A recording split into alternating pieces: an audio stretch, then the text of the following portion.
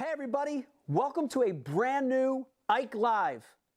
The show is brought to you by some amazing companies, including the presenting sponsor of Ike Live, Mystery Tackle Box MTB. It's like happiness right to your doorstep once a month. Mystery Tackle Box puts brand new lures, hot items in your hand once a month. Listen to me. Use the promo code Ike Live. Get 30% off your first Elite box or 50% off your first Pro box. That's unbelievable. Also brought to you by Tin Cup Whiskey. God, I love whiskey. This is American style whiskey cut with Rocky Mountain water. It's got a classic finish to it. I personally love the rye.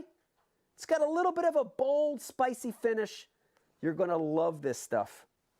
Straight from the Rockies to your glass. Also brought to you by TH Marine, the maker of great marine products, from everything from a John boat to a Biggie Smalls yacht. That's TH Marine. Go to thmarine.com, use the promo code Ike Live, and get $10 off a $50 order or more. Unbelievable. Brought to you by Flambeau, the makers of the best tackle storage systems in the world, including the brand new Crank Bank and Blade Crate. Of course, every single Flambeau tackle storage system has Z-Rust incorporated to help keep your hooks rust-free.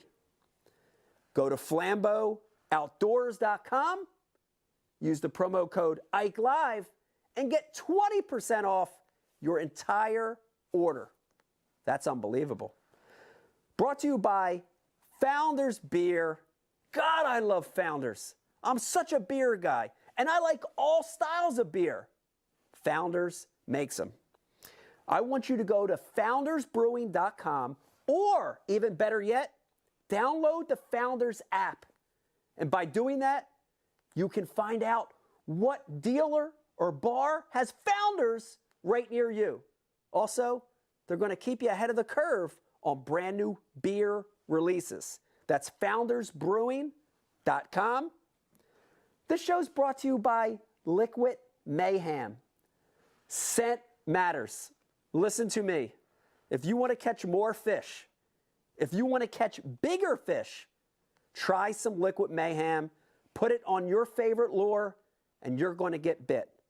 Go to liquidmayhem.com, use the promo code Ike Live. You ready for this? For 25% off your order of the best scent on the market, Liquid Mayhem. Also brought to you by Heshy Socks. That's right, Heshy Socks. Who doesn't love a good, comfortable, well-fitting sock? And guess what? The Ike Live crew had a hand in this, and we've got specially designed Ike-style socks just for you. Cushioned foot and toe, stay-up technology, and they've got a technology built in there where they won't stink. This is unbelievable, okay? Great designs, under $10 with the code Ike Live at heshywear.com. Also, they have Ike Foundation design socks. All proceeds go to the Ike Foundation. Brought to you by Torqeedo Motors, the leader in electric motor drives. If you're one of the guys like me, you have a tiny boat, you have a John boat, you live on an electric-only lake, get a Torqeedo if you want to be the fastest, most efficient boat on the water. Go to Torqeedo.com. And last but not least, the Ike Live show is brought to you by Hobie Kayaks. Hobie is the Cadillac of kayaks, and kayak fishing is changing the world. Easy access, easy to get into. I want you to go to Hobie.com to check out their large array of kayak products, including the one that I use, the Hobie 360. Listen to me. Prepare yourself. Get your popcorn. Get your Founder's Beer and Tin Cup Whiskey. Get ready for a brand new Ike Live show coming up live right now. Come on, let's watch. Hey, everybody. Hello. There you have it. That was a good intro. It's going to be one of those shows. Folks at home. We're doing it live. Folks at home, how you doing tonight? I hope you're having a wonderful Sunday. I know I am. We have a amazing show for you tonight. I know I always say that, but this is the first darn show that feels normal. We got a crew tonight. We got vaccinated people in the room tonight. Things are getting better. I'm so happy. We got a good one for you tonight. The guys from Tackle Warehouse. Yeah. Corey and Daniel joining Yeah. us. The real MVPs. That's right. Live we in missed you studio. last year. Dude, how you guys doing? Doing I, good. I love when you guys come in because and Brian gets nervous all the time about this. But in a normal show, we're a lot more planned out and detailed. But I like not being planned and detailed when you guys come because it flows better. Just winging it. Yeah. You know what I mean? Sometimes when you don't prepare, right? Yeah, it's better. It's better. Daniel, you would agree with this, right? Yeah. It is better. I feel like we're confident enough to just freestyle it, right? Right. So we'll be fine. Right. I think you're right. Also want to introduce the rest of the room here real quick, and then I want to let you in on a surprise guest that we just announced. But doing the IMs, sitting next to Brian over here, we've got the one and only Riz, a.k.a. Rizzo. Riz, how you doing tonight? Doing great, man. Good to see you, Excited for another Ike Live with the Yes. TW guys, and you really are the MVPs because Yeah. if you're a bass fisherman, you order from Tackle Warehouse, and these guys are the ones that make it happen. Yeah, I want to know that. Do people that know who you are or know of you, do you get like thanked all the time? You get, like, stopped in the airport? Christmas cards, like thank you guys. Nah, and- they get. Oh, my orders. This Oh, is you get all the back-ordered. negative? You don't get any of the Yeah, positive? There's a fair amount of negative. We do get a lot of positive stuff, though. Even when we do get some of the negative stuff, a lot of our customers come to bat for us and, Yeah. and give the positive reviews and Yeah. pump us up. So it's really cool to see that. Yeah. Okay. The other thing, you guys, I'll let you think on this if you want to say this publicly tonight. But when I do my read and I mention Tackle Warehouse, I say all the time, every pro I know shops at Tackle Warehouse. You guys have a tremendous list of pros. You get to see that list. Do you want to come clean on some of the Bass Pro Shop guys that order from Tackle Warehouse every week? All right, you think about that. We won't make an answer. We'll think about Let's just say they all do. all Let's right, say that. they all do. All right. Producing the show tonight, the one and only Brian the Carpenter. Brian, how you doing tonight? Super, Good to see you. super tired. Man. Yes, and last but definitely not least, and I mentioned this before we came on air. We miss having him in studio. Can't wait to get him back. The one and only Dean Pete Lusick. Pete. Yes, What's up, Pete? What's up, guys? I'm definitely on that list, Corey. Yeah. You are. Dude, How yeah. bad does Shelly have to keep tabs on your spending, or do you manage it? How does that work? You know, it's I get on her and I really can't because there's always an Amazon package at the door. You know, Yeah. there's always a package there. So I'm trying to catch up and match her by Tackle Warehouse orders. So Okay. We're Now, good. be honest though. Do you blame a lot of it on Bash U? You're like, oh, this isn't for me. This is a Bash U promotion. I really didn't think of that. You're going to learn a lot of things tonight. Yeah. Corey and Daniel are I- going to tell us how to set up your own account Yeah. to have the Like a bills- secret account? Yes, Yeah. secret Ah. credit Yeah. card, And some a PO box. Wow. Nice. Yep. The wife will some never hacks know. too to like Bet- sending it to your work instead Yeah. of your home. Whoa. Sent to your neighbor's The- place. All right. This is Yeah. all The stuff best- you're gonna. This is all Yeah. stuff you're gonna learn tonight. You Yeah. know. The best thing that I've heard is one of my customers. His mother-in-law and him had an agreement. She was addicted to online shopping, and she would have all her stuff sent to his house, and he would have all his Tackle Warehouse stuff sent to her house, It's a great and they would relationship. swap packages. really You know, Symbiotic relationship. it I like that. works. And Pete, you're going to be happy to hear this. I want everybody to know. Special guest announcement. Very late. We got the approval on this. Joining us in the second segment, your old roommate, Pete Lusick, Mark Menendez, What? You guys were roomies? BASS Pro, joining us tonight. I'm We were- stoked to have Mark on, man. First time ever on a full Ike Live show. Yep. Yes. I'm Mark's the best, man. He's been at this long time. He's done so much in the sport. He's seen it through the split. Can't wait to talk to him. Yeah, it's going to be really good. Let me remind everybody, your input tonight is super critical. We want to hear from you. Lots of ways to get in touch with us. Right there on the bottom of your screen, hit us up on the IM. Riz is going to be putting them through all night. Also, if you're watching over on social media, Facebook, Instagram, or Twitter, at Ike Live Show. If you're watching on Facebook, Riz, you know the deal. We do the world-famous Ike Live bag giveaway here. And this thing's loaded. Corey, give me an honest estimate. We call it 20 to 25 pounds. What would you say on that one? In the mid-20s, low 20s, what would you say? 23 and a half. 23 and a half pounds of sponsored products. There's some TW stuff in there as well. All you have to do, if you're watching over on Facebook right now, like and share that feed. That's it. Just like and share the feed.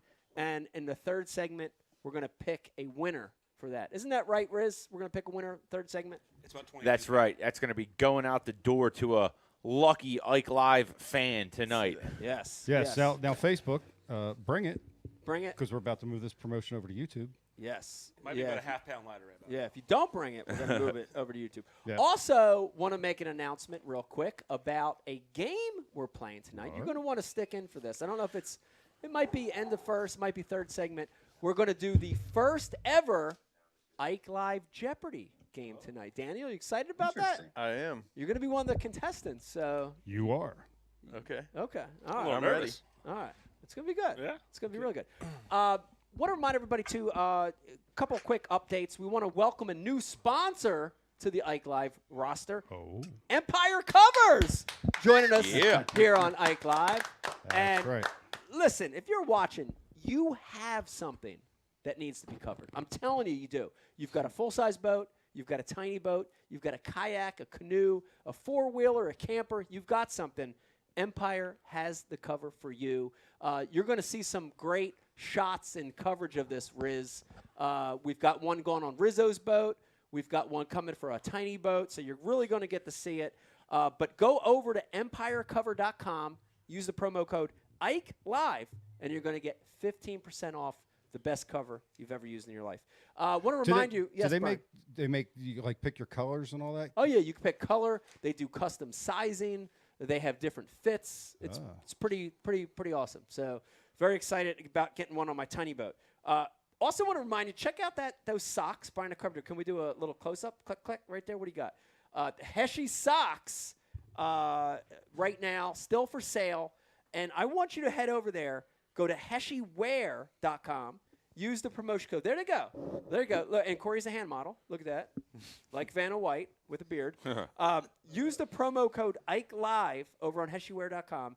20% off these socks. Also, if you're over there and you want to pick up the Ike Live, Ike Foundation socks, that entire donation will go toward the Ike Foundation and getting kids fishing. Want to remind you guys about the brand new boxes from Flambeau. We've got the Crank Bank and the Blade Crate. These are awesome. You're going to want to check those out. Liquid Mayhem, Brian the Carpenter. We got the fish together a few weeks ago This up is on true. the dip your fanny in the Susquehanna. Dude, the real deal. We got to see it. We got Yeah. to see it used there. Yeah, that was wild. And I also want to say this. I'm not saying 100% this had anything to do with it. And I'm not trying to, because I still don't know shit about this glide bait fishing. But I had a chance to fish on Nakamixon with the glide bait king of Nakamixon. And I was freaking rubbing Mayhem on my glide Ooh. bait every 30 to 40 casts. And I caught more fish than he did. He had a better average, absolutely. But I got more bites than he did fishing in the back of the boat. That's a good testament to scent Yeah. and even its application on hard And like we baits. saw when we were throwing it, you were putting it on the jerk bait. And I'm just telling you. Yeah, that was silly. That was it. But It sticks to it, man. that Yeah. was the deal. Yeah, it is a deal. Also want to remind everybody, we've already dipped into it, but you're going to see a little bit more of it later in the show. Tin Cup Whiskey, a great sponsor of the show. We love it. We love the taste of this stuff. This is real American whiskey, and we might have some of the. This is the special black label, Brian. That's the 10-year. This is the 10-year. We loved it. We loved it. We drank a little bit of it Yeah, last I'm working week. on getting more. Yeah, we might get into that before the night's out. The Yeah, rye too, right? The rye. I saw a bottle of the rye. The around rye here, is too. good too. We love the rye. I'm gonna have And to try some of that. last but not least, Mystery Tackle Box, the presenting sponsor of the show. In the third segment, we're going to be opening up a green box. Go over to mysterytacklebox.com. Use the promo code IkeLive, 50% off your first box, half off your first box. So that's pretty awesome. Pete, before we get started, man, we want to send a thank you to our military, active and veterans, men and women. Thank you guys for what you do. This world is crazy. This world's nuts. It's bizarre. Also, thank you to our firemen, policemen, EMT, doctors, nurses. Thank you guys for what you do. It's crazy. Pete, real quick, what's going on over at BU? You guys have some stuff going on over there right now? Yeah, we've got the 50-50 promotion that's still hot right now, Bash. If you've been on the fence with wanting to come over and train with us, do it now. It's 50 days free or $50 off an annual subscription. And we have another Bash University Zoom seminar that's coming up in the month of May. It's going to be May 24th and 25th, headlined by Greg Hackney. Ooh. Is going to be back speaking with us and amongst the host of other, super champions at Bash U. Yeah. And man, come to the Classic. Bash U is going to be at the Classic in 21. We're going to be down in Dallas. So stop by and visit us. We're all going to be there having fun, talking to all the people at the Classic like we do every year. So that's what's hot. It's a busy couple months here at Bash U. That's awesome. Well, I'll toast to that. Bash U back at the Bassmaster Classic. I want to say cheers, everybody. By the way, cheers, I guys. want to say cheers to me. I want to say cheers to Brian Carter as well. Cheers to Corey. Everybody, Cheers, boys. what I like right now is I'm looking around the room and I see Moon Rambler, I see Solid Gold, I see All Day IPA. We got a great representation of Founders Beer tonight. So if you're watching tonight, go grab a beer real quick as you listen.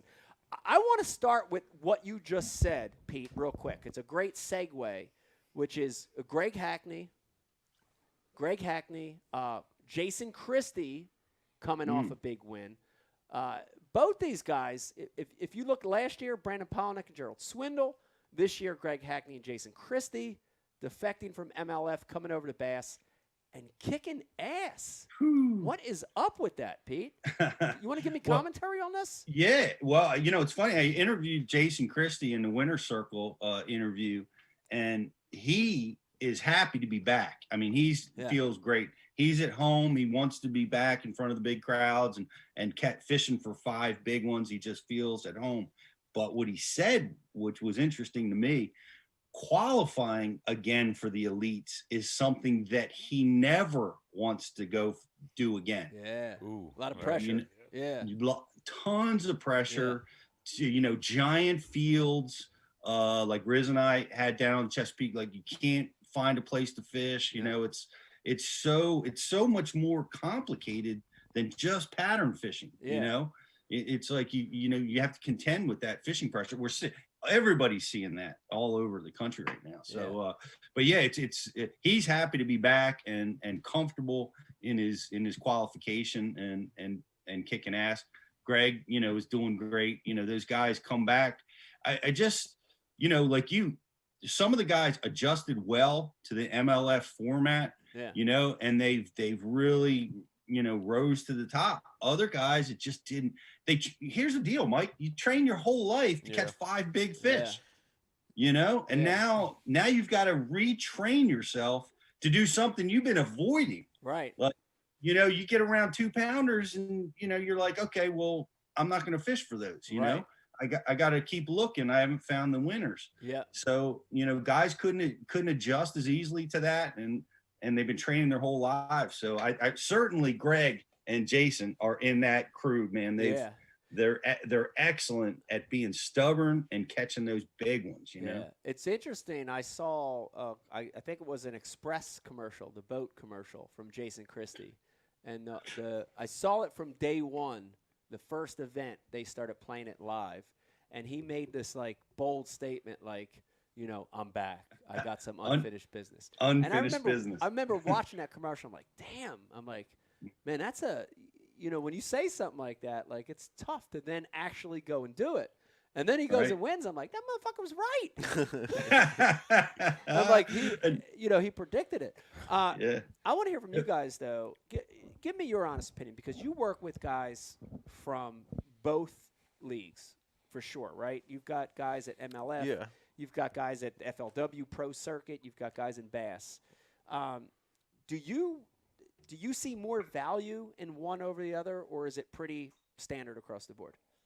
It's hard to say value on one side there. I think it definitely appeals to different markets more. I think the MLF they're trying to get more to a broader, less audience and people that don't fish and appeal to those guys.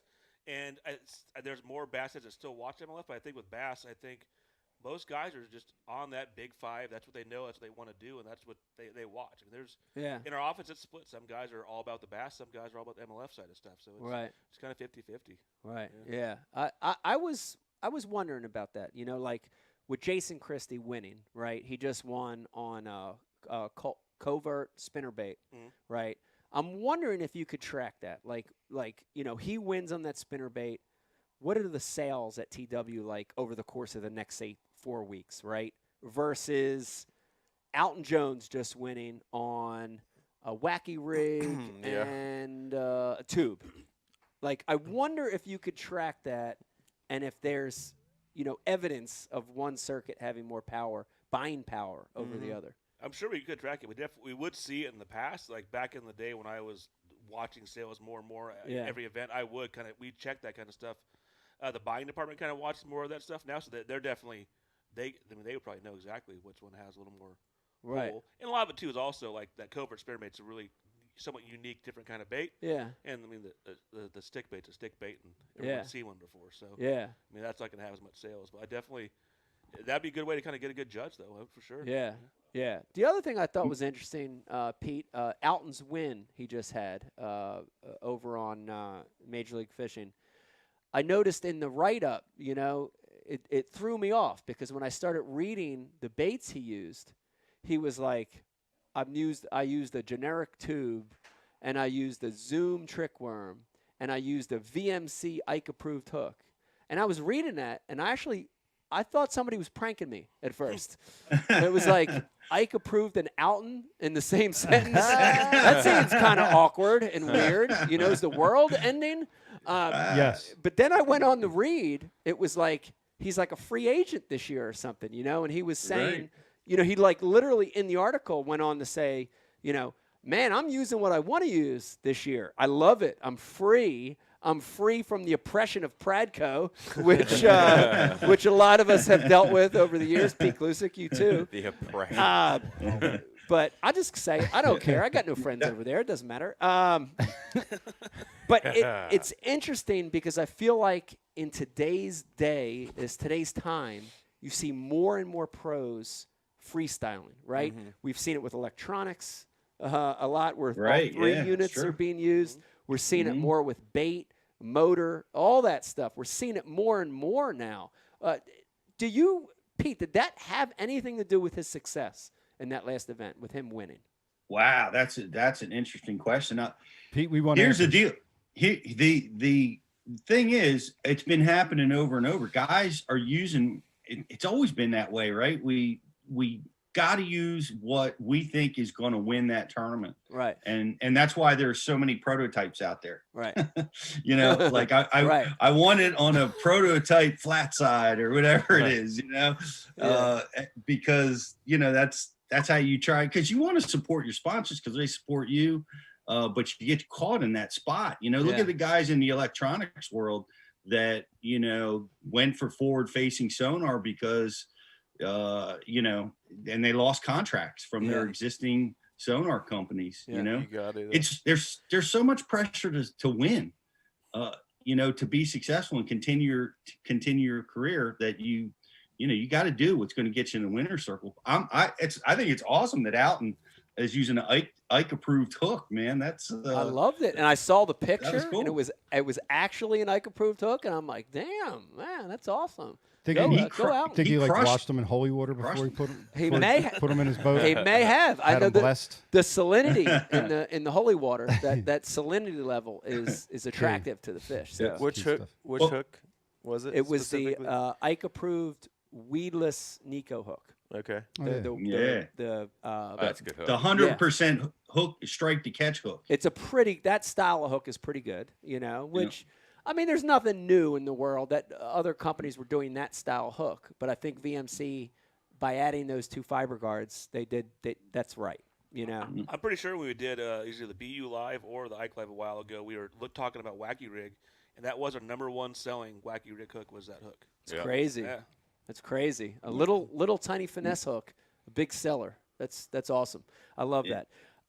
Thing gets The bites. express I should've boat. thrown it yesterday. It does get bites. How many pairs of shoes has Becky got off of the sales from that hook? I'm pretty sure Corey, a do you have lot, that a information? handful. Yeah, I'm pretty sure a handful of Gucci shoes. You mentioned Express Boats, Mike, and they're winning everything. Bill Lowen just won. Yeah. Christie just won again. Yeah, They've won so much. The aluminum boat is making a huge surge right now out on tour. I'll applaud to that. Yes, real quick. for real. I'll applaud to that. That's back to the roots for me. Mike, could you ever see yourself running an aluminum boat? Oh hell yeah! I mean, I think love about that a lot. Yeah, like, I love my Bass Cat. I love my full size boat, but in skinny water, shallow water, yeah, we can scenarios, tear some shit up. dude, I love metal. I love tin. I love my tiny boat. Right. But Tin Cup. Tin cup. I love Yeah, tin shout cup. out. But I think out of those wins, I think Lowen could have Frosted got to Bevs. his fish in a full size boat, Oh, yeah. right? Yeah. Christie, I think the tin boat was actually part of the winning strategy, right? I really do. Agree. Lighter boat, he was able to manage his gas. He was able to float the boat, especially those first 2 days before the water came up. He could put that in his credits as being a part of the win, which I think is pretty interesting, Yeah, it really was. He said that it gave him an air of confidence Yeah. to run sandbars. Yeah. To run over logs and places where his bigger boat he just didn't feel near as comfortable. Yeah. And he felt just like you said, back to his roots. Like Back to his that's roots. how he started fishing. Yeah. So Yeah. But everything It's cool- comes cool to around, see. Pete. I wanna interview these guys after the Thousand Islands event this year and see how they feel about those little tin boats. You know what I'm saying? That run the Chameau will be pretty nice. Hey, That John Cox has got his crest liner, and he's got that big water crest liner that is like, walleye man, boat. you could move your whole family into that boat. It's Swiss huge. Family Robinson. Yeah. Get ski off the back. Swiss Family Cox. we were That's worth a we were shot. Started going. we were talking about the Lake Oneida. He was fishing, and we had the wind blow up. You know how stacked those waves get on Oneida, Mike. And John had that big boat out there for the first. He was trying to stuff waves. He was out in the belly of the lake. It's the biggest wave you could I find. can see him doing that. Yeah, he was trying to stuff one and couldn't. I can see him doing that, dude. John's awesome, right? Yeah. You know John really good. He's been on. He's taught with us at BU forever, but dude, he's one of the things that makes him successful. And I'm telling you, this is what it is he's carefree. He almost, I don't want to say he doesn't give a shit, but he's like just very, whatever, man. I'm just fishing, And dude, that brings him to a whole new level. Smiling John Cox. He's smiling. He doesn't feel that pressure. He doesn't have a million rods. He just does what he likes to do. He's got limited tackle and he just goes and does it and tries it. And if it works, it works. If it doesn't, and then at the end of the day, he doesn't care. I saw something. Who's the mountain climber that he had a documentary made about? Oh yeah. It's the free solo. guy. Solo. I Okay. can't remember the guy's name. Yeah. But yeah. So there's this dude. He's one of the most famous mountain climbers in the world, right? And so they actually took him in and did MRIs on his brain. And they found the part of his brain that controls fear was not there. It was small. It wasn't developed, right? And so that leads him to be the world's best mountain climber. I wonder if some of Wow. these guys have some of that, right? Right. Yeah. I wonder if a John Cox or, a Van Damme or whatever, like I wonder if they have these elements. Small brains. I'm not saying small brains. I I'm think saying I think you did. a lesser developed part of the brain Right. that makes them great anglers. I wonder. Well, there's got to be something to that, and I mean, that's what makes us up as people. The Is optimism. how our brains Yeah. are developed in different areas. I mean, I had an MRI years ago, and they said the part of my brain that controls anger was enlarged. And Engorged. Engorged. Yes. And I think that's what makes me made me a good fisherman. I'm not even a fisherman Or an anymore. angry, or an angry one. Or an angry one. All right, I want to change topics. I want to get something good. Now, Daniel Correa, I'm going to put you guys on the spot a little bit. And Brian the Carpenter hates when I talk about the times and the corona and all this bullshit. But I got to talk about it because the reality of corona, I'm going to give you a couple straight up facts, and then I want you guys to chime in, is there are more people fishing today than there have ever been in forever, for a long, long time. Pete, what is it? 4 million new license sales, Pete Glusick, is that true? 4 million, is that the correct number? Yeah, I heard 10 million. 10 million. Okay. All right, let's call it 10. 40. Let's call it between 4 and 10. Let's call it 8. We'll call it 8 million new license sales. There are more people fishing than ever, and with the corona, not shutdowns, but there's stuff in place where you can't get as much product. The warehouses can't run as quick. The production, half the production facilities working. Dude, it's hard to get tackle right now. And I told you this story down in the shop the other day, and I'm going to say this publicly. Uh-oh. I can't get stuff from my sponsors, right? I'm on the pro staff. I won't even call out the sponsor. But I need baits, I need line, I need rods, I need this tackle, I need this equipment to do what I do, which is fish professionally. I can't get it. I'm hearing things like July or maybe by August. Dude, this is crazy. And you guys have experienced this too. Talk a little bit about that, because I know people are watching and they're in the same boat as I am. Yeah, it's been the perfect, horrible storm with all this stuff because, the corona stuff started going, and then everyone started to fish, and then we had the effects of the supply stuff. And then that's when it first starts, normally our slower time of year. So we're gearing up for the spring, hiring more people, getting that kind of stuff going. But we couldn't hire. We couldn't bring new bodies in. We were just trying to keep up. And because of, the rules they had in place of what we can and can't do, we had less people staffed and everything. So it was just this horrible, everything that could go wrong with, less supply, less workers, and and huge demand. The demand was through the roof, and that's normally we're slowing down. Instead, we're going crazy. We had our best, a few months there, and our normally slowest time of year, which is it's just insane. And then like I said, the supply stuff, and then we even heard some stuff like when the boats couldn't get in the harbor, the supplies that were there couldn't get in because they're all backed up because they couldn't have enough trucks to get them unloaded. Right. And so it was just everything that could go wrong would go wrong. It was just, we were so backed up, and I know there's a lot of guys frustrated out there, and we apologize.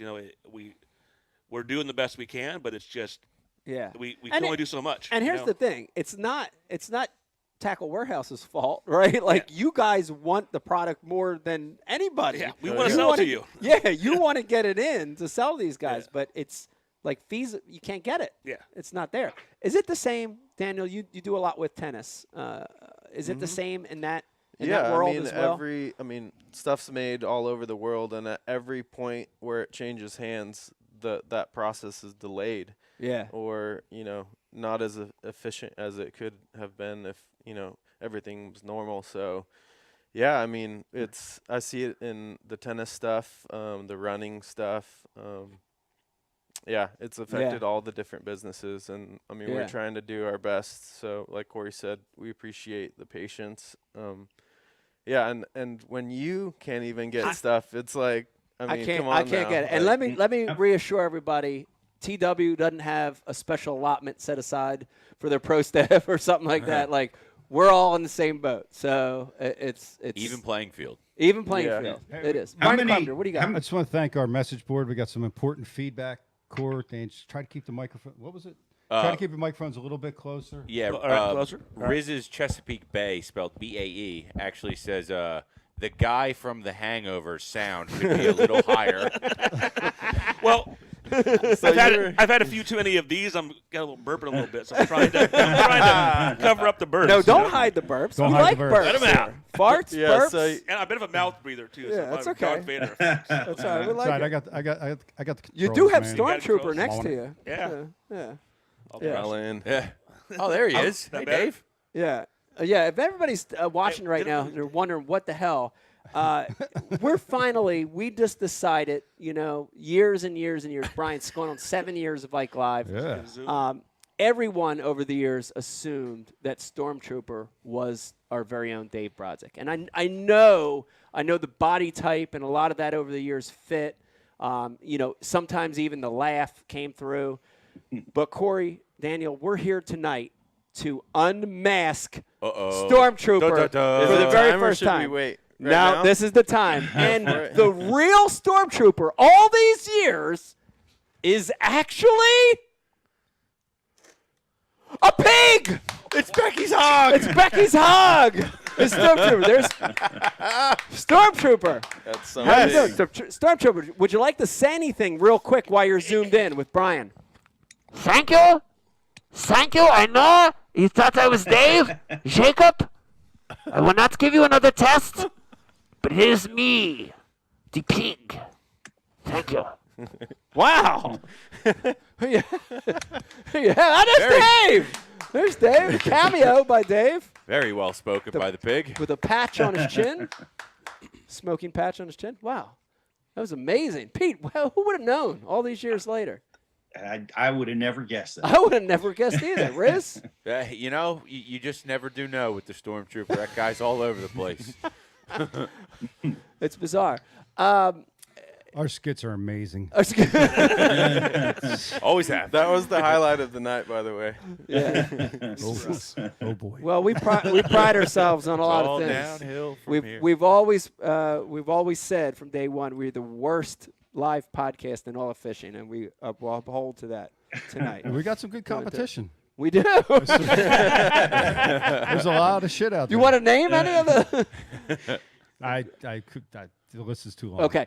We only have 3 hours. Yeah, we only have 3 hours. So getting back to it, I mean, I want to know, and for my own sake, so I know there's a lot of people watching, and there's a sigh of relief right now for a lot of our viewers saying, thank God, they thought they were being pigeonholed. It's just me. It's everyone, right? And we're all dealing with this. Is there an end to this, and when will that end be? It's hard to say. I mean, you look at this stuff, like I said, we get busier and busier, and another thing, the stimulus checks, when those come out, that puts like a week, just that one day alone puts like a week behind it. It pushes us back. But Wow. The end goal is, and we don't know the dates yet, but there is a Georgia warehouse we're working on, and Yeah. when that gets done, that's going to alleviate a lot of the pressure off our building, because we can only put out so many products. We only have so many people Right. that we can put in that warehouse, and we're further away from all you guys out Yeah. here. So the building itself is, we're hopefully going to start moving our stuff in, our shelving in, Yeah. probably next month, if not sooner. Wow. And so, but then it's still take a long time for us to get all the product over there. 'Cause Yeah. we have to have mirrored inventory on both sides. Right. So once that gets over, that's really going to help get things going. But it's going to be a slow process. I mean, we can't just Yeah. flip the switch Yeah. and duplicate inventory at both locations. Yeah. Once we get that going, that's definitely going to help. So, but I mean, with supply issues and everything else, it's hard to say. In a normal year, I could probably we'd have a pretty good idea of gauge what's going to happen. Yeah. But with how things are going, Yeah. and so much product basically backed up to June, July. Yeah. I don't think will be up to, all pressure off until probably next year. I'm guessing the first year, by Right. the time we get all the stuff, because now all this new ICAST stuff's gonna be coming out. It's Yeah. gonna just increase the demand on all that stuff. Right. So. Now I want to know something. Pete, did you hear that? We have a new tackle warehouse distribution facility in Georgia. Is this a known fact, or is this an announcement I think we revealed it last time we were on Ike Live. You did? I believe. Yeah. Okay. Alpharetta. All right. Georgia. Yeah. All right, so I want to know right now if we've got a lot of people watching and listening from that Georgia area, and their dream job would be to work for TW, anywhere in the warehouse, whatever. Is there a place they can go? Are you guys looking for? Yeah, we're looking for guys right now, warehouse, customer service. I don't know if there's Listen no to this. hard the customer service, warehouse guys especially. Get on the website, go to the customer service section, and then down below there's an employment section, and it sends you right over to the spot to give an app and turn it in. Yeah. And like I said, right now you'd be working over at Tenant's warehouse, Reading warehouse, learning the process how we do things over there. Yeah. But we're looking for tackle heads and tackle guys to get over there. I might go. There you go. And don't There you forget, have hey, it. if you guys That's- get there a you job, go. all employees at Tackle Warehouse get a discount at Tackle Warehouse. So that's Whoa. Yeah, I Yes. know some people who have worked at Tackle Warehouse just so they Yeah. can get Just with the discount. just the discount. Yeah. I got to tell you this, and Pete, I've said this story before on Like Live, but I had a period in my life when I worked at Dick's Sporting Goods in the retail arm of it in the lodge. Dude, I loved it. I loved it. Like, like people look at retail and they're like, it's, just a menial job and, this or whatever. Dude, I loved it. I love dealing with the public. I love like the baits. I love touching and feeling the baits, and it was a great job. I mean, I can tell you, I would love to work at Tackle. In a different life, I would love to work at Tackle Warehouse. That'd be a dream job for me. Brian the Carpenter, would you agree? Oh, hell yeah. You have all the geek I crack, feel like- yeah, all but- the geek crack you need. I already got crack. I feel it's kind of like a dirty move, though. It reminds me, I think it was Rockefeller that built the railroads. Who built the railroads? I think it was a Yeah, railroad. Rockefeller was mixed in I think there it was somewhere. a railroad Yeah. tycoon. But like the guys, he would build the cities, or the towns that they stayed in, and then the saloon. So they'd work all day, and then they'd come to his saloon at night and give him all his money back. Right. That's what these dirty guys are doing. It is very dangerous. A lot of your It's paycheck dangerous, goes right dude. back. You say, I get this, I can buy more, and so you just you The buy worst- more. It's dangerous. So I remember. So Yeah. I told this story before, but I got to tell it again. And Brian knows the story. So I worked at Dick's, and when the shipments would come in, the products would come in. I would usually before the store opened, I would get to put that out on the end caps and on the aisles. And like I was so freaked out with Tackle, like I would pick stuff. Like before I even put As it you're- out. And I wasn't supposed to do any of Yeah, this, yeah. you know what I mean? But I had like a box in the back room. And the back room had the guns, the ammo, the reels. We had a lot of back stock back there. And I had my own little box of stuff. But I was so bad, dude, the rattle traps would come in. And I would open the rattle traps box by box and shake them. And look for them ones that were high-pitched rattles. I am not shitting you, dude. I mean hardcore. But dude, think how many thousands of people out there that are like that, So I don't know. That's why honestly the bass No, heads. there are. The bass heads almost make the worst employees because Yes. because I do myself. I was like, you if you're a receiver, you look at it, I want that. You're looking at it, you want to admire it, and people don't care. They're just picking it. It's just some stupid bait to them, Yeah. Yeah. And so they're just going through there and doing their job. The bass guys they stop, they talk about bait, they look at. And it is fun to go through that warehouse though and just see all that stuff and just geek out and just you get sucked in. Like Dude, I go out here- there, I go to pick one thing and I'm like, ooh, what's this? This is new because we get so much new stuff. I don't know what it's in. Yeah. Here's We the all thing. we all get the same experience by walking through Ike's garage. Yeah, exactly. I'm a talent junkie. Here's the thing, though. I want to give a shout out, and I don't have specific names, but I order a lot of Tackle Warehouse orders. I'll admit it. I'm a tackle addict. I Corey, would say can you confirm? Corey I can this. confirm, yes. He's a #1 Ike Live spender. Remember we confirmed that last show Yeah, too. I would say this. On a normal year, I get between 15 and 50 TW orders throughout the year. And in about half of those orders, when I open the box, right, it's great because, I open this box and you break the seal and there's always this brown paper and then you get over the paper and then there's your order. In about half of the orders, I have personal notes written to me from the Tackle Really? Warehouse guys from the warehouse That's awesome. that are fans and just That's cool. saying hey, and it's fucking awesome. That's I love cool. it. So I want shout out to those guys that send me the shout out notes. to the I warehouse. appreciate that, And- guys. and- Yeah, backers. big shout out to all the warehouse customers, the whole team there. I mean, like I said, everyone's busy and they're going through a lot, and there is a lot of hate get thrown out there towards the guys. They take a lot of pressure, especially the customer service department. Yeah. So big shout out to those guys Yeah. for getting through all Big this time. and dealing with it all. And believe it or Mike- not, like on Mondays I come in and we have mountains. I mean, we're still sending out a lot of stuff. It's not like we're Oh you yeah. know, and like on the Monday morning, I'm like, dang, these guys killed it this weekend because it's just like stacked up, ready to get on that Ready to go UPS on box. Monday. It's a Yeah. sight to see. It's awesome. A lot of boxes. Yeah. But That's Mike, awesome. Wild Bill said a box is quite an understatement for your tackle in the back of Dick's Sporting Goods. He said it was more like a 50-gallon tote. That's right. That's right. It was a toad. Yeah. So Wild Bill, good friend of the show, good friend of all of ours. I worked with Wild Bill back in the day. We were both back there in the lodge, and the two things that we did, and I can freely talk about it now because they can't come back to me. There's like no Statute of retribution. limitations. Yeah, statute of limitations on this. Allegedly. Yeah, we both hoarded tackle. Bill, you're right. My supply was bigger.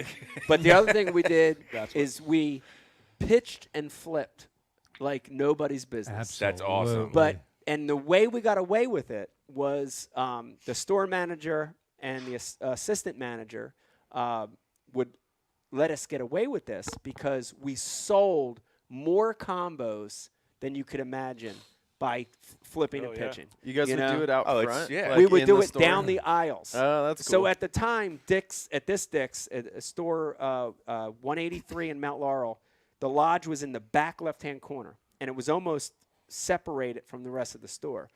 So we would take combos that came in, or we'd make our own combo, and we would spool it up. We'd put a half-ounce jig on, cut the hook, and we would just go down the aisles. We would go down the aisles. We'd set stuff up. We'd pitch. And I cannot tell you how many times people came in and are like, holy, do that again, you know, and you'd slide it under there, and they'd be like, where's that combo? I want that, you know. And we sold a lot that way. So, Bill, shout out to you for engaging in some legal activity there at Dick's with me over the years. That's awesome. That Appreciate Dick's that. Sporting Goods still there. It in is Mount still Laurel. there. It's the same location. That's always been a good Dick's Sporting Goods. It's been a good Dick's. To, Yeah. to go and actually like find the stuff you want. So shout out to them. Shout out to that store. I want to switch gears, and Pete, I want you to chime in on this because a lot of parallels between Bash U and what Tackle does, what Tackle Warehouse does with content. Dude, one of the things you guys have done right from day one. And so, how many years now have we been doing the videos the together? vlogs. Forever. Oh, wow. Forever. I feel like mean- it's been forever, but a long time. I started in 2008, 2009. Yeah. March in 2009, and I think we had already been shooting vlogs on the water for about a year, maybe. Yeah, a year or two we'd started so doing like double, 13, 14 years. It's crazy. Yeah, like It's crazy. So like I remember in the beginning, like I didn't even like know what they were. I'm like, you guys want to do what? You know, like yeah, we're doing some vlogs. Like vlogs, I almost had to like look it up. You know, like what is that? You know, video log. Okay, but you guys do an amazing job of showing stuff, right? Of the content of actually showing people catching fish, showing the bait in the water. Dude, how important is that? Pete, let me throw it to you before we get to these guys. Content, how important is that? People seeing stuff in action. With our Bash U subscribers, I know it's important. It's a big deal. I mean, guys coming into the sport that are trying to learn, to have to go search the bait or the tool or the color or the size of the rod, it's complicated. So that you can make that simple for them, and that's what we try to do at Bash U. Is we have wish lists where you can go right in there and grab that exact model if that's something that you connect with, something we taught you, and that fits what you want to learn, you want to try. You can go right there, load your cart, and get what you're after, and no guesswork. Yeah. and know how to use it. Right. Wants it. And have seen the video, right? So you're not going in blind. Right. Corey, are you able to see the instant results when you guys when you guys have a Littner video that drops or a Justin Lucas video that drops, Or do an Ike. you or an Ike video? Yeah, maybe not me, but Yeah. the rest of the guys. When that video drops, you guys see results. Yeah, it's almost right, especially on the baits and stuff like that. You'll see it on the rods and reels online, but especially on the baits, and we it's hard now with the corona going. We try to get newer baits and feature them on the show. Yeah. On the vlogs, but it's hard to time all that. But yeah, you definitely see when those new baits hit, we see increase in sales. So, like luckily now we're filming this stuff, and it might not go for 3-4 months. So we have to make sure the buyers know to stock up on it because that way we Right. have it stock once it's available. Because Right. it happens. Like, often not we'll film with something and unfortunately we can't get it. Yeah. And it sucks to feature something that we don't have in stock, but sometimes it just happens. But it is what it is. Yeah, it's definitely instant results, and you see it pretty quick, and it's neat to see. And that's why we do it, because we're all fish heads ourselves, and we want to learn from you guys how to catch more fish and how you guys do it. And it's neat to get in there, and kind of pick your brain on that kind of stuff. I mean, Yeah. the first vlogs weren't anything about on the water. The first vlogs were basically what's new at TW. It was just me sitting up there. Here's the new stuff. Yeah. And then I kind of transitioned into what we do now on the water stuff. Yeah, yeah, it's pretty awesome. Daniel, over the years, I look at what you guys did, and all these years later now, 12, whatever you said it was, 14 years later, I see a lot of other retailers, companies, even, like Instagram celebrities reenacting what you guys created. Does that piss you off, or is it flattering? No, I mean, we've been doing it so long. So like you were talking about how, you'd interact with the people at the store and stuff, and that communication we don't have as an online retailer. So originally it was one of those things that we did to kind of bridge that gap. Right. And so, and we were always trying to progress too. So like with, whether it be camera gear or, fine tuning the information and reminding ourselves to dumb it down for the people that are new to fishing. So it's evolved a lot, but no, not at all. I'm not like offended, or I don't get upset. Like if people, I mean, we kind of have ours are more like we're focused on the education part, and we try and make it look nice too, but it's more of an informational thing than it is like straight entertainment.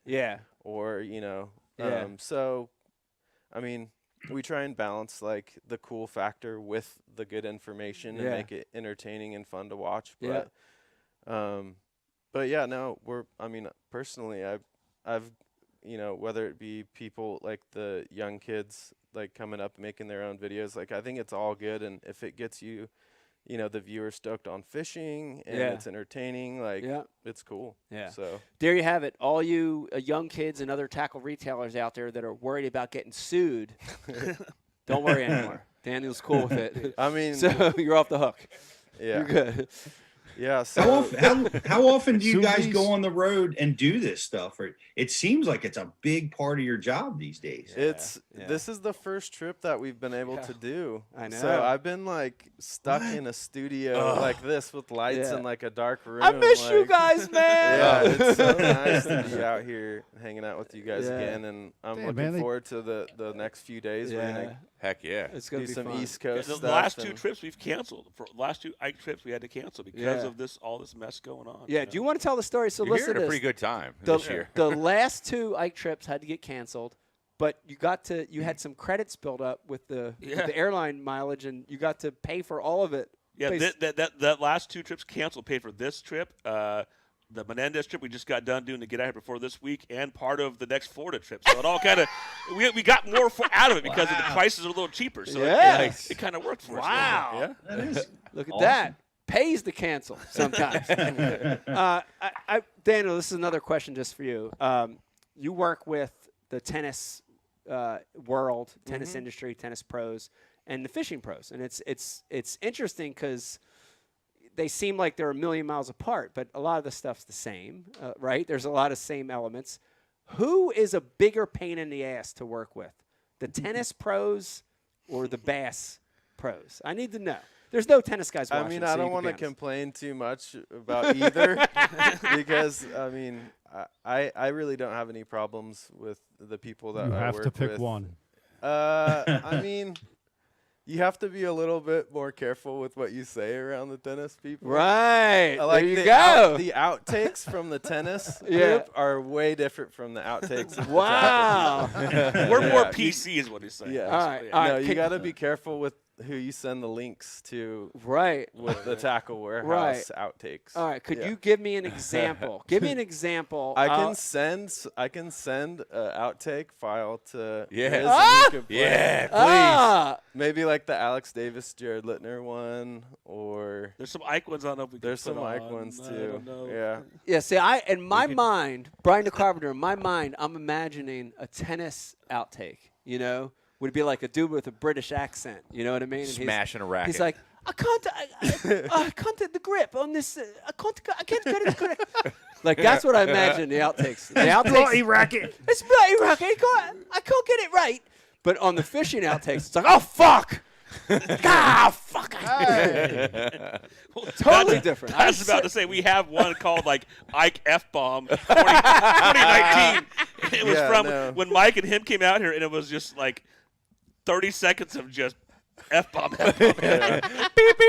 So one thing I learned early shooting with you is there's yeah. 2 audio channels that go into for your wireless mic that you wear. Yeah. One is set on like one channel is set very low, and then one's like normal. So when you go Ike, the first channel is perfect. It doesn't top out on that. So Wow. if you guys ever shoot Sneaky. with him, stagger your audio. I don't know keep nothing. buying those. I don't know nothing about stagger your audio, but he blows people's Oh, yeah. earbuds out. You Red just line. gave up Day. some juice right there, Daniel. Wow. It's a little, yeah. I got a few of those, but Yeah. I don't have the chance to edit this. This is just going out there. yeah. That's stagger your unbelievable. audio.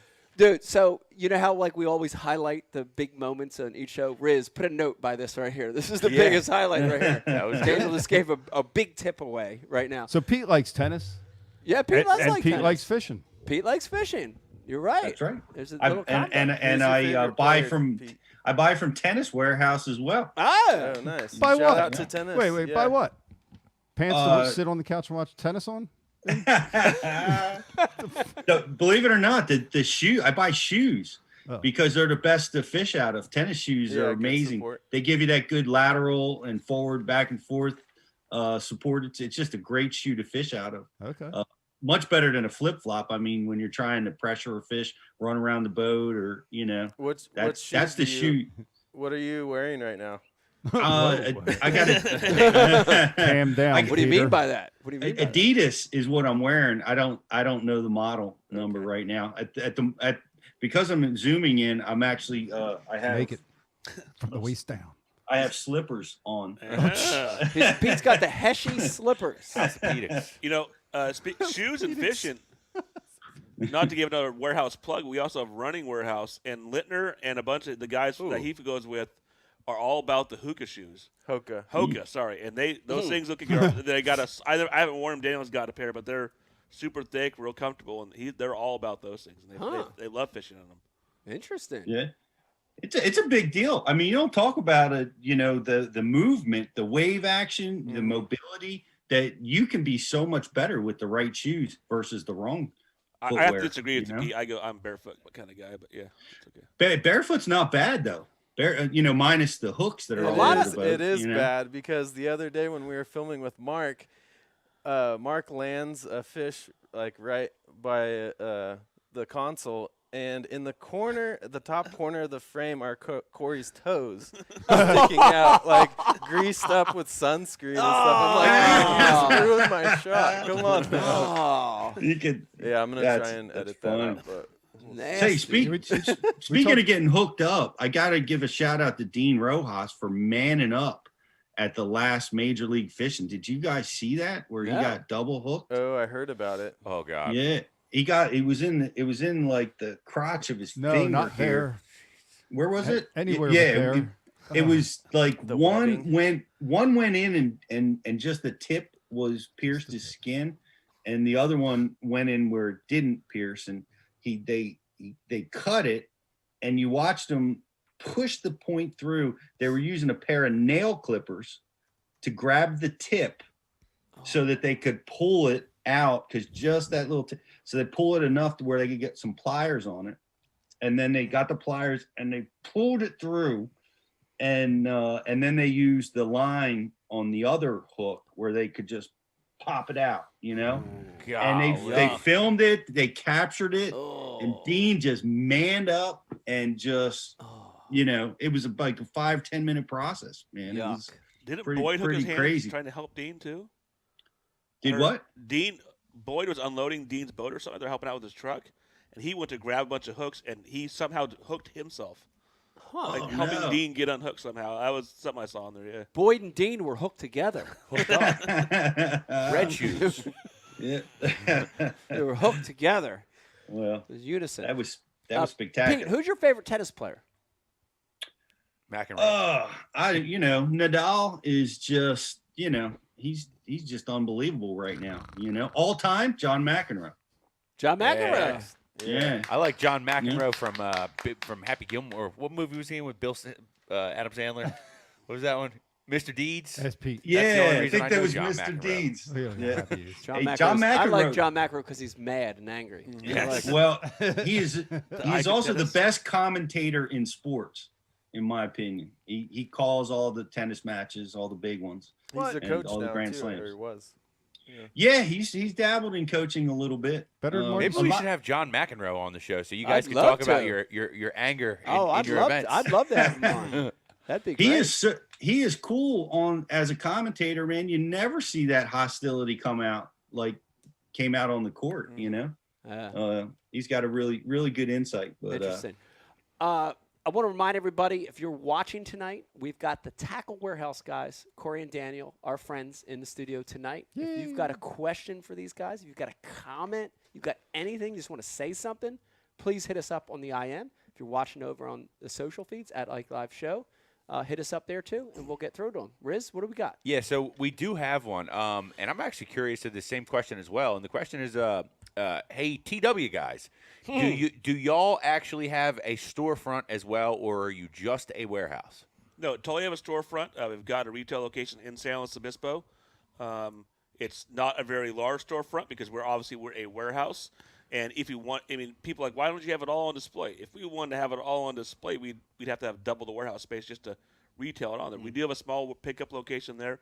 Right now, if you're in California, you're going through there, it is just retail pickup right now because of the cough and everything going on and whatnot. But in Georgia, there will also be a retail location there. So you guys in that area, obviously it's more centrally located, a lot more bass heads, so we will have them going on there. Huh. I'm guessing that won't open right away. It's probably going to focus getting the warehouse up and running because it's going to be a process. Like it's not just it's a new warehouse, new location, kind of figuring out the kinks. But sometime in 2022, you can go to Tackle Warehouse Georgia and pick some up there too. There you have it. And we have like the way we had it set up in California too. I'm sure it'll be the same. Is they have like some local stuff stocked in there, stuff that people would probably come in and buy and use Right. around the lakes in the area.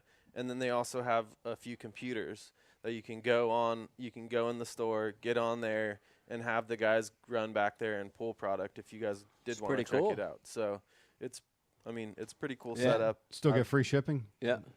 Yeah. You'll pick it up. But most guys come in and yeah, sucker. A lot of guys Sucker. come in just to get a few things, and they don't. And I don't know if they intentionally or just because they're fish heads. They come in and they go, "Oh, I want to check that. I want to check." They never come in and just pick up their order. They always come in and they walk around and see something else. And next thing you know, they've doubled what they're picking They up. spent the rent. Yeah, they Yep. get a free shopping bag. I with the know order. that. I know that feeling. I do that a lot. I tell you, online ordering, the system, the way that we fish and the way that we need something. Like I can't tell you how many times I've been out in the boat. Pete, you're the same way. You're on the boat, something starts working, right? You've got one pack of them. I like instantly do it myself, or I call Beck. I'm like, Beck, I need this and that. That's the way people are ordering. That's the way life is moving toward that system. Yeah. Retail is struggling.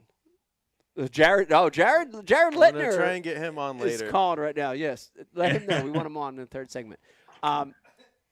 Retail, Pete, especially in today's age, with Corona, with the way life is changing, retail segment is hurting a little bit, right? Outlets like Walmart, Cabela's, Bass Pro have felt the pinch, right, recently. They've hurt, right? We've seen, missed payments and all this stuff. I won't get into it, but Corey, if you had a piece of advice, if Johnny Morris is watching right now, which is a good possibility he is, Johnny Morris at Bass Pro Shops, if you had a piece of advice for Johnny Morris right now to help with his woes of retail shopping right now, what would it be? I think just keep focused on the retail stuff and build more stores. Probably the best thing. There you go. There you go, Johnny. Keep focused. Build more stores. Spend more money. I think that's disinformation. I think it's good advice, but I mean, maybe I'm wrong. I don't know. False news. What is that? What is that, Corey? You're selling. He might be I was- watching. You never know. I was We wondering, can't call Mike, him. when you were real active, well, you love your tackle warehouse orders, and you were real active in the Suez Canal situation. Yes. Was that because there was like jackhammers on that ship, or stuck in the clog, or? There was a lot of stuff on that ship. We had to free it. For those of you watching it, saw the post. We got it free. Yeah. Unfortunately, here's the rest of the story, and I didn't want to highlight this because I felt bad about it. But I'm just going to out him, Corey. I'm going to go ahead and out him. We freed that ship. That ship got out of there. It was headed west. Headed over to the West Coast. Unfortunately, it went through a big storm. This is a true story. It went through a big storm. Corey, do you want to let the beans out of the bag? You want me to do it? Go for it. The beans? Okay.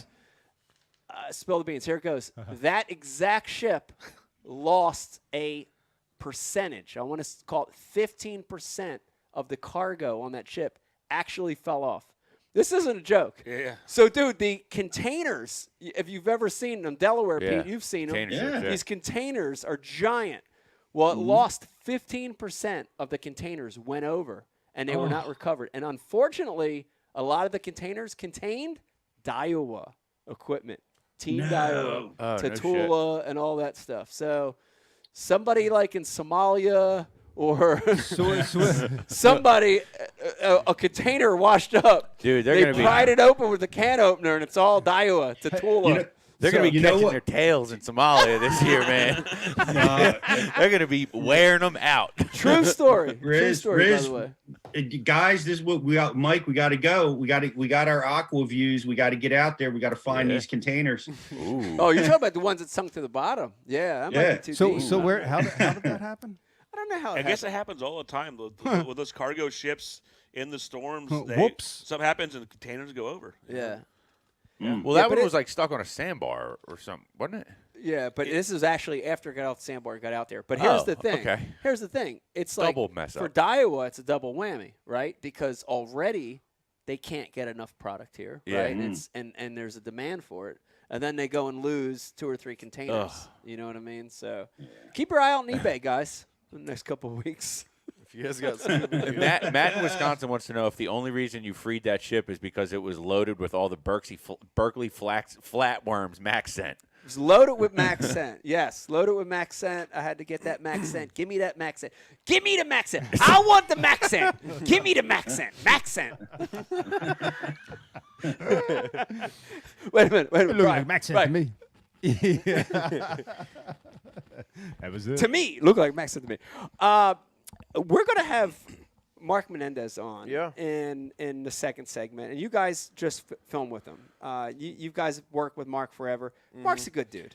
Mark's a great teacher too. Yeah. He's like Yes, I he learned is. so much just being there and filming it and yeah, no, he breaks it down. He's easy to understand, Yeah. easy to work with. Yeah. Like he's always like we were just joking. We had filmed 3 days in a row and we were going to go fun fishing the next day with a guy that owns a little private pond there in Kentucky. And Corey was like, "Should we just cancel on this guy and go film again?" And Mark was like, "Sure, let's do it." That's like, he was just Yeah. down. He was. so- Yeah. We it was 3 long days, and we were all beat. But he was like, "I'll do it. Let's go." Yeah. So yeah, he's He's a we're good. happy to have him on the pro staff. Yeah, he's a for good sure. educator. He really is. And Pete, we've said it before. He's worked for BU, and there's a lot of guys that are amazing fishermen and good dudes, but they have a hard time articulating what they're thinking and what they're doing. Mhm. But Mark is he does it. I mean, he's smooth. Yeah, He's it's smooth. always easy He- to piece together the vlogs when we work with him Yeah. because it's just a little bit, more organized and he's Not a lot of outtakes with Mark, really. Yeah. He nails it. Yeah, he's pretty good. He's pretty One solid. take. Dan, send He them got- outtakes. No F-bombs. He What's got that? me my Send my me. first job. Helped get my first Outtakes. job with Gary White. I'll see if I can find some. Mark did?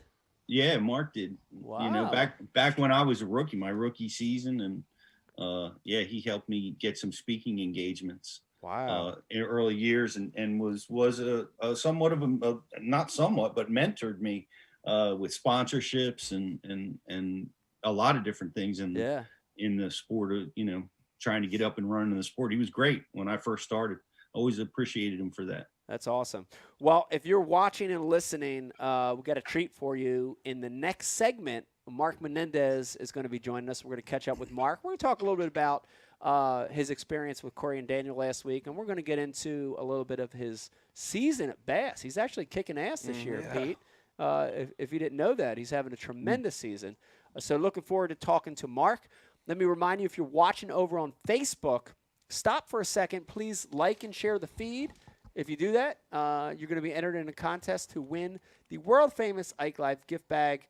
Rizzo is going to be picking a winner here in the third segment. Brian, you want to take a little break? You want to? Yep. We'll take a break. We're going to refill our beers. Pete, you want to refill your captain? Hang in there with us. Listen, hang in there with us.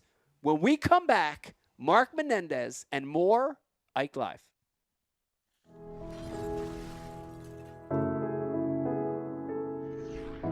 You know, right now where we're standing, we're in Camden, New Jersey. Yeah. Philadelphia is right there. This is the concrete jungle. And, you know, a lot of those kids, as they grow up, they don't fish. It's interesting because they're surrounded by water. You know, the Delaware River, the Schuylkill, ponds, city park lakes. But they don't have the influence to cast, to fish, to have a rod and reel. And that became our focus, you know, is to target kids in what we call non-traditional areas, you know, urban areas, city centers, where the population's high, and let these kids have the experience. You know, it's amazing. I mean, some of the experiences we've had, whether it's Central Park in New York City, here in Camden, other parts of the country, even just casting. Yeah. It's unbelievable to see it, isn't it? Yes. It's unbelievable. Yes. And you know, you see these kids have this experience they've never had, and they light up, you know? The big thing, I think, for the Ike Foundation is we're not saying we want all these kids to become professional anglers. No. Be great if some of them did, but we want them to have that fishing experience because it ties them to so many other positive things. The outdoors, nature, conservation. Ecology, you know, all these amazing things in life that maybe they wouldn't have been exposed to any other way. We're trying to help with that. So it's important. It's important for us. We're proud of it.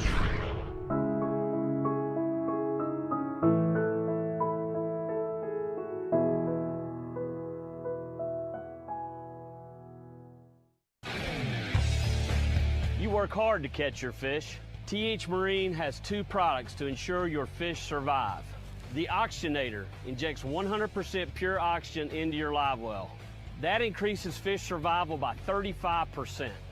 For the perfect combo, add G-Juice Live Well treatment. It calms fish, stops bleeding, removes ammonia, and replaces slime coat. Get an Oxygenator and G-Juice and keep your fish alive. At Founders Brewing, we asked ourselves, what if we brewed a beer perfect for any occasion? A beer that makes a weekday feel more like the weekend, and the weekend feel more like an adventure. What if we brewed a beer that brought us together and allowed us to be ourselves? A beer that is just as much of a companion as it is a reward at the end of the journey. What if we explored the unknown together and found a new way to celebrate taste and flavor and life's simple pleasures? And what if we brewed a beer that could go where you go without slowing you down? Founders All Day IPA, low ABV and full flavor that goes where you go. Perfect for any occasion. We're excited to announce our brand new partnership with an amazing company, Heshi Socks.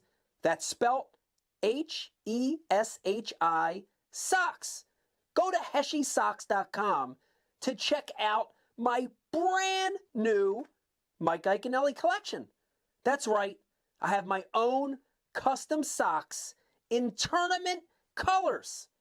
I promise you, you will never, I mean never, find a more comfortable sock. The great news, all my socks are under $10 a pair when you use our promo code IKE20.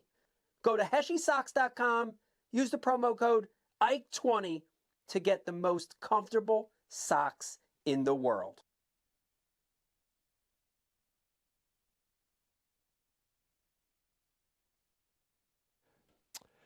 Hey, everybody, welcome back to a brand new edition of Ike Live. I'm so excited to have the Tackle Warehouse guys with us tonight. My friends, Corey and Daniel, hanging in the studio with us live tonight. Also, we got a very special surprise guest coming up just in a little bit when we figure out some of these some connection issues. Mark Menendez joining us, BASS Elite Pro, in just a couple minutes. Let me remind you, if you're watching tonight, we want to hear from you. Your feedback, super critical to the show. Please hit us up on the IM right there at the bottom of the screen. Rizzo will put them through. Also, if you're watching over on any of the social media feeds at Ike Live Show, Facebook, Instagram, or Twitter, we're going to put some of those questions through as well. Man, we talked a lot of stuff tonight, Pete, but we're going to switch gears a little bit and get to a guy that you traveled with a little bit. And it was interesting to hear, you say that Mark was important for you in the beginning of your career, because I could say the same for you, Pete. You were a real important part of my career early on and mentored me. But Mark had a little bit of the same role for you early on. Oh, I can't hear. I'm sorry. Go ahead, Pete. Try it again. I was coming in green, there was nobody from around here that was, out there on tour, and you're trying to find information about, how things are done, and Mark was great, man. He just, real quick, he's just an easy guy to know, and he was helpful and willing to help, and I really appreciated that, because it was, it was scary. I'm traveling across the country. I couldn't believe it. I'm like 28, 29 years old, just packing everything I have into my truck, going out, figuring out how to go toe to toe with Rick Clunn and Roland, Kevin when he was the whiz kid, and it was nice to have a friendly face out there to help guide me and, give me some advice. What was the tow vehicle, Pete? I had a F-150 and no. Oh man, I didn't have that yet, man. I think back then it was a Dodge, and it was a manual transmission that I was towing, a used Nitro that probably had 3 years on it. So I was completely those little manual carts on the railroad tracks that got the just slightly better than that. Okay. How many clutches did I burn up launching boats? I don't know if you guys ever have launched a boat with a manual transmission, but it's a tricky proposition. But I did what I did, in order to get out there, you got to make sacrifices. And I did what I did. Yeah. You got to sleep in your truck. You've got to, you got to make, you don't throw plastics away, man. You figure out how to repair them, and you get the most out of your line. You do what you got to do. That's right. But I wouldn't trade it for anything, man. That first year out on tour was a blast. I wound up, I got Rookie of the Year before they had the Rookie of the Year award. What's that trophy look like, Pete? It's air trophy. It's me patting myself on the back. Good job, kid. You beat all the other rookies, But yeah, that was a thrill. I remember going to Minnesota, like Lake Minnetonka was I think our first tour. And what was awesome about it was in the fall. And Mike, that's one thing I really loved about the early years when I competed out there is we had half the season took place on fall patterns. Yeah. All over the country. You know, we the August or summertime would be the classic, and then it would be like August, September or something. We'd kick off the first tournament of the next season. Yeah. Which was great, you know, fishing up in the north in the fall, or, you know, tough patterns on the reservoirs in the fall. A lot of that stuff is, we see it in the NPFL. We're going to see it this year. Spread out. Yeah. Yeah, they're going to be fishing the big tournaments in the fall. Yeah. Which will be really cool to watch. You know. Yeah, I like that. I like that a circuit or a season goes through the gamut of pre-spawn, spawn, post-spawn, summer, you know, early fall. I like that. And I think it shows, you know, a true AOY, you know, points champion in any of the circuits. I think it shows a true points champion better than when they're all condensed into, you know, 4 to 6 months of fishing, you know? I agree 100%. Now we know why they do it, right? Because the springtime is when everybody's got cabin fever. That's when everybody wants to watch fishing. Not as many people want to watch during college football season or, you know, football season and hunting and all the other stuff that takes place in the fall. But you know, I absolutely love it, man. I love fishing when the leaves are brown and changing, and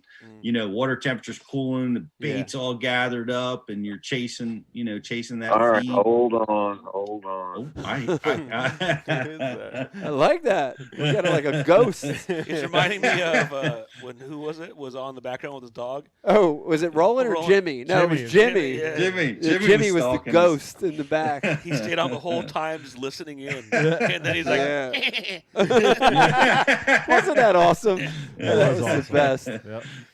That was one of those things where you couldn't believe it was happening. Yes. You know, you were almost like, is this really happening? You know, it's like too good to be true. A quick important question for Pete. Just, you mentioned Rick Clunn. Back in those days, did he still have that Cadillac tow vehicle he had for a while? No. Did you ever see that? He had like a caddy tow vehicle. Did he? Yeah. I was watching awesome. one of his YouTube channels. He's throwing back. Wow. I'll try to find a so picture of cool. it. It's pretty cool.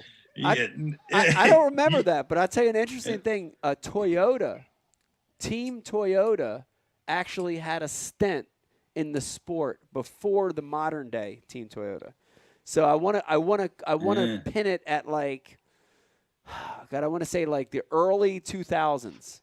Toyota came in and actually sponsored. I think it was Clunn and Kevin were the two original Team Toyota anglers that were sponsored. But it didn't last. It was a short-lived deal. And then back in 2005, it popped up again. And what was it, like the T100s or something? Or? I don't know. It was one of the early Toyotas that I don't think was a great tow vehicle. You know, I think it was a smaller engine. And it was, you know, I don't remember the specifics behind it. But Clunn was an early Team Toyota guy.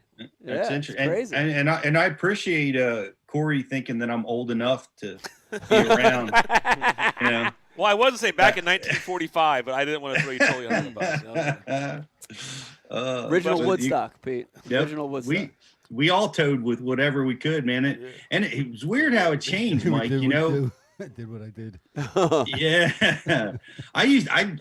I bought a 72 Chevy flatbed, and I drove that. It was quite a chick magnet. I heard some stories about that.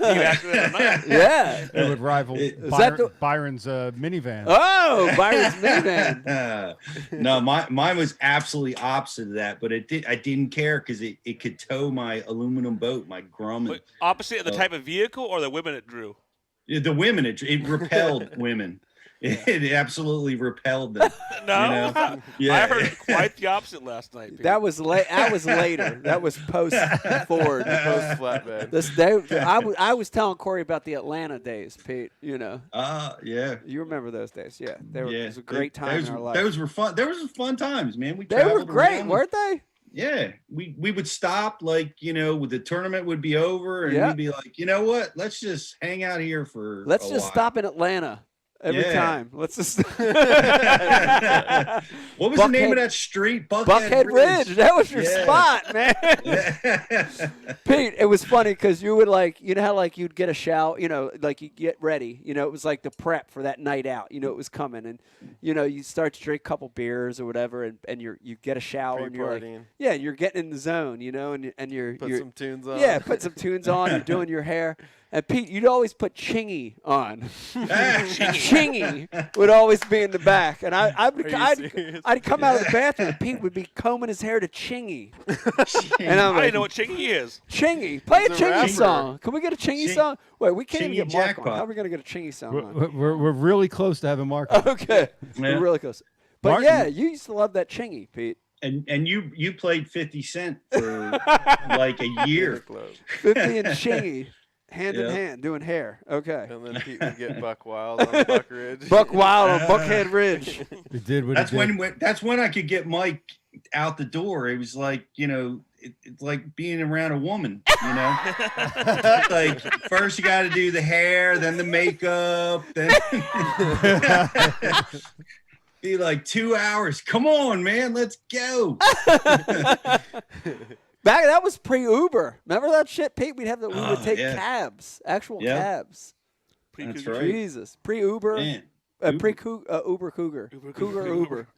Yeah, Uber Brian, would we have got to been get that awesome done. By the to way. have Yeah, back yo, then. they had a banger Friday. Did they really? Oh my God! Wow. So I had a feeling earlier in the week they were going door to door, like 6 or 7 of them, Flyers, papering.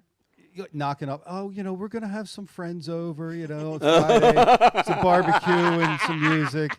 And I'm like, and I'm looking. I'm like, who? Where? And he's like, oh, we're the Cougar. I'm like, I couldn't recognize them. They had their stupid masks on.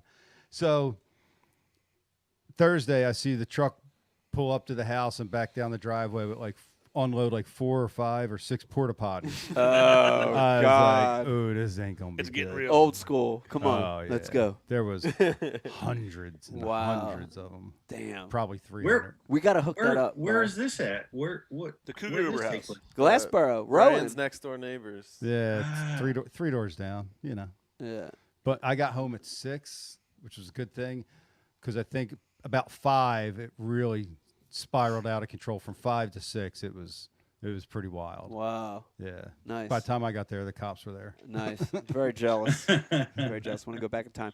How we doing with getting Mark on? I'm ready. We're I'm good. re- We We're got- good. We got him. We got him He's, queued up. he's sideways. I can see him there on the Zoom call. What's up, Mark? Okay. I don't see anything yet, but I am so excited, and I want to tell everybody this is the first official time we've had Mark on for the full show. We actually had Mark on a abbreviated Ike Live that we did with Yamaha outboards recently, but now this is the first time we have him on the full show. So excited to have him here tonight. Bri, you tell me when you're ready. We ready. We're ready. Joining us now, BASS Elite Pro, the one and only Mark Menendez joins us here on Ike Live. Yes. Mark. Okay. I like that. Oh, it's frozen. Is it frozen? Nah, it's not frozen. It's moving. I see stuff. Frozen peas. All right, Pete, talk like Mark. You guys travel together. You should there have he the is. lingo down. I know he's got that Kentucky accent. It's I hard to can't- pin. Yeah. Yeah, he does enunciates everything. Yeah. but with like a southern twinge to it. I can't do it, Right. You can't do it. Try it, Pete. man. Another successful night. Yeah. It's always Yeah, like you- it's very drawn out. Like the some of the words are very drawn out. You know. Yeah, I got to listen to it. I got to go on Bash U and listen to one of his seminars, and, Yeah, and then I can I'm take a go- I'm stab gonna at it. just I'm gonna freestyle here and try it. I'm Let gonna me try hear. it. I'm gonna try it right here. You know, J.O. It's just throwing the spinnerbait by the logs and the key. What the heck? I don't know. I'm freestyling here. I'm That's trying- spot on. Is it? They're like long enunciations of certain words, and then others are really short, but like I got See, it. there you go. Right here, right here. Hey, it's been a great week with the Tackle Warehouse guys. Been on like X, Y, and Z here in Western Kentucky. Stay tuned for a lot of vlogs coming up shortly. A couple, 3, 4, 5 weeks, we'll have a bunch of them. What we did. All right, girl, get out of here. That's awesome. There you have it. That might be our Mark Menendez interview tonight. Mark, thanks. That's pretty thanks good. thanks for joining us tonight. It was great to be on, bud. Couple, 3, 4, 5 weeks. Yeah, I think we got like 6 vlog shots. So Wow, that's good. yeah, a little over That's a a lot. month's worth of content. Yeah, all really freaking- good fish, big Yeah. fish in every vlog too. Yeah. Daniel, do you Successful. edit all the vlogs? Do you do that The all vlogs, yourself? Yes. Yeah. So, yeah, we have a few other editors that work on like product videos and the what's news and stuff. But since I'm there and I have mental note of kind of what happened. Yeah. And it's really hard to decode Corey's notes. Is So, it so chicken? yeah, I usually do it. What do you do on your notes? You do chicken scratch, or is it That's done? what it used to be. Like, what actually the head video guy has a framed notes for my first iCast. And I can read most of it, but it was just handwritten notes. But, Wow. and then it was pretty rough.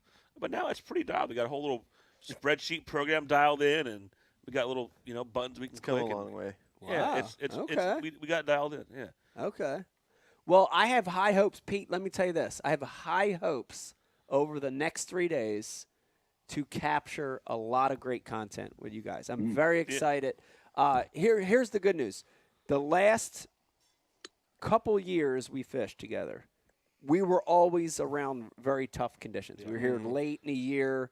It was late fall transition, or it was wintertime Bad conditions. Bad weather. Tackle Warehouse curse. Yeah, the Tackle Warehouse curse. Pete, I don't want to jinx it. I'm looking at the weather. I see 60s. I see 70s.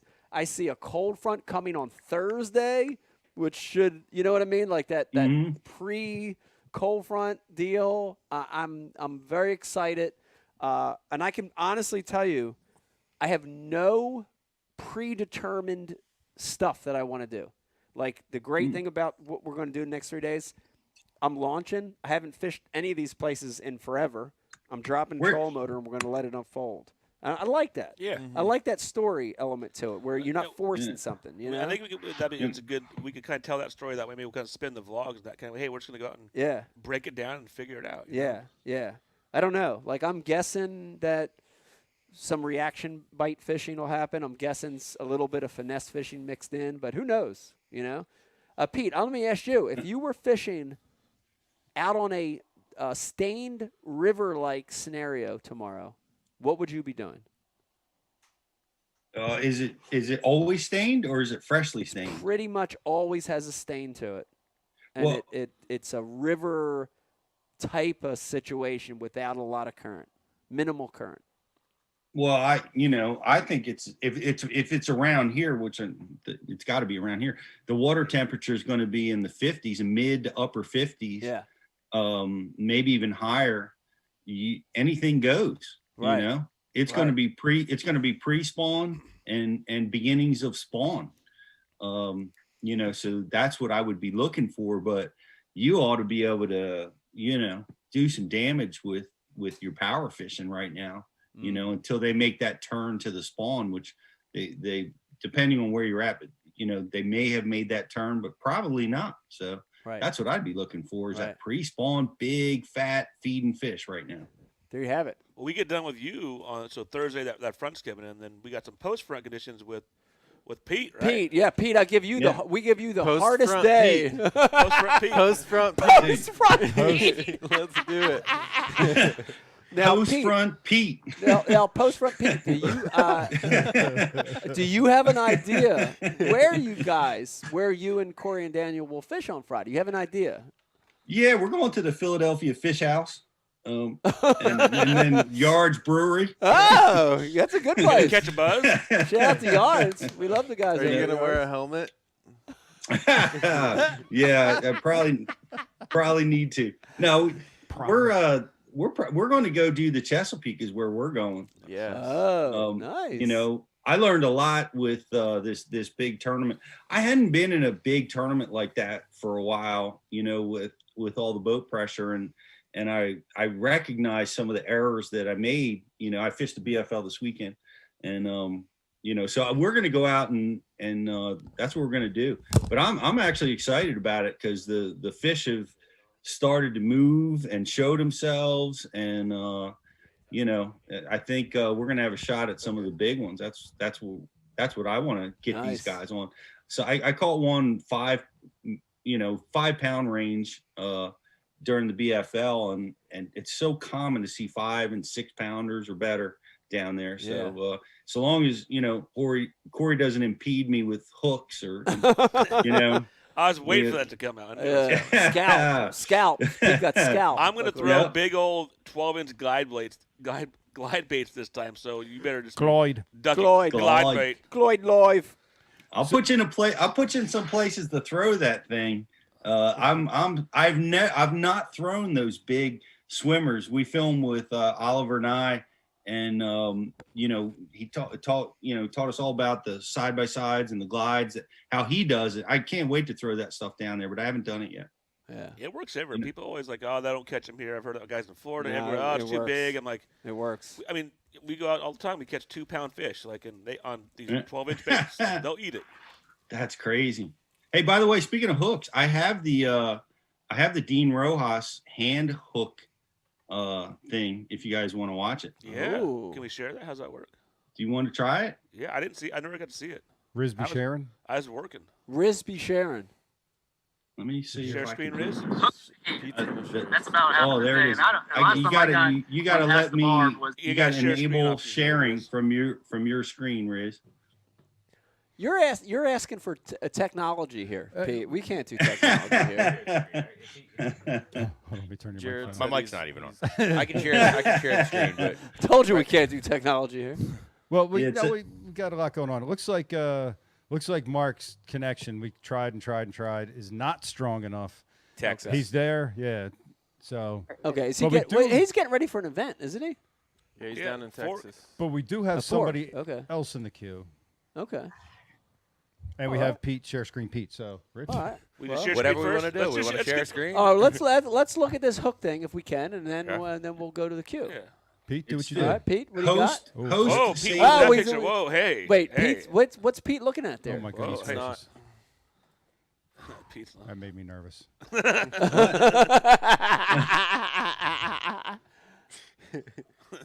All right, and go. And I can't share. I can't All right, share. all right. This is a terrible idea. I'll come over and help with it. All right. I'm blocked. I'm All right. blocked. It said host disabled participant screen sharing. Okay. Guys. All right, So- we got you blocked out, Pete. Yep. All right. We have a. Do we have Rich, somebody? how are we with this one?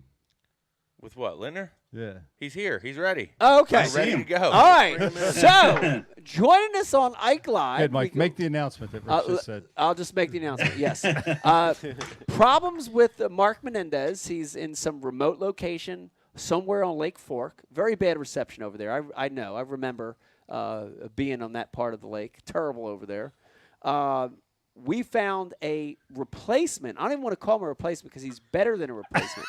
He's his own. He's about to leave already. He's his own guest. Look at him. He just gave me the finger. I see that. Oh, He's saying, man. "Fuck you." It's like, this is bullshit. I'm going on actually- another podcast. No, but here's the thing. Here's the thing. We had Jared lined up for the third segment, so it's not like he's not actually a replacement. We're just bringing him in early. There it goes. Hold He's on, giving I me the gotta middle talk to finger. Mark Jeffries.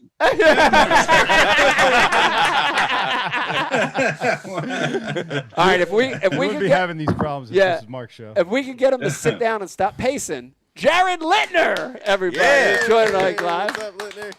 What's up? So here's the thing, Jared. We were having Mark Menendez on. We couldn't get him on. He's never been on the show. We got you on easy, no problems, and you've been on the show already like What's 30 up, Carrie? times. Hey, Carrie. Hi. How you guys doing? Becky, not Corey. What's that? She was hoping to see Becky, not Corey. We can arrange that. Well, there's Becky's hog is right there. That's Becky's hog. The real stormtrooper. Yeah. It's actually Becky's house. All right, the Littners, where are you guys at? Where are you at right now? I'm at home right now. Just got back from Clear Lake yesterday and getting ready to go to an Apex deal. It's kind of like a hybrid of Major League Fishing. And then I go straight from there to Austin, Texas, to hopefully get my truck. I don't know if you guys heard about that. Leaving Rayburn, I was headed to the Delta, and I hit a deer, a big whitetail, going 75 miles an hour on Highway 275 or 175. And my truck is at a collision shop in Gun Barrel City, Texas. Whoa. So I rented Sounds like a mean Paul place. box cargo truck thing and threw all my stuff in there, hooked up my boat, and towed it all the way home. Got involved in a snow ice storm kind of thing on Highway 40, and somehow I ended up here. Wow. That's crazy. That's crazy. Well, the good news is that shop that you're talking about in Texas is owned by Alton Jones, so you're in good hands.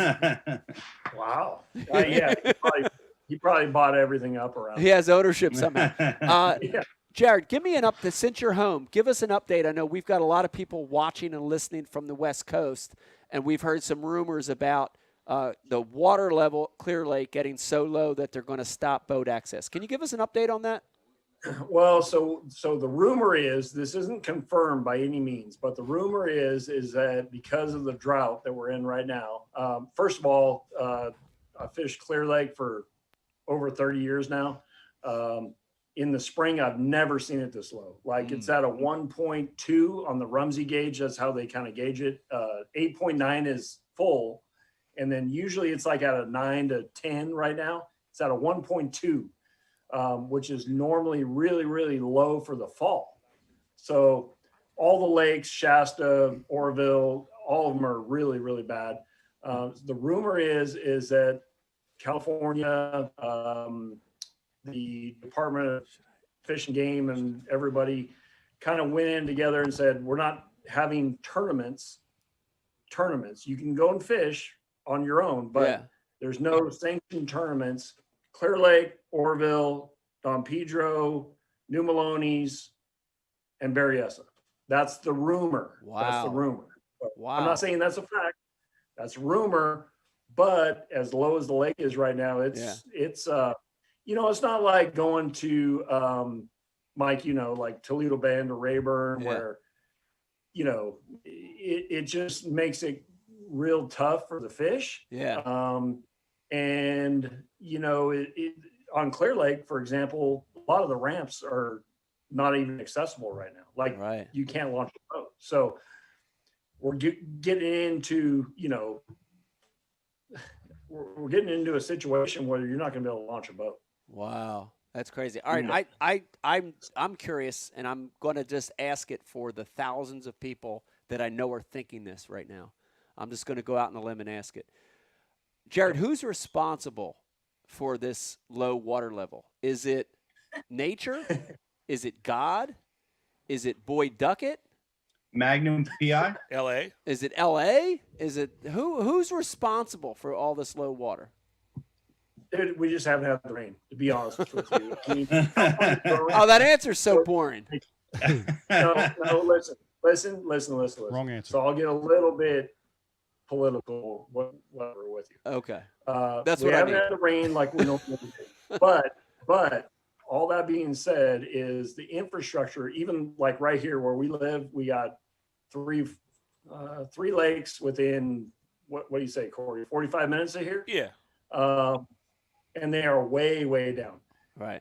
Even despite the amount of rain, what happens is they keep building houses, and more and more people are showing up here, and vineyards. I mean, what wine is, obviously, but they have all these big things going on that require all the water. Right. There's no water. We don't have enough to support that. So without a significant amount of rain, which we haven't had in a couple of years, it's just, there's nothing to support it at all. Have you considered, Jared, moving to where it rains? So Seattle. Well, Carrie's right here. Carrie and I are looking at moving to Arizona, Idaho. Jaden says Georgia. Jaden likes Georgia for whatever reason. I don't know why. New But- TW facility. Yeah, instant popping up job in at Georgia. Taco Warehouse. Yeah. Exactly. I mean, He's contemplating it. I mean, it's just, despite the water issue here in California, all the political stuff, like we are ready to get out. Yeah. I mean, it's just gotten. Oh, wow. I love California. I've grown up here, but it's just Out of hand. we're getting. We're Yeah. done. Like we got to go. Yeah. I don't know about Philadelphia though. Yeah. Austin, Texas seems to be where everybody's going from California. I ain't ever moving to Austin, Texas. Anywhere kind of in Texas. Like every other day, there's a tornado. There's this. There's Hurricane. I mean, the bugs down there are like that big. Yeah. I don't Texas, like snakes, Texas I don't is like out. bugs. Texas is Yeah. out. Philadelphia is out because bad things happen in Philadelphia. So that's Especially out. now. Yeah. Really bad things happen. Jared, I want to corner you on something, and I know you're working with a new sponsor right now. It's a good timing to talk about this. A lot of our listeners and viewers right now are on the fence about lithium batteries. I would venture to say over half of the pro tournament anglers now have switched to lithium. We're using more depth finders. We're using more electronics. Personally, I'm still on the fence. I've had some bad experiences with lithium batteries years ago, and I don't know what's right. Is it AGM? Is it lithium? Give us your take on it. Well, so I was one of those skeptics as well, and I was like, man, I don't want this to happen. I heard all the bad things. This company that I'm hooked up with now, Bioenno Power, they're lithium. And the guy took the time to explain to me, because I'm not the smartest tool in the shed, obviously. And Daniel was there. Daniel was like, wow, man, I had no idea. Yeah. We did some product videos. It was really, really, it like dumbed it down, the technology and what goes in behind all the lithium, how it works, why it's not like something to be scared of. And really now I'm like, wow, I'm good. Like for the first time, actually, Daniel, after we did those product videos, I left my boat charger, the power pole charge, plugged in all night. Usually I'd, plug it in, wait till all the lights turn green, and I'd unplug it because I don't want my stuff to catch on fire. Yeah. This last week, I'm like, just let her, whatever. And so really, that's going to be out on Tackle Warehouse. The Frank is his name, and he really kind of explained how things are safe, how things are made, and how to take care and not have an issue. So, I mean, dude. I was going to say for the guys watching right now that say why should I switch? Give them the reasons, Jared. What are the reasons they should switch? Well, number one is boat performance. I mean, I took out, so I ran 4 AGMs, they were 76 pounds a piece. Each. Yeah. Yeah. Yes. So one of these batteries, I think was it 22 pounds, Daniel, or 17 or something? Yeah. It was a lot I took out lighter like than it actually looks. That's ridiculous. That's a 36 volt too. That's right? ridiculous. Yeah, 36 volt. So I took out 200 pounds out of the boat. So performance, speed, all that. It's not only that, it is the fact that, you can really, well, Frank showed us another app. What was it Victron, right, Daniel? Victron app, where you can actually monitor how much power you are consuming. So halfway through the day, you're like, oh man, I still got, 70% battery life. Right. I haven't been able to do that before. So that's really cool. The fact that, I mean, there's so many good things. The power doesn't taper off. It's the power doesn't taper off. You always have yeah. power going all the time.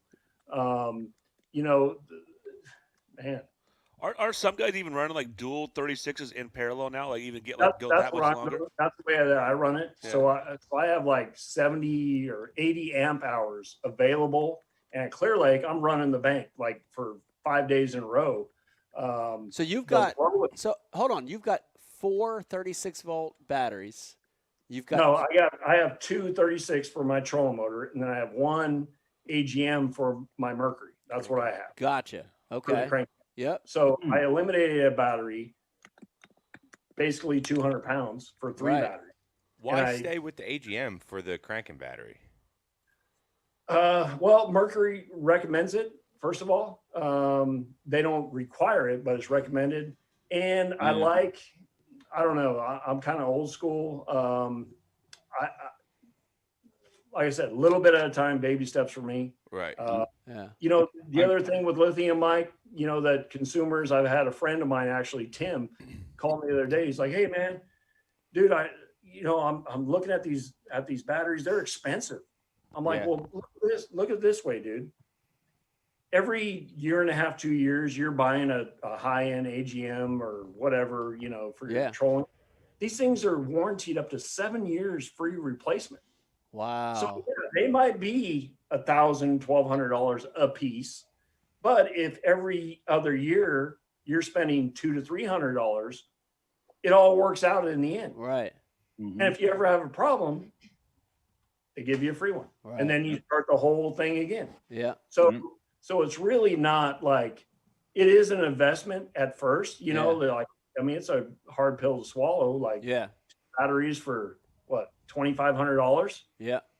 But 7 years, I mean, you do the math. Yeah. Well, Jared, speak to the brand specifically with that you're partnering up with, that we're bringing in, and they, because of, we don't have to get the details why, but the way they build these and engineer them for and how they make them for trolling motor batteries, they're cheaper than this a standard, battery, right? Right. So what they did was essentially, you know, a lot of lithium batteries have the capability to, run a jet airplane. I mean, they have everything in that battery, like over the top.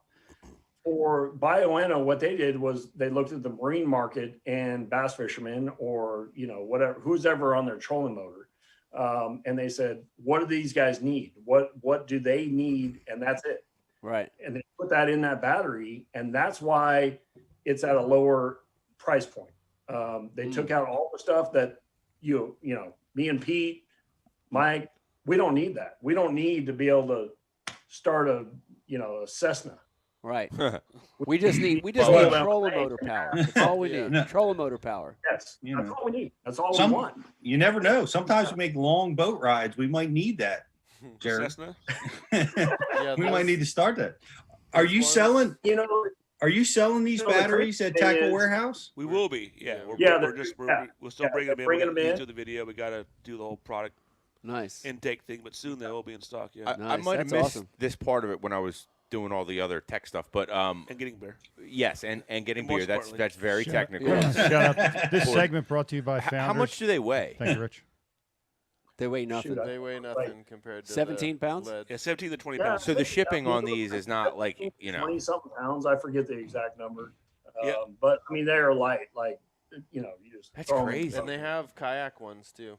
Oh yeah. Yeah, kayak ones. I mean, With like a case with USB, so if you run GoPros, like Right. they have it Wow. dialed, and it's super lightweight. Yeah. And like for Well, me, I do tiny kayak boat edition. fishing and Yep. tiny boat stuff too, so you can have your battery and switch them between both and be able to use them. Right. And they're deep cycle batteries, so I think that's what eliminated a lot of the price too, because the original ones I think you guys used, I don't know the brands, but you were able to start your big motor with them. These are strictly for trolling motors. Just trolling so motor. that's I designed like for that. trolling motors, I like that. I Right. like Yeah. that because that's my deal is I want to be able to put the trolling motor down, fish as hard as I fish for 12 hours of practice, 14 hours in the summer, and not worry about damn. being able to start your boat Right. when you want to get out of there. You know what I mean? I Yeah. want to just go and go and go. And I think that's the benefit of lithium, So I like that. I'm very, very interested. Jared, I'm like you. I'm one of the late converters to this, but I like what you're saying. Did you get them this year? I didn't. I still have AGMs. Still in mine. pro guys. Okay. Yep, I still have AGMs in mine, but I need to switch. I eventually need to switch. They're good batteries. There's too many benefits.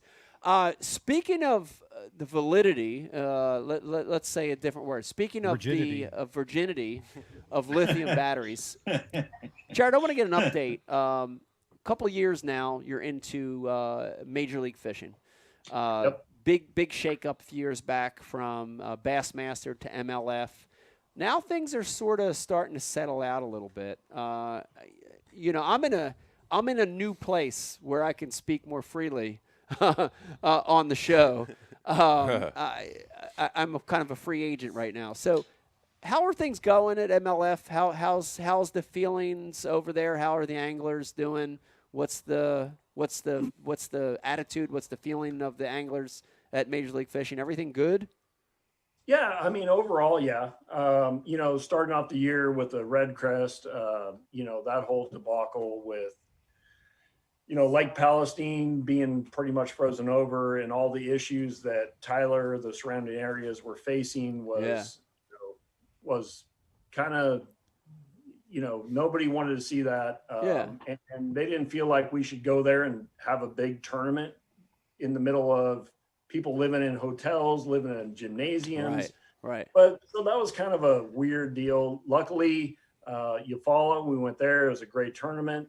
And we're starting the year off, we went to Rayburn, and nobody expected that kind of deal. Like weights were down and, it had to be because of that storm. I mean, everything, Mike, as well as I do, you show up there, the water temp is rising, the lake's high, everything's right, and they're just not going there. Right. I still don't know why. Like somebody asked me the other day, I forget who it was. Dude, so what happened at Rayburn? I'm like, dude, here's the conditions. What would you have done? I still don't know what I would have done different. Like I'm on places where they should be coming through, and I'm catching 1/8s, 1/10s, 1/14s. Yeah. Like 38 of them the first day, never weighed a 2-pounder. Yeah. I'm like, what the heck, man? But to get back to your question, in any format, any league, there's going to be some issues. That, whether it's Bass, the old school FLW, the NPFL, or however you say that. Yeah. American Bass team tournaments. It doesn't matter. There's going to have some, little bit of issues here and there. But I think overall, with a group of guys that are deeply involved in this and the ownership, we're going to work it out. And that's, that's what's going on. Yeah. Nobody's like, dude, we're out of here. This is stupid. Everybody's really working towards a common goal, and that's to make this the biggest, baddest thing ever. Yeah. And you made a really good point. I think a lot of people, a lot of our viewers have drawn a line in the sand, and they're anti-Bass or anti-MLF, and they're sticking to their side. But what you said is dead on, which is no league is perfect, right? MLF has some problems, Bass has problems, even the new league, I'm sure, has its own issues, right? So there is no perfect league. Watching Rayburn, it's nice now because I can get to sit and watch in the luxury of my own warm, calm home. Yeah, how is that? Yeah, it's beautiful. It's lovely. I love it. I'm sure if you haven't texted with Becky about it, ask her. It's great. The nice thing about it is there aren't very many highs, like super highs, but there aren't those super lows, right? Everything's just kind of even keeled, which is cool. You know what I mean? Do you do like the armchair quarterback aspect of it? Like, he shouldn't have flipped that color. It should have been this color. Of course I do that. But the one thing that I noticed at Rayburn, which is you guys were in a tough period, the big ones weren't biting. Do you regret, Jared, or do the anglers regret going to the 2-pound minimum? Because as I watched that tournament, I thought to myself, and again, I can say all this now, and I don't feel any, they can't find me. They can't say shit to me because it doesn't matter, right? So I'm speaking honestly with you. As I watched that show, I thought to myself, boy, MLF made a big mistake going to the 2-pound minimum, right? Because what separated them from the other leagues was every fish counts, every legal keeper counts. It's a numbers. It changed the game. And as I watched you guys catch 113 after 114 after 115, I thought, I wonder if these guys are regretting going to that 2-pound minimum. Did you think that, or have the guys thought that? That's a loaded question, Mike.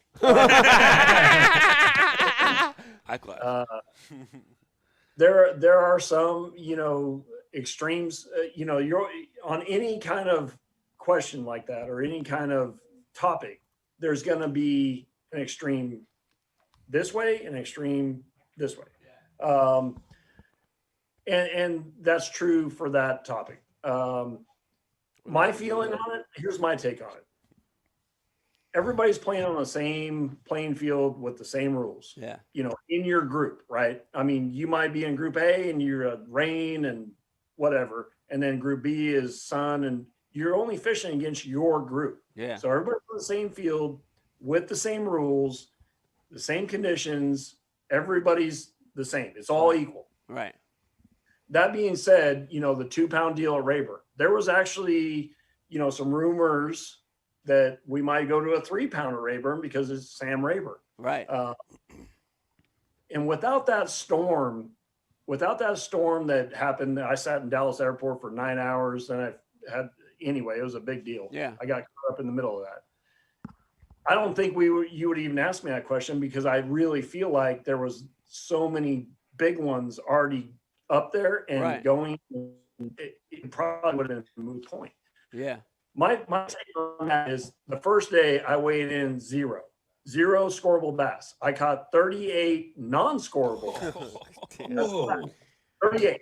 Okay. So it wasn't like different event. Yeah. It wasn't like I never had a bite. I caught 38. Right. My boat official kept track, and he let me know when we were driving back. And I'm like, well, thanks for that.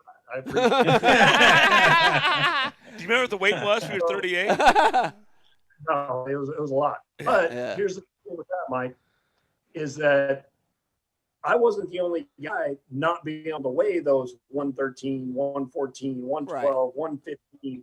So ultimately, I really feel like I would have been in the same position going into the next day anyway. Right. Does that make sense? Like, it does.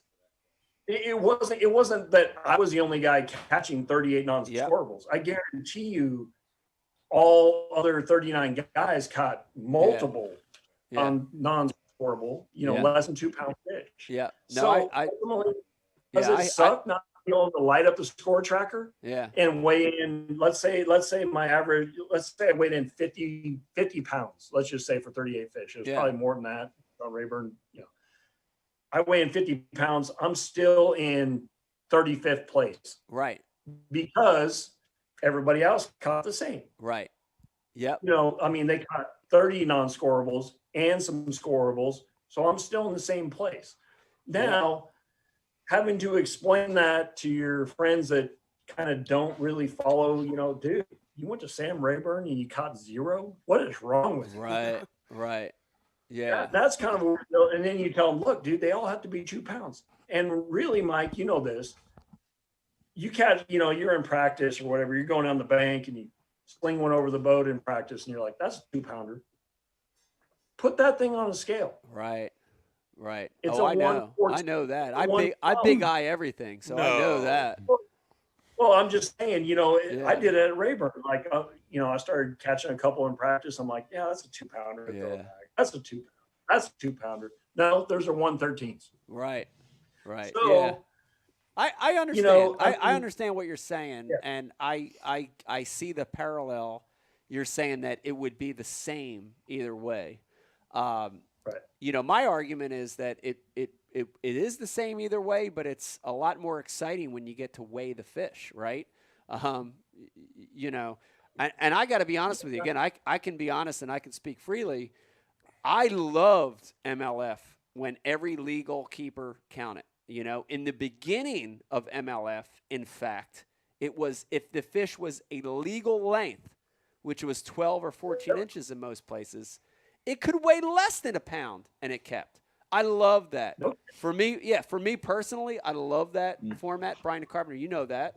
I loved it. It's what made MLF different. It's what, you know, it was exciting to know it was a numbers game. And I felt like MLF caved to a handful of people that had criticism of it's a little fish tournament. All they catch is little fish. Yeah, all they catch is little, and they caved to that. Yeah, I don't know. There were events that was just 1 pounder after 1 pounder after 1 pounder. No, I like that. I don't know. I like it. I felt like that eliminated a lot of other techniques. I mean, if events became spinning rod, wacky worm only. I'm just telling you, if I'm going to fish for big ones, why am I even at MLF? I'm going to go fish back at Bass. I'm going to go fish for titles that matter, like the Classic and AOY.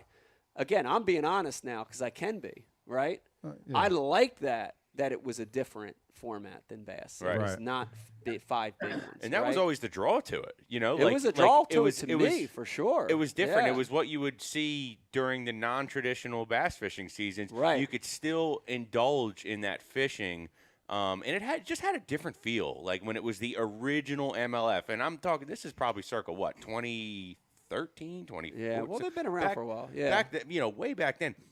But now it's different, and I really liked watching MLF because it was just entertainment value, and it was still fishing, and it was bonus, you know. Yeah. But you know, with the split and everything else, you're right. It's things changed when they went away from the true every fish counts format because that's what MLF always was. Yeah, yeah. Let's change subjects real quick and talk about. I want to talk about production, and this isn't specific, Jared. To what do you MLF. need to know, Mike? Listen. I'm a good producer. I'm not talking about producing the show. How to screen share. No, how to screen share. He wasn't how to screen share. This one is talking about all the leagues, Jared. This is Bass. This is MLF. This is FLW. This is all of them. Is it a bad thing that production controls the decisions in tournaments now? Not anglers or not tournament officials, but production really is in control of the day. Is that a good thing or a bad thing for professional bass fishing? Loaded question. I think that is a really good, another loaded question. I like it. We got this. This is like I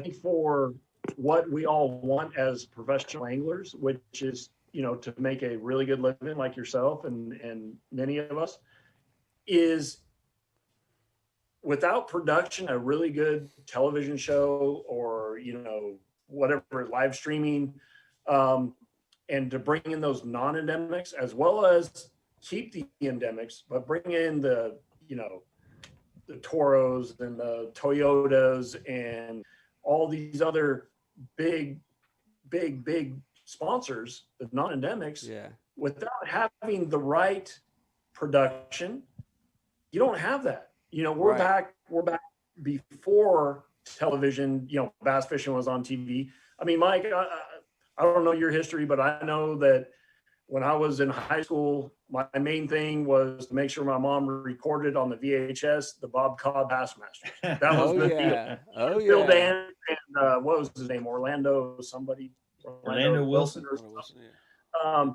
That was a big deal. That was the only thing I had to watch fishing on. Now you can go watch on all these different outlets, professional fishing. So without bringing that really good quality of a television program, is there enough room to have multiple anglers be professional fishermen? Yeah. I mean, that's where it is. So you don't have the quality production, you don't have the stories, you don't have the overall game. Right. do we have a livelihood? I mean, Right. I can see that. Yeah.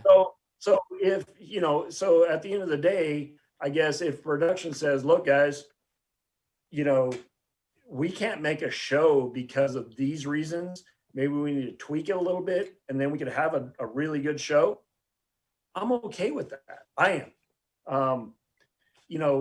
If they're getting involved with, like, we don't want you running that color of your jersey, or we don't like that boat, it doesn't look good on TV, then I have a problem. Right. For me personally. Yeah. But anything else, like, hey, we're gonna, Lions Inn is at 8:00 because before 8:00, we got no, it looks horrible on TV. Yeah. Okay, whatever. I like to sleep in anyway. It doesn't matter. You guys work. Well, usually me and Daniel are waiting for Corey, so I've got proof otherwise, but okay. Corey sleeps in every day. Does that make sense to you, Mike? What's that? I mean, does that make sense? No, what it I does. said It does about- make sense. It does make sense, and it's tough for me. Again, I think I'm a lot more analytical now than I was when I was in it. Right? When you're in it, I think you have to look around and say, all right, I have to deal with this.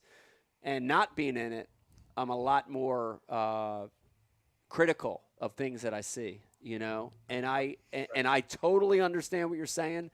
At the same time, I hate that production controls the outcome of a tournament or the destiny of an event. I hate that because production shouldn't. Production, we need it. You're right. We need it. We got to have great production. We need the viewers. We need the numbers.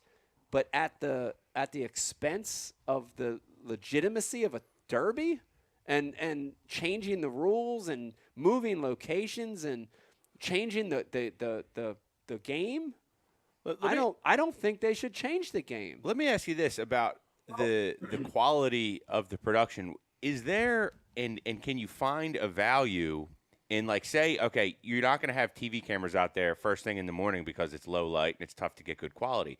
But would that be a draw to the common person to actually be inside the boat when the sun's still not all the way up? Is there something to that? Is there something to having a camera in a driving rain? And, will people gravitate towards that? Yeah, I don't know. That's a great question. Drama. I mean, people gravitate towards drama. You know that. That's a great question. That's a great question. But again, Rubberneckers. to me, it's all this. It's this relationship between the league, the production, and the anglers. And when the anglers are at the bottom of the list, that's a problem, right? They should all. It should all be a joint relationship, right? It should all be a joint relationship, in my opinion. We saw the same exact thing with doing the vlogs. Like, we were going out, and early on, like, let's get out there at 5 in the morning, safe light, fish till dark, and early on, it's like, hey, it's no low light. We kind of stopped filming. Now we go all with. It's been a compromise. Daniel's like had to give up a little bit of his professional video quality stuff. But but also in camera gears has progressed too, and we're not running those big old giant TV cameras they have. Our cameras do a little better with the low light stuff though too, but we can get out and capture that low light stuff. Well, that's good because I'm meet time tomorrow morning is 3:30 a.m. Hey, thanks for joining us for the show, guys. Check back next week. Check back next week. We're gonna get some scrapple at 3:45. Hey, they do the same thing with professional sports. They do it with football. The Eagles game isn't going to be on until 8:00 on Sunday night because of ratings. Meanwhile, it's 33 degrees in Philadelphia. Would have been a better noon game than 8:00 on Sunday night. Mm-hmm. Yep. But because of TV and ratings and all that other stuff, that's how they. So it's controlled by the almighty dollar. Yeah, well, it's a tough balance. Nothing happens unless they saw it on TV. It is a tough balance. Right. It's a tough balance. So yeah, I mean, it's as a fisherman, dude. You know the way it is. You want to be out there. Like, I hated getting last flight out, like at Gunnersville in May, because the shad spawn, you're missing 30 minutes of that, or whatever, however long it takes you to get out. So as a fisherman, you want to get out there and do what you got to do. Yeah. But but the production side of things, I mean, there's a sacrifice and like knowing Corey as long as I have, you and I have filmed together, what, 2 or 3 different times? Yeah. And like, you know, you get to catching them. All right, stop. Let's do some gear notes. Yeah. And you're like, what are you talking about? That's awesome. Yeah. If we don't do that, we're not doing our job for the tackle. Yeah. You're not doing your job for your sponsors. I'm not doing my job for my sponsors. Yeah. So I hear you. Yeah. You know, I agree with Corey, but at the same time, the fishermen and us are like, screw you, man. They're freaking biting. We just found them.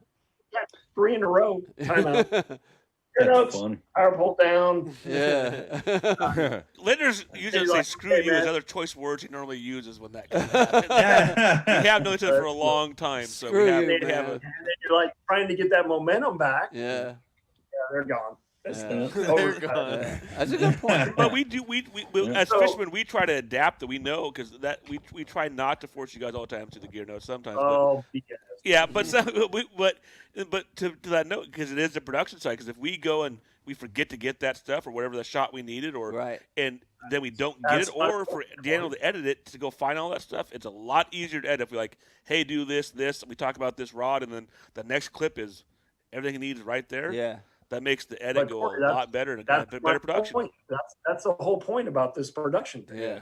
If we do that, then the quality of the vlog or the video isn't as good as it could have been. Right. Mm-hmm. It's the same thing whether it's TV, Mhm. Tackle Warehouse vlog, Yeah. live, not live stream because that's just go. Whatever, these little video clips. So yes, I see both sides. Yeah. I understand both sides. And I think maybe just because I've gotten a little older, more gray hair, that I'm willing to kind Do of the work. adapt more. Yeah. Yeah. Good point. Who's the worst Good point. production team you've had to work with? You're Damn. talking with us right now. Yeah. Ike Live. Ike Live's pretty bad. Okay, fine. Who's the best? No, I will say that my beautiful wife here, she had me do a recap over the past week of what was going on, and her phone didn't work. So Ah. she didn't let me know it didn't work until I was done with the video. She goes, Oh, that's harsh. Uploaded. Didn't upload. So Not my fault. production right here. It's the phone. I It was got a new one. practice. It was just a practice round. You were trying to Warm get up. better for the next And if one. anyone's worked with Littner, you know his first take is always his best, like hands No, down. I missed you. I'm Thank you. sorry. Thank you. It all goes Sorry. downhill, second and third take. Double down. All right, we got Jared. We got a lot of questions coming through, a lot of comments coming through from our viewers and listeners. Rizzo, what do you got? Yeah, so this is a pretty good one from Pumbaa's Ghost. I don't know exactly what a Pumbaa is, but Pumbaa. Pumbaa's Ghost is on the message board. Pumbaa. And he wants to know, do you guys see a time where bass fishing organizations will be able to charge to watch live streaming? And also, who will be the first organization to charge for the live streaming service? Nope. Ooh. I'm going to go ahead and say nope. All right, nope from Brian the Carpenter. Jared? I don't think so. I don't think it's going to happen. Okay. Yeah, a nope. All right, there you go. Any more? By the way, Pumbaa is the cousin to the pig here from I can tell you this, though. Lion King. Yes. I will tell you this, though.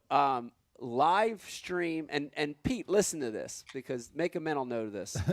Live streaming is the thing, right? It's the thing. It's not a re-air on Discovery or re-air on CBS, live on CBS or Fox Sports. Live is what everybody, that's the future. Right. And Water? yeah, live programming. It's Ike Live on the water. Ike Live on the water. Yeah. And on, let's generally the We problem can't even pull it off in here. the success of live is the access, the free access, the ease of watching and listening. The downfall of live is monetizing live. And when a company can figure that out, I mean, I think that'll be successful for them, And I don't know if it means charging for live, but monetizing live is the key. Wow. You know? There's- You're charged live streaming you're getting charged, dude. No matter what, you're either got to sit through commercials, which Yes. means you're getting charged, or you're paying a premium to have it streamed. So without commercials, so your consumers eating it one way or another, So it's happening right now. It's happening right now. You're paying for it by watching the commercials. Yeah, you had to sit through By, that. yeah, by the way, we're a little bit late on our second commercial break. Thanks That's for right. reminding Yeah, me. yeah. You had to sit through that 20-minute shit that I had to spew in the beginning of the show. That's what you were charged for this one. Pay up, bitch. Yeah. Pay up, bitch. Let me get paid. What else you got, Riz? Questions for Jared. Is he into throwing big glide baits? If so, what are your favorite swim baits? There you go, Jared. Right glide there on baits. the top of the board. Sneaky Pete. I just had them. Hold on. They're right here, I think. Break them out. Bring them out.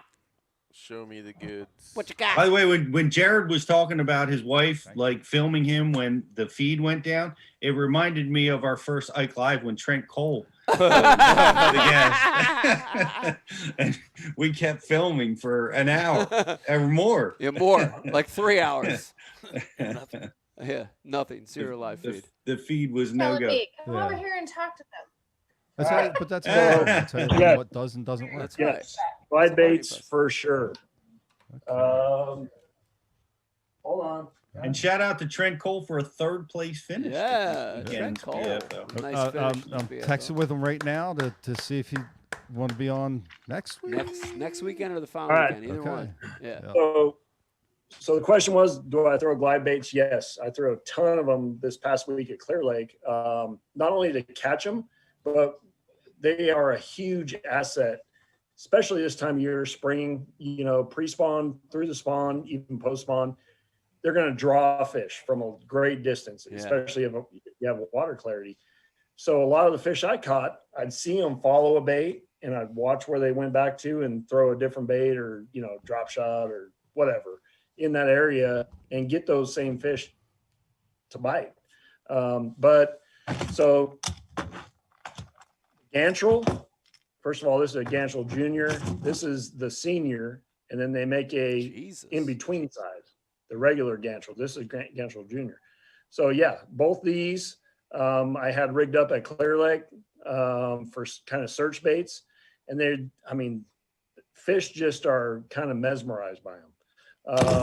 Then you got, here's my box. I got all kinds of stuff in there. Gantia, jackal bait. Ooh. That's a really good glide bait. Take your time. G-Rat. Go slower. G-Rat's really, really good glide bait. You haven't seen Anything Gantia? sneaky in there? I got some secret stuff. There's a Gantia right there. That's a good bait. Ooh. Here is a custom one that a friend of mine like, dude, you got to throw that one. I'm like, come on. He actually put fingernail polish on it with glitter. Yeah, that's And weird. this is a Gancraft. Wow. That's a Gancraft bait. And I sacked him on that one. And then you got some other, dude, I got so many. I don't even know the brand of this. Tackle doesn't have it, unfortunately. Down and get it out of the camera. Take that out. Take that out. Take that out of the camera. Garbage. Trash. Yeah, Garbage. get it out of there. Did it sheets? But yeah, glide baits. It's like in California, it's almost like a drop shot. Yeah. Like if you show up to a lake and you don't have a glide bait tied on, you don't know what you're doing. That's kind of the way it's gotten to be. Yeah. And there's so many colors, there's so many brands. You just kind of gotta, I've spent a lot of money on it, obviously. You kind of gotta pick your poison, your color schemes that you like, the size you like, and just go with it. Because there's no, this is the only one to throw. It's Yeah. whatever. It's like anything, Mike. You know as well as I do. This jerk bait, that's the only one you can catch fish on. And Yeah. I tell you, no, this jerk bait is the only one you catch fish on. Yeah. It's between your ears. Right. It's what you're confident in and how you fish and what you see.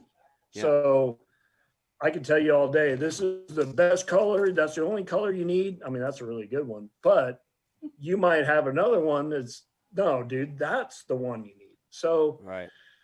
man, glide baits is that's a special deal. Like, if you're not throwing them, you need to just to experience it, because you're going to see fish come up behind it or eat it, hopefully, that you've never seen in your given body of water. Yeah. They can't help themselves. They got to look at it. Yeah.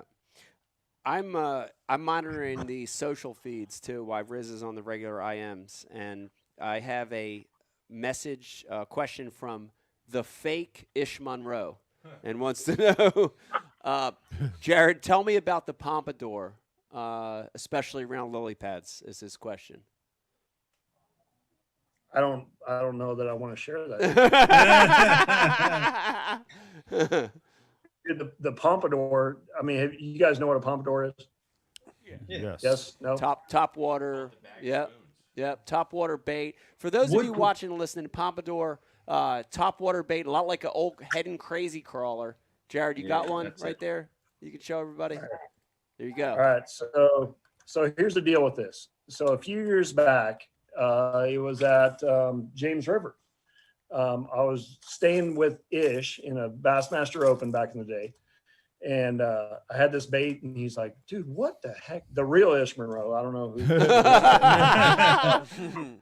Like, what is that deal, dude? And I showed it to him. He's like, let me check it out.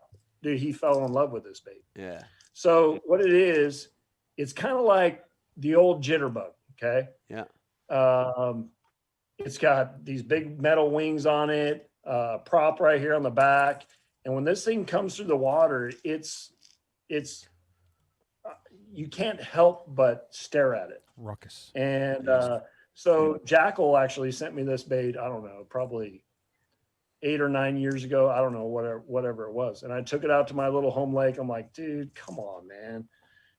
I think I was throwing on like 15-pound line or whatever. I didn't even know what it did. Like, if it was a top water, it sank. I mean, they just sent me one in a plastic baggie. And I threw it out there, and like an 8-pounder choked it, and I broke it off. I'm like, what just happened? Like, I didn't. So I got another one, and I put it on braid, and dude, the fish drawing power and the explosive bites this thing creates is unprecedented to almost any other topwater bait I've ever thrown. Wow. Would you say it's not? Is it better Go than ahead. a whopper plopper, Jared? For a slower moving bait, yes, 100%. Gotcha. Yeah. Whopper plopper, you're kind of keeping it coming, like just right. This bait, you're kind of creeping it, kind of crawling it around. If you have emergent grass, like surface grass, obviously the treble hooks are going to get hung in it. Lily pads in Florida, we've been down there a few times, and I've caught a lot of fish on this. And what you do is you kind of figure out the lanes those pads lay in. So you don't want to throw it like right in the middle of the stem. You kind of want to figure out, okay, I could bring it through those, that little section of pads, dude, and they freaking crush it. Yeah. I mean, they pound it. So lily pads, pompadour, yeah, you're gonna get bit. What's the connection on the James River? Not that I'm of any interest because I haven't opened there in a month, but well, Pete right now. All right, Pete. It's like life. You can do whatever you want. Yeah. So here's the deal with this bait. So I go down there. It's the first time I ever fished James River, and I hear, oh, just go to the Chick, whatever that is. So the first day of practice, I fished the main river down from whatever launch ramp we were at, and I caught a few, whatever. Dude, you got to go to the Chick. You got to go to the Chick. Okay. So I go back in there, and there's all those cypress trees when you come in off the main river on the left, and I don't even know where I was, but on the left down there's cypress trees and these knees coming up on a low tide. And I'm throwing my frog and throwing this, and everybody I see is throwing a buzz bait, throwing a whopper plopper, throwing, all kinds of stuff. And I'm like, dude, I don't think they ever seen this bait. Dude, I could have freaking smashed their heads in. So obviously, tide was a big thing with that. And until the second day in the afternoon, because I had a late draw, the tide didn't get right. The first day I sucked. I only weighed, I think, like 8 pounds or something. Second day, I came all the way back and I finished in like 21st. I think, Mike, is the tournament you won. Okay. I finished in 21st. I caught every one of them on the Pompadour behind like 30 guys that just fished through there. And I mean, when I tell you they were biting it, it was unbelievable. Wow. My guy, local guy that fished his whole life, he's like, dude, I will give you $100 for that bait right now. No, dude, I got like 3 of them. Selling it to locals. It's not that it's important. Not that it's important to me, but what color were you throwing? Black. I'm gonna guess black. No, I was not throwing black. I know It's called Kingfisher. The what? Kingfisher is the color. Kingfisher. It's Kingfisher. Silver, blue back, silver sides, orange belly. Oh. Dude, they were freaking smoking it. I got that one in a mystery tackle box. Did you? There you go. Did you really? Yeah. Mystery tackle box hooks it up. Wow. I actually have a pompadour, and that's That's the color. that was the color. Wow. Low key Seamus. Do shot. you It's not a gimmick lure. Do you always throw it? Actually, check this out. Check this out. I'm gonna call Ish Monroe out. Well, maybe I should do it. Yeah, I will. Okay. So I was watching the heavy hitters this last week. 'cause I Oh didn't my qualify God. for it. Yeah. Dude, I'm watching him on live. I was at Clear Lake. I'm at Clear Lake. I got the I'm practicing because I only caught a 3-pounder at Eufaula. Actually, Ike, I got another thing to talk with you about. Okay. Just hold on a second. You're next, Ike. I'm next. It's on my boat, right? I got my phone on my deck of my boat and I'm fishing. I'm just doing my thing and I hear, oh, Ishmael, yeah. Dude, he's throwing the black one. And I'm like, dude, that sounds like a pompadour. I look down, I'm like, it is. Like a 4.9. Wow. And he's like, oh, that's a cool topwater bait. That's what he said because it's not, you know. But yeah. Do you always throw it on straight braid? I do, yeah. 50 Straight pound braid. braid. Yep. Straight braid. Don't throw it on mono. Don't throw it on anything. Yeah. Throw it on straight braid. Okay. Have either one of you guys? Now, I thought this is what you were going to talk about. Was the $100,000 fish that Ish Peter, lost? Too soon, Pete. Too soon. Boo. Pete Hillary Glusick. Come on. Did either one of you guys talk to him? I think you're gonna bring the bass on as a guest, right? Oh yeah, we were thinking about interviewing the bass, Pete, that Ish lost, but we couldn't get a hold of him because he was lost. Our phone is up in 2 seconds. Right No, I haven't talked with him about this. So, Mike, let me ask you something. Okay. So you follow last year. Yes. Okay. So I was in Group A, Group A. Yeah.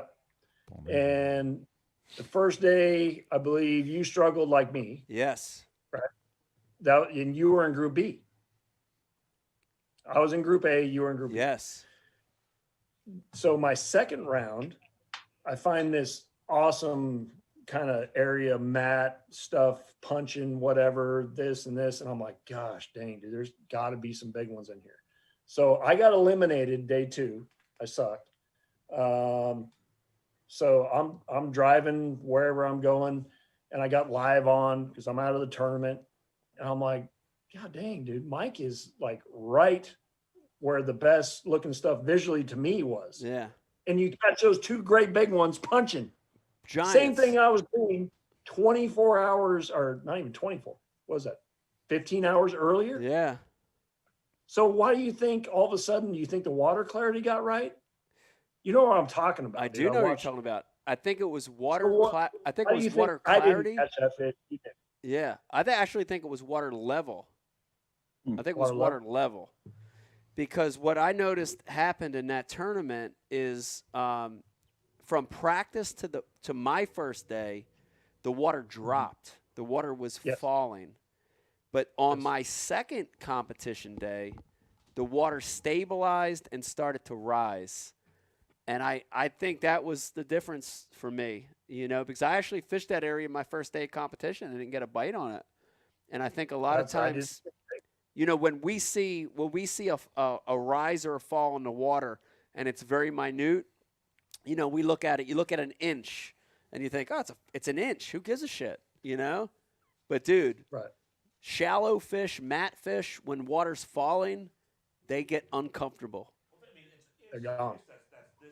Right. So that's like us losing a foot and a half, 2 Right. foot of water. You know, it's Yes. like if our roof came down 2 foot, Yeah. you're like, oh shit. Yeah. You know? And Brian the Carpenter and I saw that the other day. We fished a little shallow place. But I think when water's stable or rising, they get a little more comfortable and they get back in there.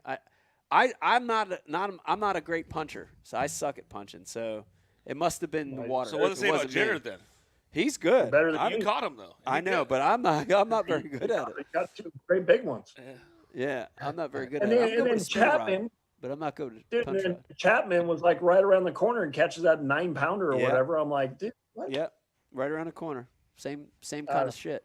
Dumbest fish in the lake. Dumbest That- fish in the that lake. was. All right, Jared, I got one more controversial question for you, and then we're gonna leave you go. And this is one I had to ask too, because I just experienced it, so it's fresh in my mind. So I have to ask you this. The question is pretty simple, which is the sport going backwards in some regard? And let me explain what I'm saying. So I qualified for the Major League Fishing heavy hitters from last year's competition. I ended up 38th out of 40, which put me into the top 40, which qualified for this tournament. I qualified for this event in my boat, fishing all season long in my Bass Cat with my Yamaha, with my Ghost trolling motor, my Lowrance Electron. It was my rig that I qualified for this tournament, right? This is how I qualified. About 3 weeks before the event, I find out that I can't use my own boat for the event. I have to get in a sponsor boat, which could be a Nitro, could be a Phoenix, could be whatever. It's going to have a Mercury on the back. It's going to have other stuff. And I have to wear a jersey that endorses sponsors that aren't my sponsors. Oh. So the question to you is twofold. One is that right to put you in a boat and motor and jersey that's not yours when you qualified through with your own jersey and boat and motor? And the second part to it is the sport going backwards? Because we fought at Bass for a lot of years. I can remember, I'll tell the story on camera. I can remember getting up on stage at a Bassmaster Classic. It was the one that Jay Ellis won. Was it the one Jay Ellis won? It might have been. It was one at Lay Lake. It was the one that Boyd Duckett won. Lay Lake. Boyd Duckett won that one. I got on stage on the last day, and I pleaded with people. I spent my time, not thanking my sponsors. I spent my time saying, basically, this is bullshit. We got to get in somebody else's boat for the Bassmaster Classic. They fined me for that. I remember $10,000. $10,000. $10,000 for saying that on God stage. damn. It's whatever. It's water under the bridge. But the next year, we were back in our own boats for the Bassmaster Classic. It was a proud moment for me. It was $10,000 well spent. Are we going backwards? Here we are in 2021, and the league's forcing us to get in boats and jerseys and motors that aren't ours. Give me your honest opinion, man. It's like live. Come on. Well, I mean, I hear what you're saying. I hear what you're saying. Would I like that? No. So the whole premise of this was it's a one-off tournament. It's a pretty much big fish tournament. When I found out about that, I wasn't happy about it. About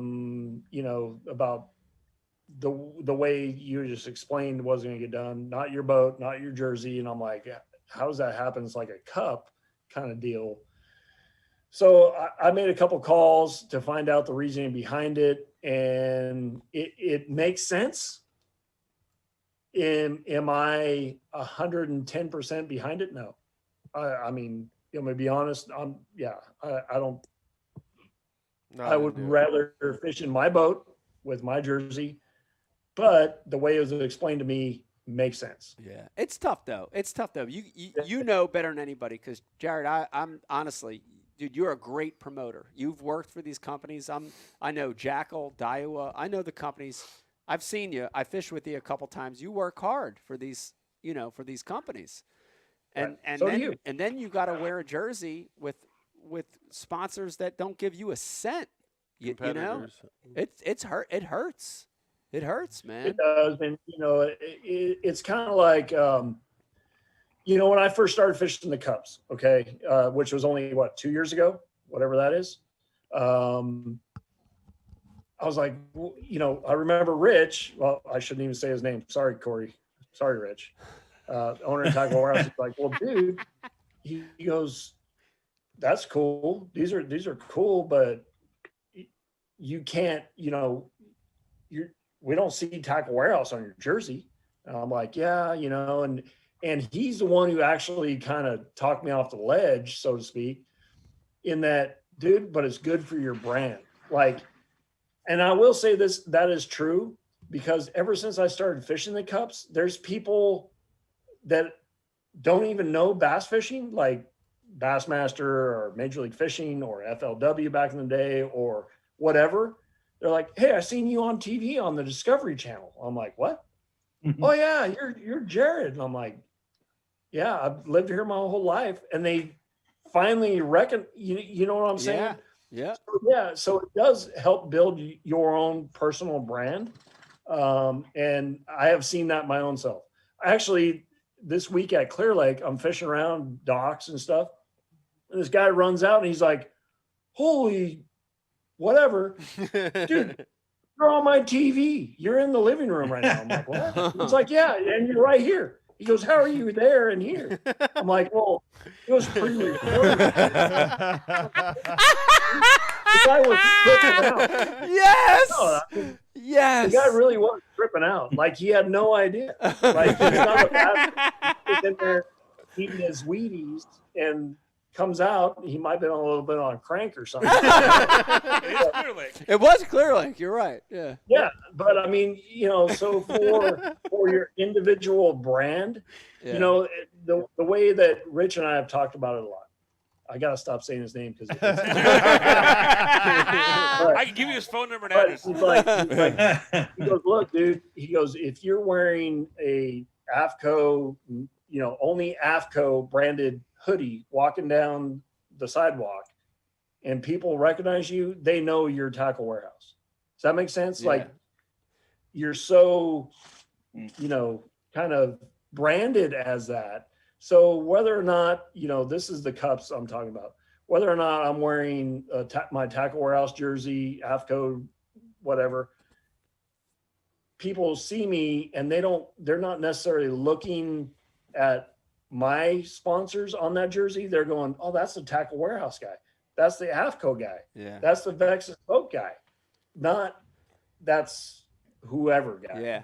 Yeah. You know, yeah. No, I see that. So I see that. And I think, you know, I don't want to be all doom and gloom, because I think the visibility that anglers are getting through other outlets, you know, AKA Discovery, AKA CBS Sports. I mean, I think that's great. And you see it, right? That guy that ran out, you know, that may be a guy that would have never, you know, he doesn't get Bassmaster magazine, right? He's not a fish head, right? I think that's great. In the same breath, I have a really hard time with getting in a boat and motor and a jersey that's not yours when you qualify for that event with your own boat and motor and jersey. Whoever makes those decisions. I have a really hard time with that. You know, like the old MLFs. Jared, you remember. The originals. It was an invite, right? Yep. Come on. We've selected you out of 300 guys that come fish this tournament. You have to get in our boat. Cool, dude. I'm in. What do you want me to fish out of? A piece of shit canoe? I'm in. Right. What do you want me to fish naked? I'm in. Right? That's different. But when you qualify through your own hard work and blood, sweat, and tears and your own equipment, I have a hard time because it is taking the sport backwards. I get what you're saying. I get what you're saying, Jared. And if I was fishing MLF and I was still mad and angry and wanting to organize the anglers, which I'm not anymore, so none of this fucking matters. You sound a little angry. I would approach Jim Wilburn personally. All 80 of you guys, I would call Jim Wilburn and say, if you're making me get in this boat in Jersey, then I should be able to wear my own personal logo. And I should be able to promote my own personal brand. I should be able to put a Jared Littner logo on this jersey and hat if you're going to make me do this. That's the truth. I agree. That's the truth. I do agree with that. Clearly, Jim Wilburn's never had to take the wrap off of a bass boat. Clearly. You know, Mike, I never thought about it like you just said. You qualified for that tournament in your equipment. In your equipment. I've never thought about it honestly like that. Yeah, that's. Well, I think I got to weigh in. Pete, weigh in, Pete. If that's the deal and you knew that going into qualification, that's the deal. You didn't know. You signed up. If they bait and switched you, if they bait and switched it, then it's different. If they switched it, it's different. Hey, PC Pete, let me stop you. Close friend. All right. PC Pete, let me stop you. They did not. I knew 2 weeks ago that I had to get in somebody else's boat in Jersey for this event. Right. Well, Mike, that's a big deal. In all honesty, is that when you finally researched that? Like what I'm saying is, because I mean, until you said that, I didn't really look at it from that point of view. But I had known about that if you qualify for heavy hitters, it's their boat, their jersey, like a long time ago. It was in the fine print. You know how the guy talks really fast at the end of the commercial? That's where it was. Yeah. I don't know. These were all great. Jared, I appreciate your honesty because these were all great philosophical questions. I love it because I'm in a different place now where I can just say whatever I want to say. And you said the same stuff then. Well, I like nothing's it. changed. I mean, I tiptoed around it before, and now I'm not tiptoeing around it as much. But it's great because Jared, you brought to light some points where, you know, it's like at some extent you deal with it to get to the next level, and I get that too. And I think maybe I'm too doom and gloom all the time, and I do appreciate the the other view of it. You know. Yeah, you know, Mike and everybody. At the end of the day, you know, as professional fishermen, what's our number one job, so to speak, is pay the bills. Well, to pay the bills, but to make our sponsors happy, to retain our sponsors, and, you know, to have a good, like, positive kind of demeanor about ourselves. Yeah. And if you're not happy fishing whatever league, whatever you're doing, then move on, you know, and I hear it, like the first question you asked me, how's the overall feeling over there? Yeah. I mean, here's the thing. No matter if we're talking fishing, if we're talking golf, if we're talking basketball, if we're talking Tackle Warehouse employees, there's always going to be some that aren't happy. Okay. Life is too short. I just lost my aunt this past week. Great person. Dude, she lived life to the fullest. Like, if she wasn't happy doing something, she went over there. She did that. Yeah. She would, you know.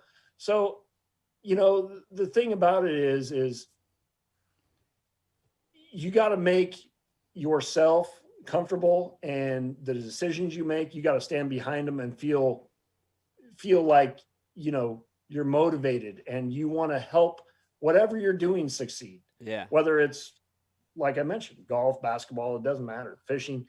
So I'm really behind Major League Fishing, and I'm really behind my sponsors. and I try to work hard and promote them. And at the end of the day, I would much rather be talking to you on Ike Live than going, hey, I got to go because I got to go deliver milk tomorrow morning at 3 a.m. So it is what it is, man. I agree. I agree, dude. I'll drink to that. I'll drink to that. Cheers to that, Jared. And I tell you, if you're living your life and you're doing something you love and you're doing something you enjoy and it was a childhood dream, it's a good thing. And you're doing that, Jared. So congratulations to that. And that's a great, great theory. Be happy, no matter what. So I like that. That was great. Hey, Lintner, you mentioned that that guy was watching on TV. Don't give any details, I haven't seen it yet, but what cup was that and where was it at, I guess, and how can they watch that? Because I want to, I've got it recorded. Don't give me any, I don't know how things shook down, but. Ike was there. Well, we won't give up the details, but it was the Patriot Cup, right? Ooh, yeah, that was a good one. Dude, you didn't watch that, Mike? No, I didn't watch it. I've got it. I remember though. I liked that tournament. That was good. I did good in a place I normally don't catch fish. Florida. Dude, you were on the first, Mike, you were on the first round, and I forget what happened. You threw something out there, and it was like your second throw, and you caught like a 3.5. And you're like, "See, I retire and I start catching big ones." Like, you believe this? Yeah. No, we both we both had a good event. Yeah, we had good events there. And that was a event of firsts for me. I caught fish in Florida. Hey, I caught frogfish. I mean, all kinds of weird shit happened. Who knows? Hey, Mike, do you remember the saying of the weekend by the end of the week? Yeah. You do? The what? Well, you kept saying over and over and over. The mantra, the saying of the weekend, the theme of the saying. week. What was it? It was the stick on. What's the stick on muff? Merkin? No. Merkin. Buy a Merkin. No, dude. Where we ended up? New sponsor, Jared? El Lago. Oh yeah, that's right. But don't give me. Belago. What is this? Just you got to watch. If you're watching and listening right now, they haven't aired the finals yet, so you got to watch and just remember, Belago. Belago. Wow, what a week that was. Jared, So when's that air? I don't know. The finals hasn't aired yet, right? No.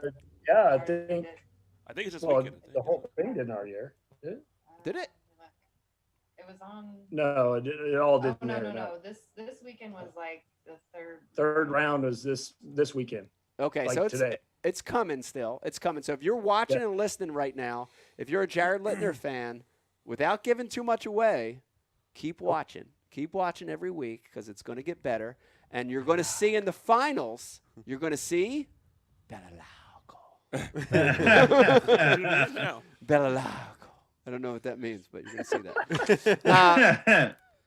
Jared, I want to thank you for coming in with us tonight and sitting down. You were definitely not a second to any other guests we had. You're always a first on Ike Live. We had you on so many times.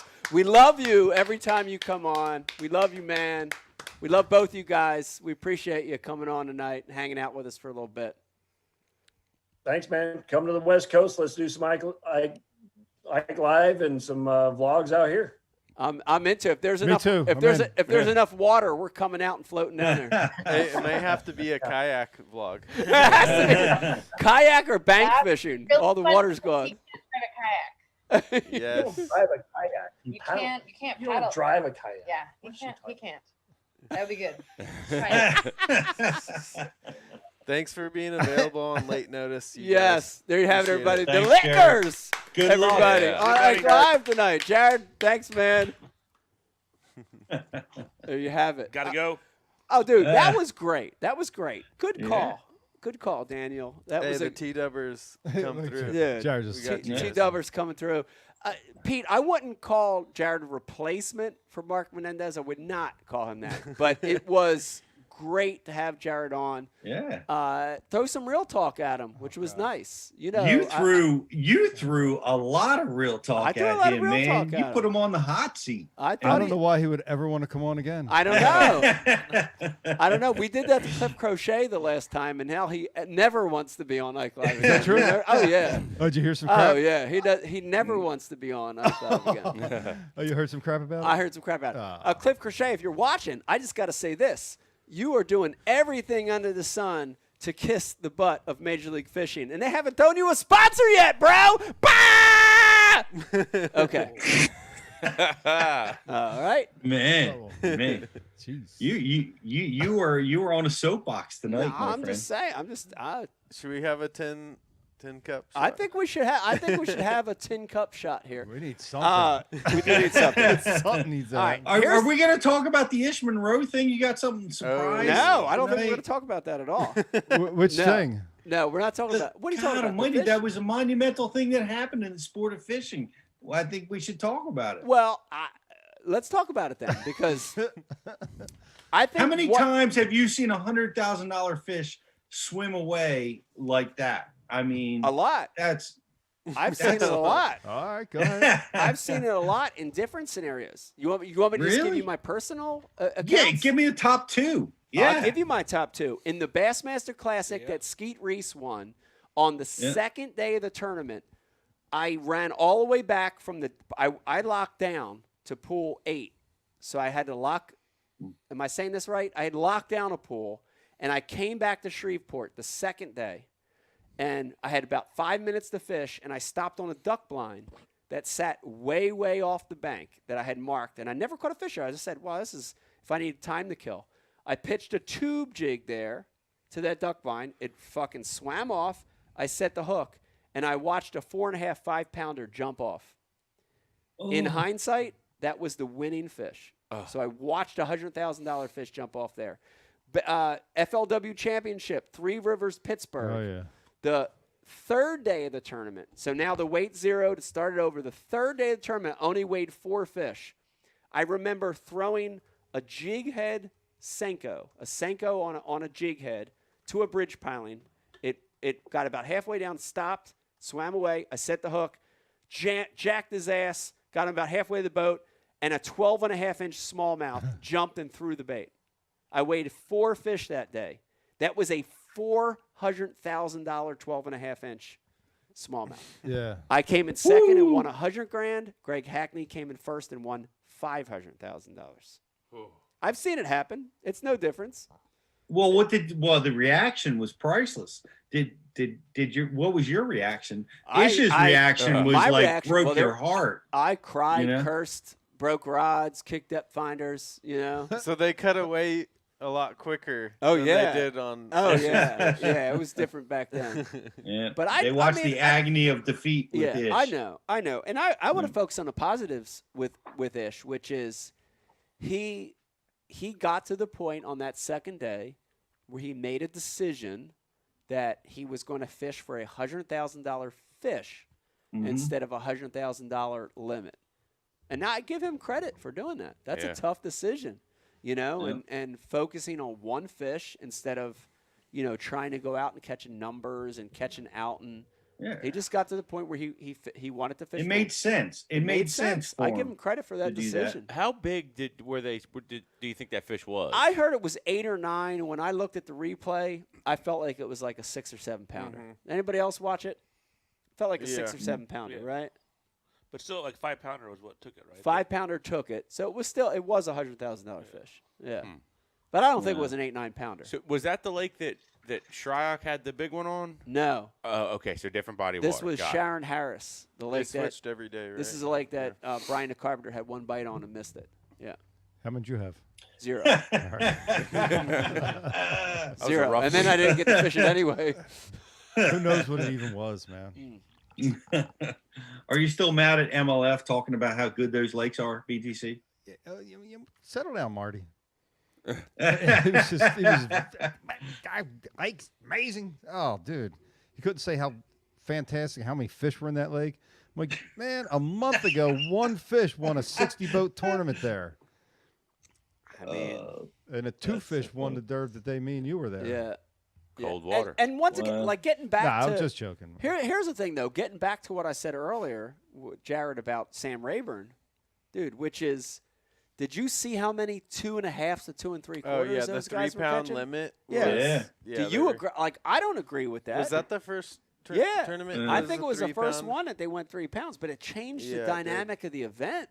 You know, who's your Sure real did, winner there? yeah. If it's a 2 pound minimum, it's probably Jacob Wheeler, right? Like who? Yeah. I don't know. I've watched a lot of guys catch a ton of 2.5 and to 2 3/4 pounders. That's ridiculous that it was a 3. I don't like it. I don't get it. I don't think it's right. You know, but It is interesting how Alton was able to absolutely dominate underneath that 3-pound barrier. yeah, You know, by sight fishing. yep, You know, where a lot of other guys were just fishing and Yeah. they might have beat him. I wonder about that. You know, could they have beat him if they'd put the limit at unlimited? You know, Yeah. just as long as what would that have looked like? Who would What's have the won? what's the minimum size on that lake?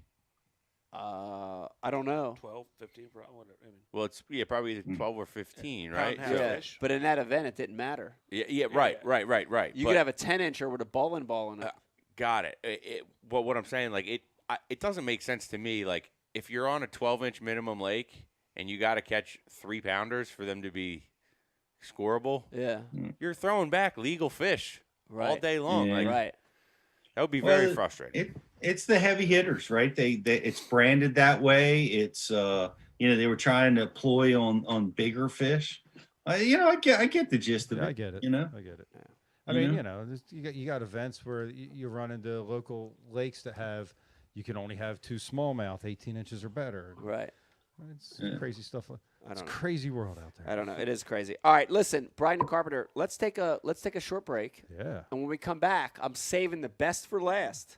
If you're watching right now, it's been a great show. Corey and Daniel from Tackle Warehouse. We just had Jared Littner on our second segment. When we come back, Brian Carpenter, the Ike Live Jeopardy contest. Ooh. Pete, this is the first one. I'm excited. I love Jeopardy. And here's the contestants: Corey, Daniel, Hey. and Pete Glusick. Oh, I'm yes. I'm game as long as I don't have to wear a Bass Pro jersey while I. You don't have to wear anything special. Hang in there with us. When we come back, more Ike Live and Ike Live Jeopardy. 4.5-inch drop shot worm. Yeah. Bama bug. Finesse jig, PB&J. Give me something hard. Hey, KVD here. Now, I didn't always know this much about fishing. 4-aught EWG worm hook. In fact, there was a time when I couldn't tell the difference between a jerkbait and a stickbait. But then I signed up for Mystery Tackle Box, the original monthly tackle subscription. And now I know more about fishing than I do about calculus. And he knows a lot about calculus. Plus, I get amazing extras like free fishing magazines. October 2016.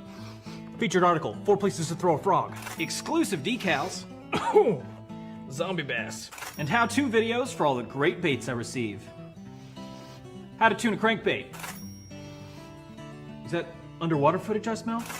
I got goosebumps. So if you're looking to develop enhanced fishing abilities like me, or you just like getting new tackle every month, go to mysterytacklebox.com and get your box today.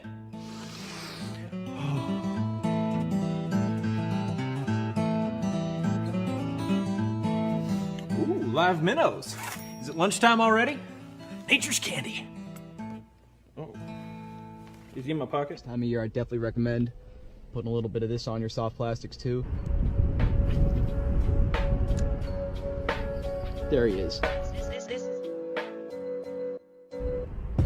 Another one. Next cast. And that would be number 6. I'm addicted. I'll admit it. I'm straight addicted. This might be bigger. You think so? Yeah. Feels bigger. I haven't even seen this thing yet. It doesn't want to come up. Don't break me off the rocks. Oh, it's a... Oh! 27-incher. He caught it. 28. Oh my god, that's such a healthy fish. Look at this size.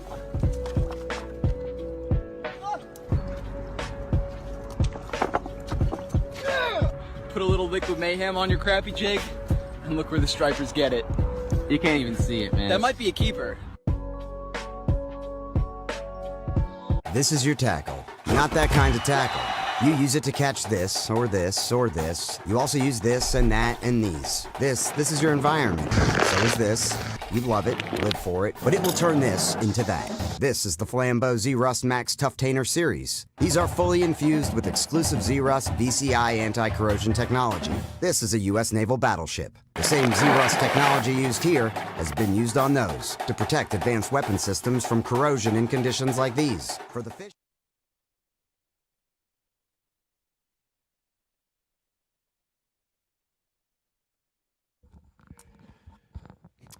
Hey, everybody. Welcome back to Ike Live. I hope you're having a wonderful Sunday. I know we are. Man, we've had a great show thus far. Corey and Daniel from Tackle Warehouse joining us live in studio today. What an amazing deal.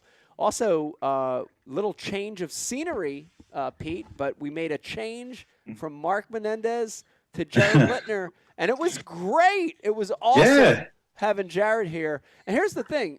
Brian Carpenter, we'll get Mark Menendez on. We'll put that as – because I definitely want to get him on a full show.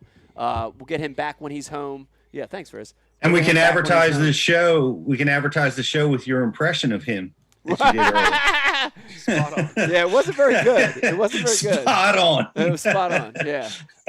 But it's been an awesome show. Want to thank you for watching tonight. Let me remind you, if you're watching over on social media, like and share the feed. I don't even think we have a Facebook feed tonight, but screw Facebook. Screw Facebook. All right, forget YouTube, about that. right? YouTube, right? Yeah, like and share it, and maybe we'll give it to you. Now we're gonna give somebody on YouTube that Ike Live gift bag tonight. Guys on YouTube, let's see some comments. Say something good. Make fun of us. Yeah, make fun of us on YouTube, and you get a chance to win that bag. Yeah. Also, But Brian Carpenter. But if I don't like it, right, it's your ass. Right. Also, Pete, I want to tell you this. We are doing a trivia question tonight. Yep. And we are giving away a 6-month Mystery Tackle Box subscription. Yes. Whoa. 6 months. Wow. 6 months. That's very big. cool. And we're going to do that at the very end. So if you're watching, hang in there. Gives you motivation to hang in there to the very end. Also, we're doing I noticed we have a little tin cup. Yes. Tin cup shot poured here. Jen, you want one, I Corey? don't see a shot. Hold on. Oh, wait, hold on a second. We're going to wait. We're going to wait for Corey to get a shot here. Can we enter the contest too, or this 6-month deal, or what's No. And contestant. I don't know the answer yet. Maybe. You do. Oh, you do? I do. Oh, yeah. All right. Okay. Uh-oh. Participants in here in apologize, studio by the Tonight way, Show dude. are not eligible. For what? For the Out of your hands. yeah. No, can't give it away. All right. First of all, want to do a toast real quick. You're drinking a little tin cup here. 10 year, baby. First of all, want to thank you guys for being supporters of the show and being friends. Yeah. Being friends of us. Honestly, that's important because, dude, the industry is loaded with these weird, unpersonal relationships, and this means a lot that you guys are our friends. So thank you. Agreed. Cheers to you. Cheers. Tack Warehouse. And Yes. free shipping. And free shipping. Yes, we love the free shipping. And your discount. Oh. Yeah, Hey shout now. out to that discount. Hey now. Hey now. Come Hey now. on with that.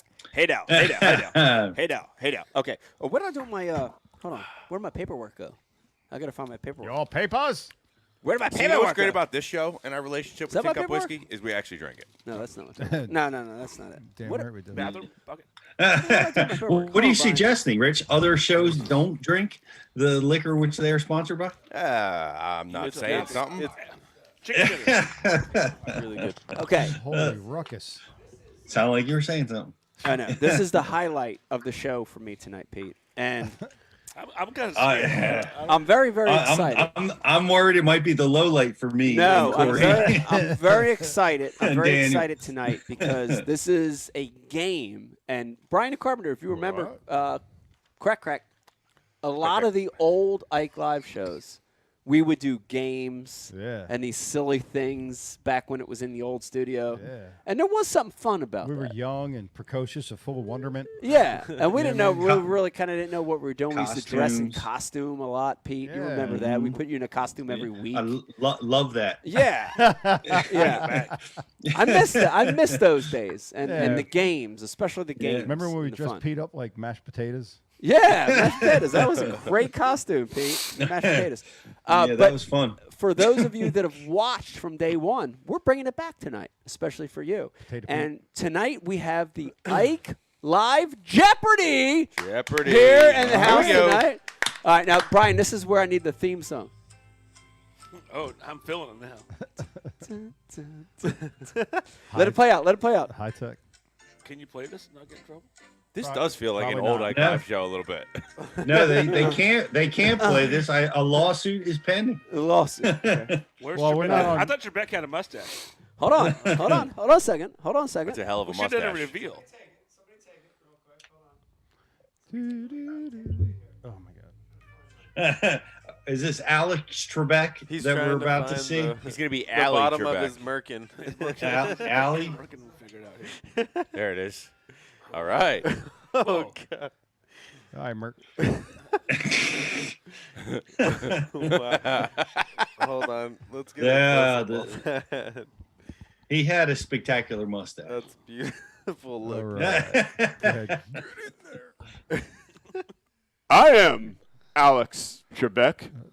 Welcome to a new Ike Live Jeopardy. Playing tonight, we have 3 amazing contestants. The first one joining us all the way from California, the brother of Sean Connery, Corey Connery. Everyone. Thank you. I can't do a shot. Impersonation. Come on. You gotta give me a heads up for when Corey Connery. Corey Connery. Connery. Also, You gotta do the also joining us all the way from the West Coast, the brother of Burt Reynolds, Daniel Reynolds. Give me Daniel. one of these. Yeah. Daniel's getting his mustache. Daniel Reynolds. Daniel?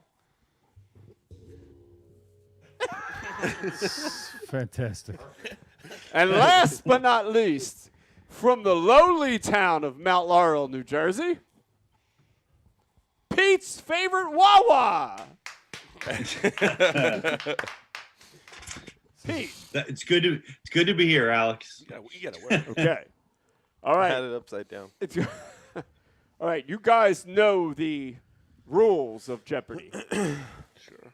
We're going to give you categories, and we're going to have you select categories. And since Pete's favorite Wawa is the higher in points, Pete, you get the choice of categories. We're starting tonight's show. Pete, you have positive $69.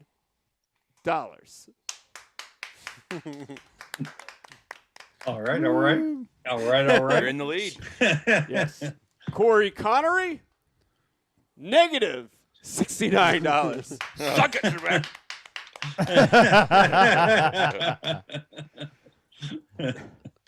And Daniel Reynolds, negative $2,733. Damn it. Now, how did we're jumping in the middle of the game here? We already have From values. Yesterday's. Okay. The categories are top selling baits of all time,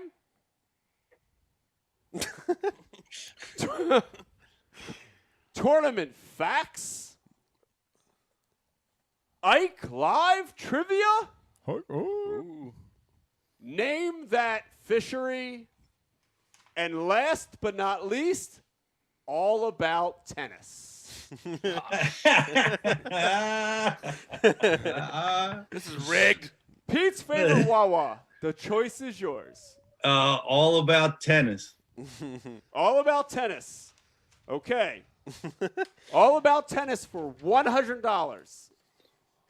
And by the way, guys, here's how we're going to work this. Since Brian the Carpenter sucks as a producer, we don't have the clickers. Well, what clickers? Well, we need a clicker to see who answers first. We're going to do a... Mike just came back for 1 second. Yeah. He literally told me about this like an hour before the show. As I was driving your guest home from fishing. The way we're going to do this is a show of Ungrateful hands. piece of crap, you. And Rizzo, you're going to be our official judge. I got my buzzer ready. You have a buzzer? All right, fart noise or show I got a of fish hands. whistle. All right, that'll work. Fish whistle. There you go. Daniel Reynolds, do you have a way to signal? Do we have our little fart machine up there? Where's our fart machine? Top drawer. Pass it over. Give that one to Daniel Reynolds.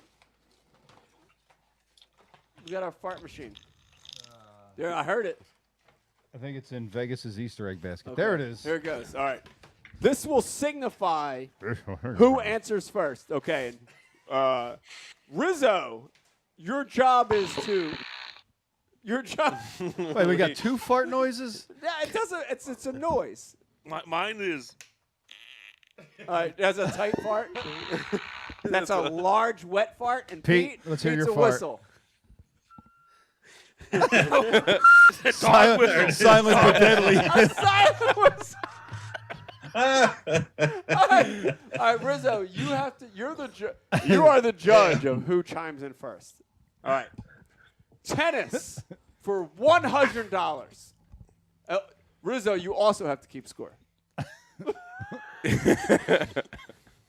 Tennis for $100. Yellow tennis balls were used for the first time in Wimbledon. In what year? 1959. That is false. 1959 is wrong. You're now negative 160. Don't worry about it. We got the score. 160. We got the score. Okay. Yellow tennis balls were used for the first time in Wimbledon in what year? And remember, guys, Mike, you have did to you give me state- the answers on this sheet? Yeah. Remember, you have to state it as a question. Oh, shit. 1936. Where's the answer? 1956. 1986 or 2000. Pete? What is 1936? Incorrect. 56. Incorrect. What was it? All you're wrong. 1986. Yellow tennis balls were used at Wimbledon for the first time in 1986. Are you serious? Wow. What is this? What color were they before? I don't have no idea. Blue. They were blue. Okay. Where are They're pink. Yeah, blue balls. Tennis for $200. Should have got that. The fastest server in women's tennis history Women's. is Pete. Serena Williams. Serena Williams is correct. I don't see that as an option, Mike. I see Serbia Williams. No, Serbia Williams is correct. Serbia Williams. Pete, you won $200. Okay. All right. Tennis for $300. What famous tennis court is the only one that is still played on grass? That is Flushing Wimbledon. Meadows. What is Or Wimbledon? What is Flushing Meadows? Daniel, what did you No. say? I see Pete. What is Flushing Meadows? Flushing Hold Meadows. on a second. No. Flushing Meadows is incorrect. To Mr. Gluzak. I blew my whistle. What is Wimbledon? Wimbledon is correct. Oh my God! Rigged. Whoa, Pete! You really I'm gonna are run in his head. I'm going to run this category, Trebek. $300 for Pete. Write this down. Okay. Come on. One way to fix it. Tennis for $400. The modern game of tennis originates from early Roman times, 12th century France, Slavic countryside in the 1890s, or Pete's sophomore year at Rutgers.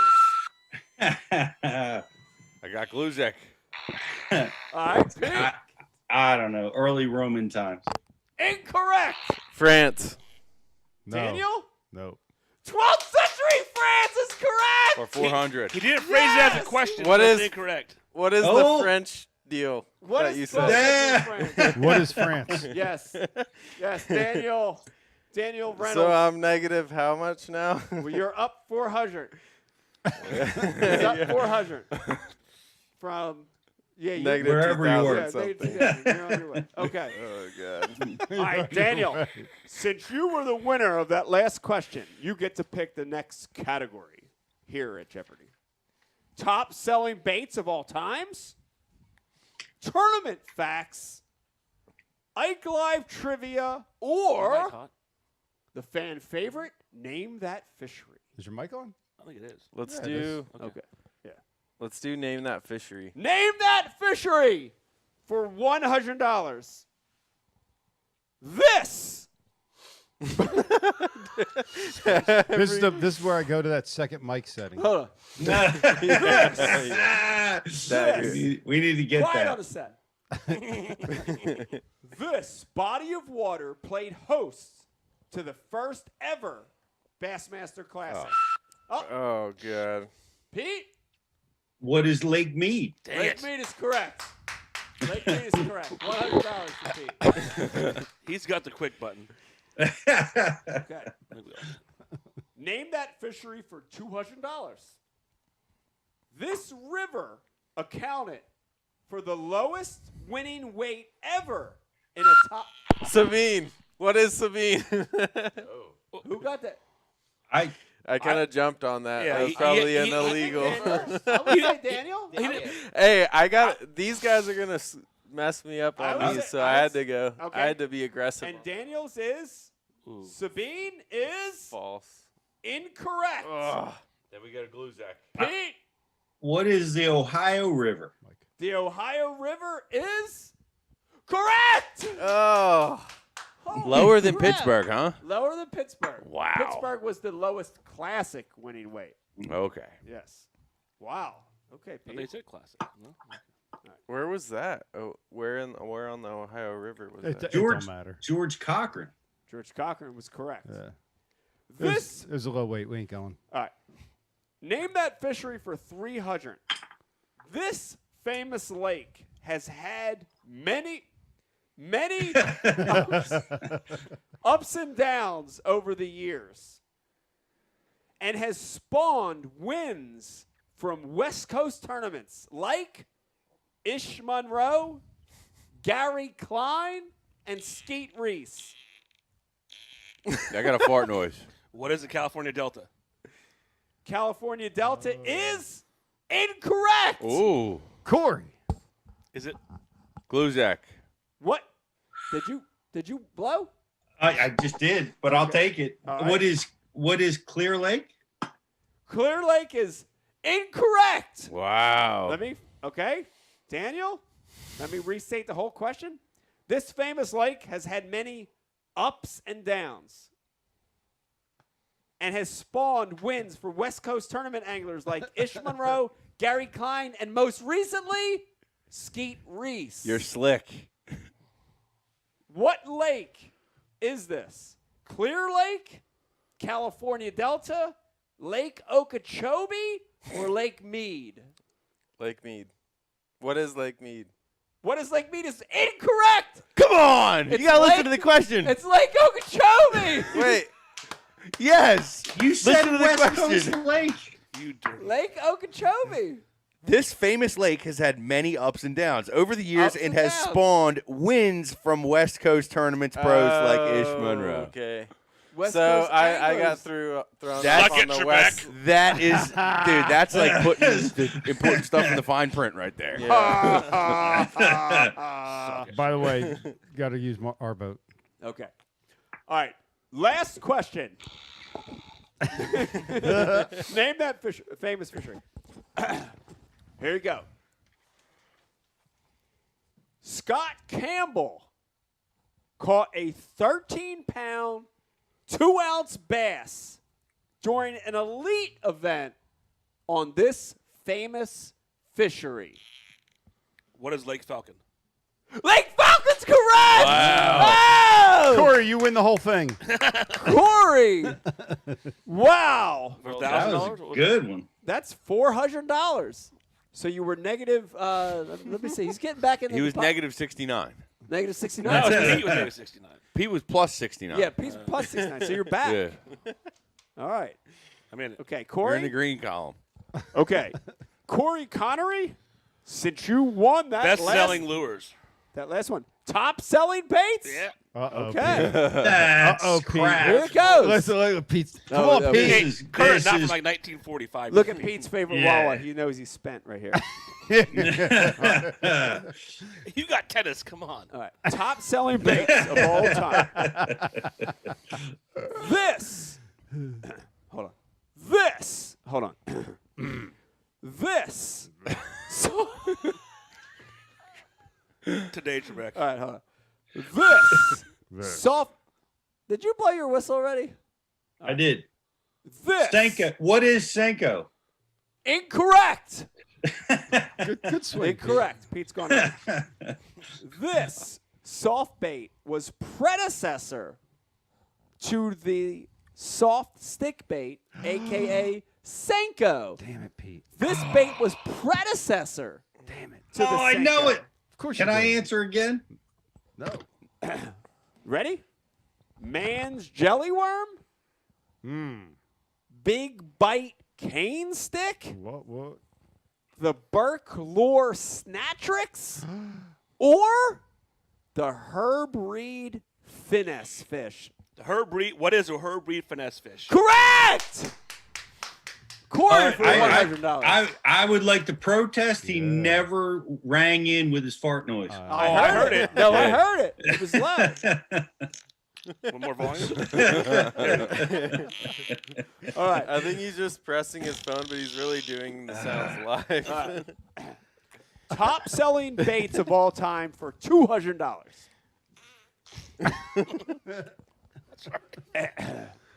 After Randy Howell's win at the Bassmaster Classic, this bait sold out from Tackle Warehouse in exactly 3 hours and 45 minutes. Corey? Hey, come on, I was DT6 first. Red Demon. Oh, correct! Whoa. What is the Rapala Demon DT6? Correct from Corey. I was whistling Corey before the Connery. question was out of your mouth, Trebek. Correct. We didn't hear Your the whistle's whistle. not loud enough. We didn't hear the whistle. That's crap. You need a fart machine. By the way, the other answers were Blakemore Roadrunner, Livingston Lure Howler, or Shitty Senko. Were the other answers. Senko. Shut the suck off. Okay. Senko. All right. Top selling baits of all time for $300. The plastic worm has probably caught more fish Probably. than any other bait ever invented. What plastic worm is the top seller at Tackle Warehouse? Daniel? I think Daniel on that one. I think Daniel. Straight Daniel? tail robo. What is straight tail robo worm? What is Do we need colors? Or what is just no? What is straight tail robo is correct. Correct. Correct. I want to Daniel. replay on the buzzer. I want to judge on that. For $300. This was a tough one. The other answers were Berkeley Power Worm, Z-Man TRD, or Trick Worm. All top sellers. What was Tackle Senko Worm. in there? Regular plastic worm. Regular plastic worm. Senko stuff stick bait. Okay. Yeah, this is weird, Trebek. Top selling baits of Next all one. time for $400. This bait, invented by Ron Davis of Greenwood, South Carolina, Ron Howard. has went on to sell in the millions. What? and has resulted in multiple tournament winnings since that time. Brian Thrift. What is here are the Pete's selections. dialed. Whopper Plopper, He's ready to go. Come on, Pete. Gulp, Chatterbait, Pete, or I got the fart noise. What is the chatterbait? Ron Davis of Greenwood, South Carolina, invented the chatterbait. Yeah, Correct. nice. Correct. Come on, Good Pete. I was going to guess it right away. But Good I was man. scared. We've had Brian Thrift on telling that story. Yes. Yes. Ron Davis. Pete's, okay. Pete's shook right now. Pete shook because he had the early lead, and Corey's catching him now. All right. My button's not working. That's what she said. Oh, Jared's feeding me answers. All right. Oh, what? Jared's. All right, Jared, keep him coming. He's still watching. That's awesome. Mark Menendez is too, but I won't get him till tomorrow. Shout out to Texas. He's in Texas. All right, Corey, the last remaining. This is you got a chance to catch up now. Okay, all right. The last remaining categories: tournament facts or Ike Live trivia. Tournament facts, Ike Live trivia. Or Ike Live bullshit. I think the Ike Live bullshit would be better for Pete, so I'm going to pick tournament trivia. Okay, I mean, tournament trivia. Come on, Pete. Tournament facts and trivia. he still got me here, I think. Come on. Okay, for $100, he was the youngest angler ever to win the Bassmaster Classic. I got Pete on that one. Stanley Mitchell. The choices were Bobby Murray, Brian Kerschel, Jordan Lee, or Stanley Mitchell. Pete is correct. Stanley Mitchell. Right. At 23 years old, if I'm correct, Pete. Is that right? I don't know. Was he that old? No, I don't. 20 was he a something. I thought he was a teenager. No, he's 20. Okay. Stanley Mitchell is correct. For $200 under tournament facts. This angler was the only angler in tournament. Your mustache sucks, Trebek. This angler was the only angler in tournament history to pawn his Bassmaster Classic ring and trophy. Oh, Pawn. Oh, Pete. Who was Bob? Time's up. Can we have the questions, please? Yeah. Time's up. Disqualified. I can't get his last name right now. Disqualified. He was the only angler in and fishing history to pawn his classic ring know it and now. trophy.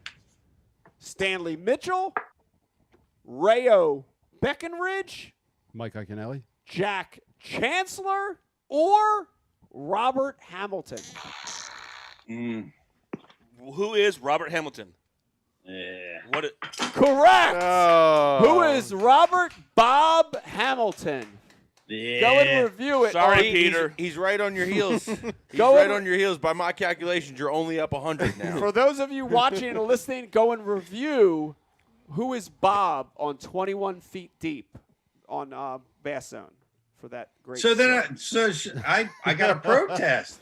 I should get that answer. Who is Bob? Is the name of the show? For crying out loud. Incorrect. Was his name Bob? What about Bob? Robbert. Bob Soley. What about Bob? Hey, Bobby. Hey, Bobby. Tournament facts Nicely for done. 300. Come on. Roland Martin. Sorry. Oh, he does like farts. Squeezed out. My Makes leaks. sense. Roland Martin is an icon of professional bass fishing with 19 top-level tour wins. Where did his latest win come from before he retired? Lake Okeechobee, Douglas Lake in Tennessee, Lake Champlain. Corey? What is Lake Come Champlain? on. Lake Champlain is incorrect. Oh, Pete. Lake Champlain or Blues X. Oh, Pete. Whatever you say next. No. That's my answer. Incorrect. What is Douglas? What is Douglas? Is incorrect. Or the Connecticut River. That was the last one. What is the Connecticut Connecticut River is correct, but you guys are disqualified. No one gets 300 for that one. Shit. All right. I got to protest again. Tournament. Come on. Tournament facts for 400. This angler was famously disqualified Mike Iaconelli. from a tournament after doing donuts around Boyd Duckett. Pete? Around Boyd Duckett? No. This angler was famously disqualified for doing donuts around Boyd Duckett's boat. I only know one that was disqualified for that, and that's who is David Dudley. David Dudley's incorrect. For my other two Dudley did competitors, donuts? this angler was famously disqualified from a tournament after doing donuts around Boyd Duckett's boat. Chris Zaldane? Nope. Kyle Fox? Sounds right. Kevin Langle? Bam. Or Carl Jacobson? Who is Carl Jacobson, mate? Incorrect. Come on. Who is Carl Who Jacobson? is Incorrect. Kevin Langman. Kevin Or Landrell? Lander, whoever. Kevin Landrell Kev. is Kev. correct. Kev. Daniel for 400. Wow. I never heard this story. Daniel just made a charge into the lead with that. Daniel's sneaky. He got 2 400s in this game. Wow. Right now. Hundos. Wow. All right. I dispute the But signal I was minus calling, the 2,000 at the scorekeeping. start. So how's he in the lead? Well, I don't know. The sun comes up, the sun goes down. You guys are all within 100 of each Jersey other math right skills at its best. Here it goes. All right. Shout out to Tin Coat. All right. Little bit of So, this. last but not least, we have Ike Live Trivia for the win, guys. Ike Live Trivia. And I know all you guys have been a fan from the show from day one, so here we go. Come on. The first I want to be a official, part of this. the first official Ike Live guest ever was Brandon Pete. Who's that? It was Trent Cole. Trent Cole's correct. Wait, what? Wait, no, hold on. Text it to me, B. What? Is No. that not correct? Text Hell it to no, me. it ain't Hold on a correct. second. I have. Hell no. Let me give you the list. Brandon Polinick, Wait, what guests you talk about? first official Ike Live guest ever. Brandon Polinick, Ed Bassmaster, Jerry McInnes, or Trent Cole. First of all, Ed Bassmaster was on the very first show in studio. So if you're going to go in studio, it would be Ed Bassmaster. But if you're going to go No. first guest, it's fucking Randy Howe. You should text What me is second- Randy Howe? Who is Randy Howe? I already got it. All right, nobody wins that one. Who win that. is? None Brian of wins those that were one. the Brian wins answers. that. Round of applause, everybody. People on YouTube, stand up. Yeah, people You get this. Brian has 100. Brian donates points to me. Ed Bassmasters was a co-host. Trent Cole's the answer, I dude. thought it was Trent Just Cole. Trent You Cole know. was like show 3 or 4. Okay. Randy Howe was like the second show. The very first show, we had no guests. We had Mark Jeffries in studio. Yeah. We had Ed Bass come in, piss Mark off. Yeah. Second, Yeah, and then you went well, to the Classic. You came back from the Classic. We did the second show. Randy Howe came on and completely took the whole show hostage. That's We right. didn't know how the hell to handle I it. He remember just that. kept talking Yeah. and talking, and I we just remember stood that. there. Yeah. We were glazed over. Riz, blocked it blah, up. blah, blah, blah, blah. Give me the points. All right. Nobody Give me gets the Answer Randy Howe, bro. Suck it, Pete. All right. That's Ike, a wash. all right. Ike Live Trivia I got that. for 200. I'm in the lead. Ike Live has had many Halloween specials over the years. Which one of the following was not portrayed by the crew? Anchorman? Famous wrestlers? Star Wars? Or the Brady Bunch? Who is the Brady Bunch? What is the Brady Bunch? No. Correct. Correct. Who is the Brady Bunch? Is correct. The correct answer is always the fourth one, Mike. Did you notice that you did that? He did third answer on the last one. That's not true. The last one was wrong. Last True. one was wrong, but that one is that one is true. You are correct. All right. I am. I have Corey. We have a tie. You are correct. We have a two-way tie. Corey between and Corey Pete. and Daniel. Oh, Corey and Daniel. Two-way tie. Pete's back by 100. Suck it, Pete. This next question's Ike huge. Live trivia for 300. Pete, this is your chance. This Ike Live guest was famously given a polygraph test by Stormtrooper. Gluzak. Pete? Jacob, who is Jacob Wheeler? The potential answers were Boyd Duckett, Dustin Connell, Adrian Avina, and Jacob Wheeler. And Pete, you're correct. Jacob Wheeler. What does that put him at? I think Pete's up by 100 or is it 200? 200. He's Pete's up by 2. damn. But here's the good news. Here's the good news, guys.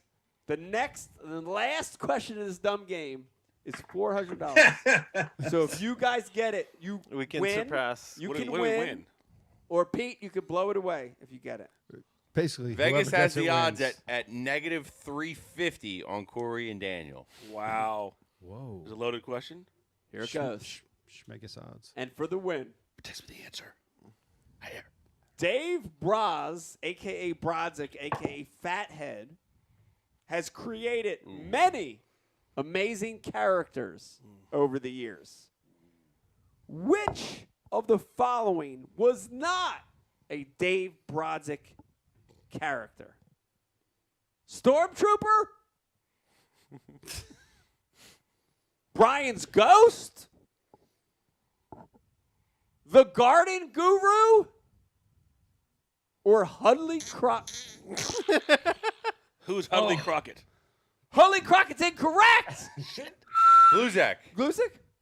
Garden Guru. The Garden Guru is correct! And we have a winner! Rigged. Give us the theme song, Brian. Don't play that theme song. Don't play it. Damn it. You gotta come here to collect your prize, which is a full bottle of Captain Morgan.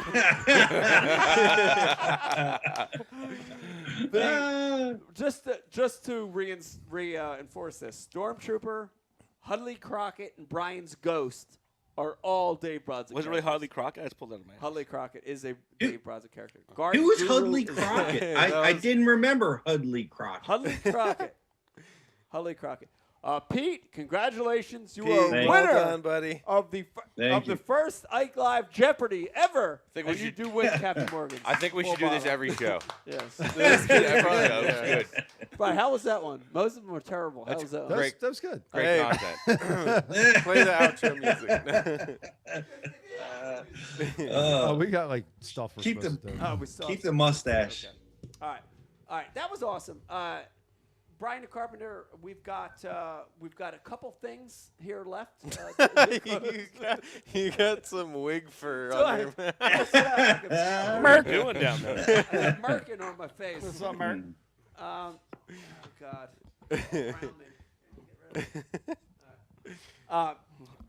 That was fun. Dude, what a fun show! What a fun time. We've had a great show tonight. Amazing. We got a few. Amazing. Squatch Hunter says that every time we say Boyd Duckett on the show, we should have to take a shot. Brian's like, yeah, no problem. Let me get caught up. Brian's saying right. Few Just housekeeping give us another things to reason. Catch up with Brian. What do we got? Shot. Okay.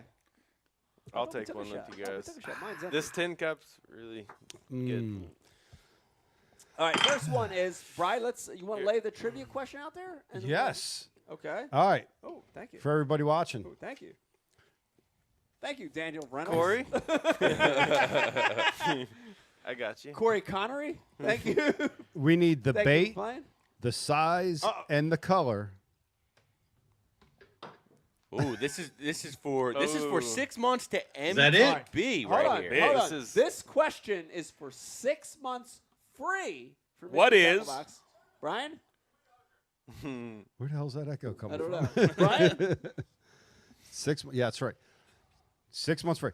What bait size of the bait, length, weight, whatever, and color, did Corey get sawed off by a massive muskie? Massive.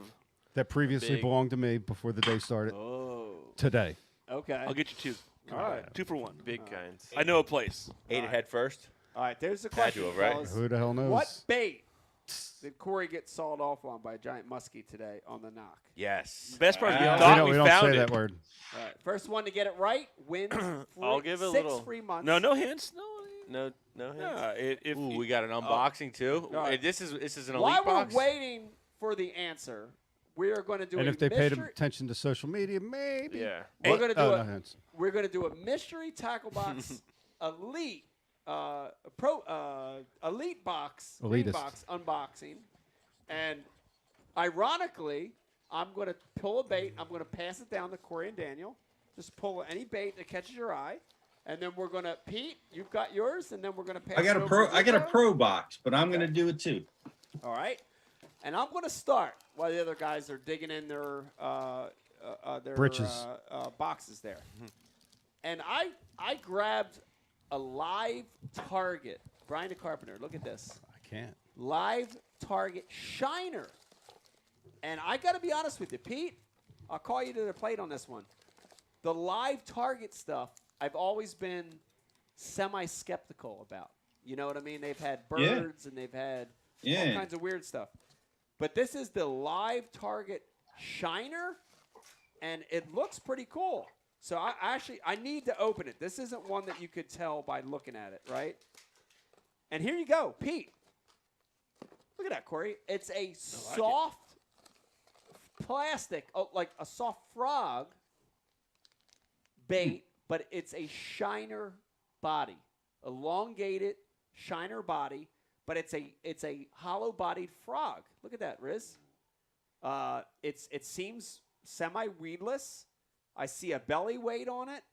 I could see this working in places with shad or herring. It's pretty collapsible. I like What's it like? Walk the dog, or does it like buzz like a toad? I can't see. It says, let's see. Get in tight here. I'll get that to Brian the Carpenter here in a second. Nope. I'm busy. It says it's a surface bait that has a subtle side-to-side walk, Pete. You're right. Okay. You're correct. And it's got a shad and shiner profile and look to it. So there you have it. Live target shiner. Okay, Corey, what do you have? You find something I've got in the there? Randy Howe Livingston. Oh, sorry. Wow. Is that really? Yeah. That's who you're throwing. Right? Is that the howler? The DT Demon. That's right. Oh, Livingston. Yeah. It's a howler. Howler. It's a Randy Howler. No. Wow. I've got the Janko CD7 medium diving crank. Okay. I think it's good for right now out here. You know, pre-spawn, cool looking bait. That the pre-spawn, one of the most popular colors you probably can't get in most baits right now. Red bait. The red bait. Looks like about a 6 or an 8 footer. Yeah, 600 8 footer, probably 600 to 400 feet. But most importantly, it's got the VMC hooks on there. Yeah. VMC hooks on that bait. Very nice. But big Like fan of crank approved? and a pre-spawn right now. It's a cool little crank. Yep. Good color. Haven't seen these. Yeah. California Delta color. Shout out to Randy Howe. Yeah. Shout out to Randy Howe. Daniel, what'd you pull out? I've there? got the Yozuri knuckle bait. Whoa. Yeah. Brian the Carpenter. Look at that. It's a moose knuckle. You guys know about this one? A hybrid. I would call. What would you call that? A hybrid spinner bait. Yeah, kind of a slash- spinner bait, but it's got this little ball that kind of gives it an erratic action. It's let's There's see. a video on Tackle on there on the product page. I'm trying to read the description of this, but it's all in Japanese, so Hey. I have to have a translator. Hey. Okay. Hey. All right. I like that Yozori. And once again, Pete Glusick, you know this. I always tout the boxes. One of the things I talk about is putting baits in your hand that you might not normally buy on your own, right? Like when you want to buy something, you go to Tackle Warehouse and you order what you need, what you use, right? And they got it. And they have it. But the nice thing about this MTB box is I might never ever buy that thing. It's kind of weird. Expand your even horizons. that, I might not buy a Janko. Right. But it expands your horizons. Same thing with this little shad live target shad. What is Yeah. it? Live target. Is that a topwater? It's a hollow body frog, like kind of cool. All right, Pete, let's go to you. What do you got, Pete? Man, I'm great, working Pete. on mine. I'm doing a dual deal. Look at this. Oh wow. It's it looks like it's a jig. That looks boring. What is It's it? I got the bump cap. It's a screw lock jig head. Which What'd is- you put on there? I put on a plasma Black Seiko, tail. 5-inch. This is a plasma tail. Nice. I in order to insert it on the jig head, I had to take off my black Senko. Nice. But Keep this- stroking that. Who makes that? Who makes the plasma tits? Biospawn. Oh. Pete, is it true that your Biospawn obsession with the plasma Black Seiko started in Alabama back in the day when you micro traveling? No, No. it's not true. Did you say micro traveling? Micro. I never heard of micro. It's like little. It's like going to the store. Yeah. It's like living Short off the travel. grid. Yeah. Yeah. You're micro traveling. You're off the You're grid. just going to the mailbox. Yeah. I like we that, through? Pete. Are we through? Yeah, I like that. No, Sorry, no. no. It just honestly, Reaction Innovations had an amazing screw lock jig head that Andre doesn't make anymore, and it's very difficult to find a good replacement for it. But this one looks interesting. Yeah. You know? Andre's not worried about So, yeah. making any of that money or anything. He's got his own problems. What do you mean? What's his problem? I don't know. His wife. Riz, what do you got? I got a live target, yearling Alevin, and if you see, there's a picture back there. It's 3 steps: bait ball, fish sees bait ball, and they eat the bait ball. So, I mean that's all there is to it. And what I love That easy. What I love about this jerkbait is that it has a lot of eyes on it, and fish. I feel like when there's eyes, they get some flash there. Yeah. They key in on that, and we've been dealing with some cold front conditions. I need to slow things down. I'm going with a live target jerkbait. I mean, why would I eat one bait when I can eat 10 baits? Right. That's what a fish thinks. It's like an A-rig and a jerkbait. Right. Yeah, exactly. A-rig jerk bait. Exactly. Combined. It's the cheat code. There you go. Up, Nice up, down, down, left, right, A, B, select. Nice one. Nice one, Rizzo. Brian the Carpenter, what do you got? I got some soft plastics. All right. Ooh. Yeah, that Excite. Where the fuck? That thing's dope, dude. What is that? It's just the crawl. Excite baits. It's not Raptor just a tail. Chunk. What? Let me Throw see it this one way. of those. Yeah, it's not just a crawl. Here, my shoulder's shot. You Does throw it, it. sniff it? Does it smell good?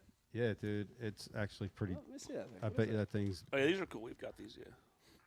Oh, that's kind of cool. Oh yeah, That's that good would look- go looks perfect good. on the micro jig, right? Yeah, or the that's a good. mini jig, Mini right? flip. Mini flip. Big up mini flip trailer. That's a good trailer. Looks good. Should we take this? Yeah, Mike. I do too. Oh. Oh yeah. Yeah.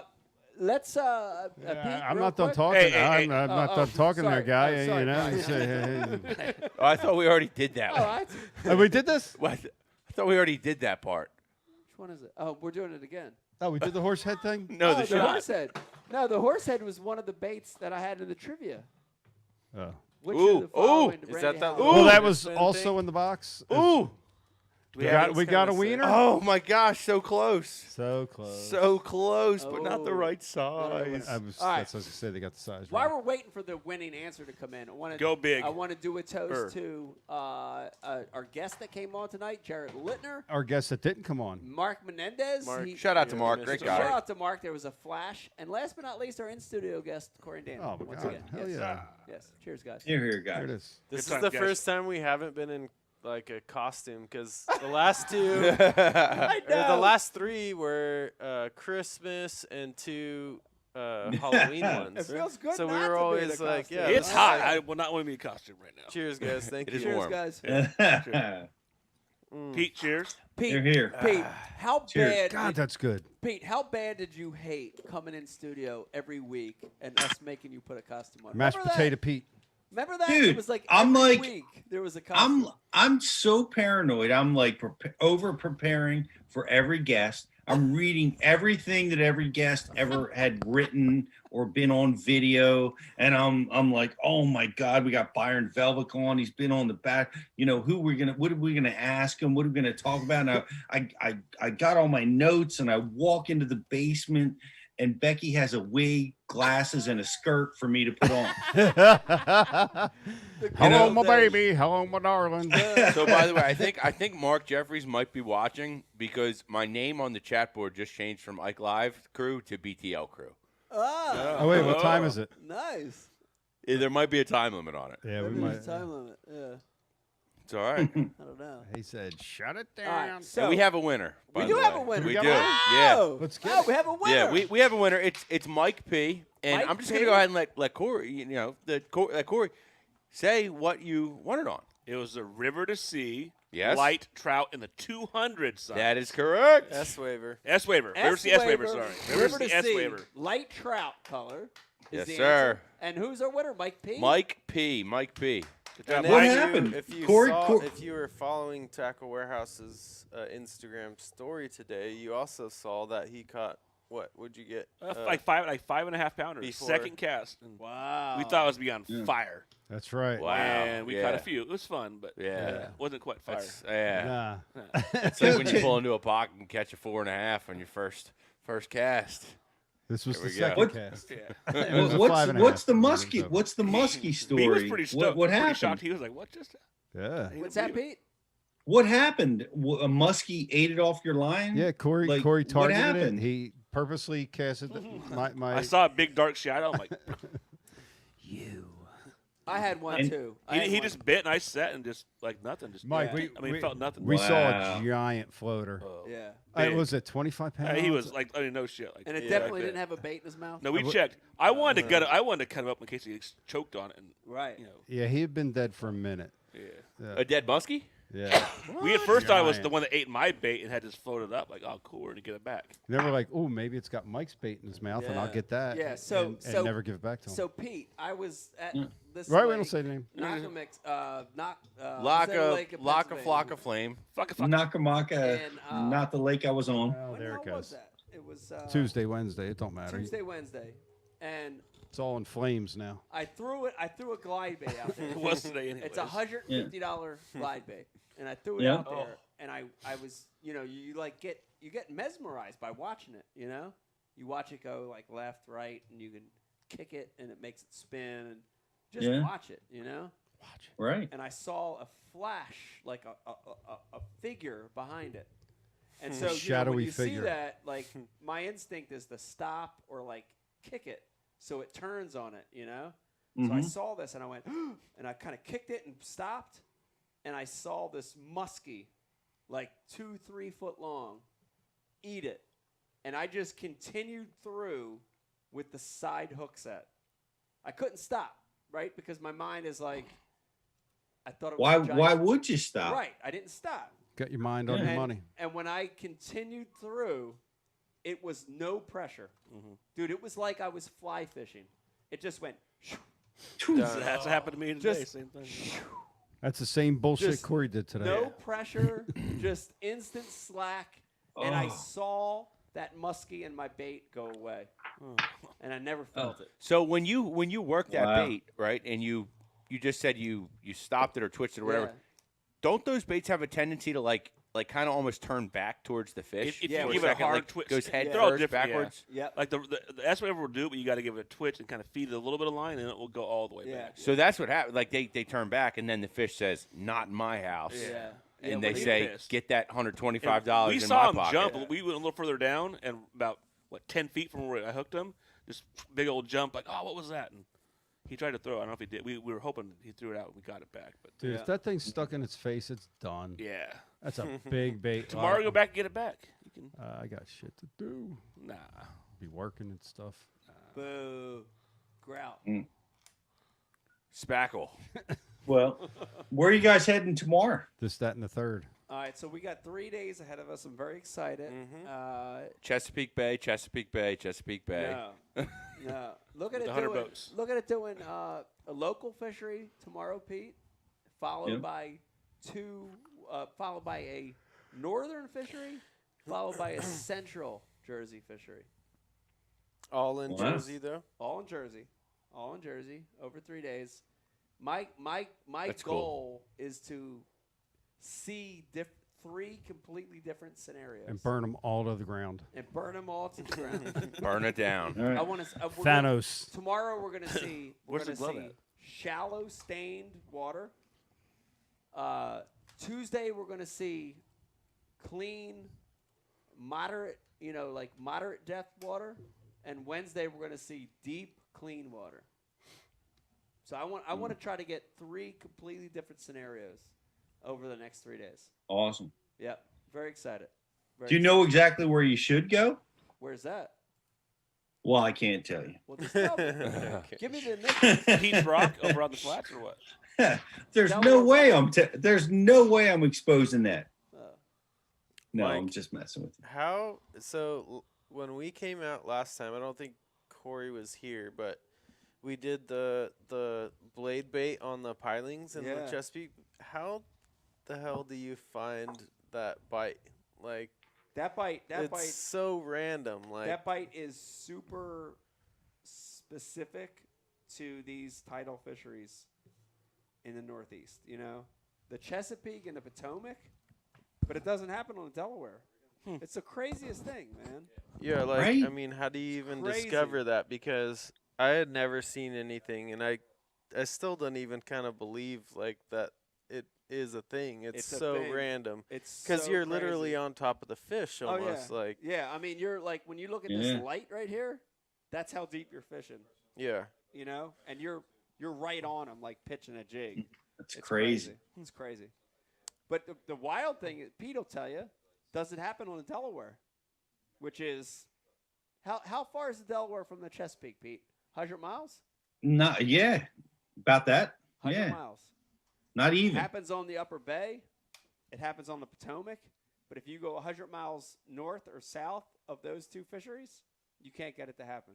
They're very unique. Yeah, that was Yeah. Very definitely a special little deal that we Special. got onto. I think Special it's deal. like the early 500 vlogs, like 506 or something. But if you guys want to see some crazy, like very unique bite, you could type in Mike Iconelli, Tackle Warehouse, Chesapeake Bay, Yeah. and see it. I think it's 506 or something like that, somewhere around there. Yep. The vlog, but it was crazy. If you're listening and watching, you say I have to get some of those blade baits. Mullex Trago vibe, the gold color, phenomenal on those tidal fisheries. You So, gotta get it. so here's what we're gonna do for the Ike Live gift bag. Yes. We're actually gonna convert this into a trivia a little bit, Oh, and what okay. the trivia question is gonna be, it's gonna be for our folks over on YouTube, and the question is, how many vlogs has Mike done with Tackle Warehouse? That's a great Oh. question. And one of You know you the guys, answer? No, I need you to text me the answer. Ah, son of to a- be okay. exact. So, Okay. Corey's on it. how many vlogs has Ike done Wow. with Tackle Warehouse? I don't know, but while we're waiting for the answer, Quite a few. While we're waiting for the answer, let me tell you something that's interesting to put in perspective what we've talked about tonight on how long we've worked on these and known each other. Do you remember, while you're doing that, Corey, do you remember the one year you guys were here and you do that amazing Tackle Warehouse giveaway where you give away, dude, it's like a boatload of tackle, like Every 10 minutes. crazy. No, it's no, not every 10 minutes, but it's like it's a load of tackle that you guys give away. And I remember we were here and you guys were like, "Oh yeah, just spread it out on your front deck of your boat to show how much tackle we're actually giving away." And I was like, "Cool, I'll spread it all out." And Stella was there, and Stella was like, she was like 2 or 3, and we put her on the deck near the tackle. And she had this like Stella was always happy when she was a baby, not like now. and she had this giant love you, Stella. smile, and she had like those little like chiclet, like Yeah, teeth, chiclets, yeah. You know, like little chiclet teeth. And she Yeah. was like, and I made her do the thumbs up, like, and it was great because you guys took a picture, and it was like this little like it was like almost like a doll giving the thumbs up with all this tackle. Like an LOL that doll. was She's 8 now, so that was That's awesome, was man. a lot of years ago. Yeah, It's I'll really pull cool. it up. I Yeah. just sent it to you guys not that long because I found it on my phone. It was a very cute pic. How the hell did you find it? It was in my favorites. I think I was looking Ah, through something. that's and cool, man. Yeah. That's sweet. And then Pete, I don't know if you remember, but we did a vlog right after I won the Delaware River That was cool on the too. Delaware Yeah. River, which was really cool. Sure, I We had a remember. great day out there. Yep. Yeah, caught a lot of fish. Yeah, it was great. Yeah. It was All a lot Pete's of fun. spots got blown up All ever Pete's since. spots got burned up. Yep. They've never been good ever since. You should see how many guys run it out there like they invented it. I invented this spot. Gloucester Hole. Pete's Gloucester Hole. I'm glad we moved the Ike tournament down to the Chesapeake. I hear that. Me too, Pete. Pete's favorite slide in Northeast Philly during the spring. Ooh. Industrial slide. Come on now. Ooh. Ooh. Yo, you know what they're doing over there now? They're selling cans of spray paint. Yeah, they're selling like these dudes. They got a booth set up where like people That's come funny. through, mask required, the whole nine, and they're selling cans of spray paint to like do the street art on the joint. Yeah. On my slide. On your slide. Yeah, and I actually crap. talked to them. I was like, "What is this thing?" They're like, "Oh, it used to be a coal chute, man. Coal chute. Coal chute." Pete's favorite coal chute. That's favorite that's uncomfortable that people know about it. I can comfortably say that I actually found that spot without. Well, you guys have showed me a lot of stuff, but I found that spot without anybody showing to me. It's one of the That's few good. on the Delaware. I would tell. It looks right. I will honestly tell you this. I went in to look at the coal chute. I was like, "What is that?" I thing?" will honestly It's like, tell you "Damn, this looks good." 60% of the places I know in the Delaware, I learned myself. The other 40, they're all Pete's places.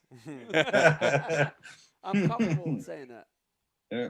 Yeah. It is cool on Is the that Delaware near when where you the pull white into fish somewhere are? and you're like, "Oh, this looks good," and you actually catch them in there because there's 900 million places on the Delaware that look good.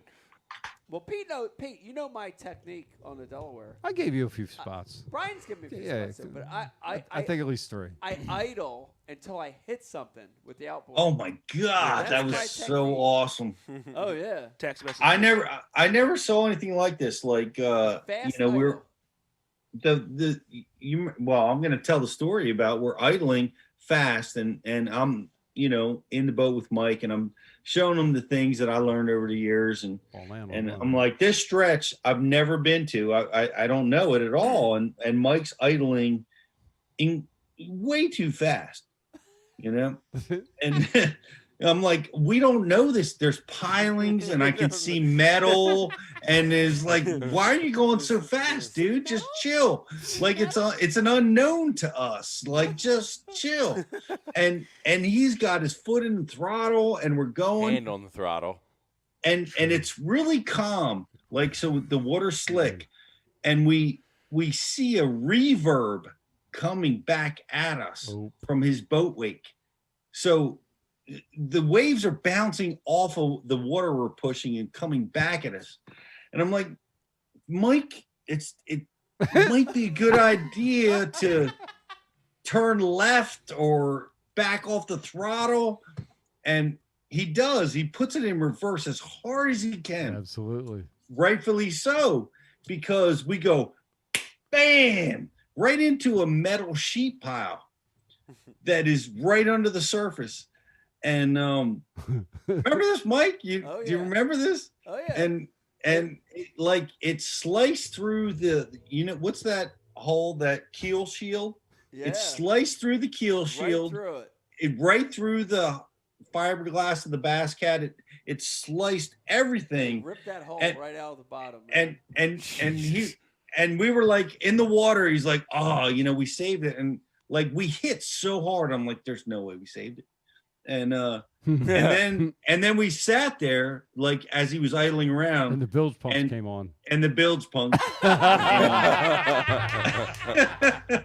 What year was this? That was practicing. No, it was a 2018 Bass Cat. I don't know Oh if you my have that God. boat anymore. No. Sorry, the whole of mine got replaced. So. It was Your boat? It was long before. practicing It was for the long Delaware. before that, Riz. I'm just messing with you. Yeah. No, it was practice. It wasn't your boat, Riz. See, the way I look at it is It that, was like, the if year before your boat. if, Oh my if I God. get a boat from Mike and he couldn't break it, that means I can't break it either. So. Yep. Yeah. All right. Is it true that Ike's Bass Cats have like 4 extra inches of fiberglass put in them before they send them out?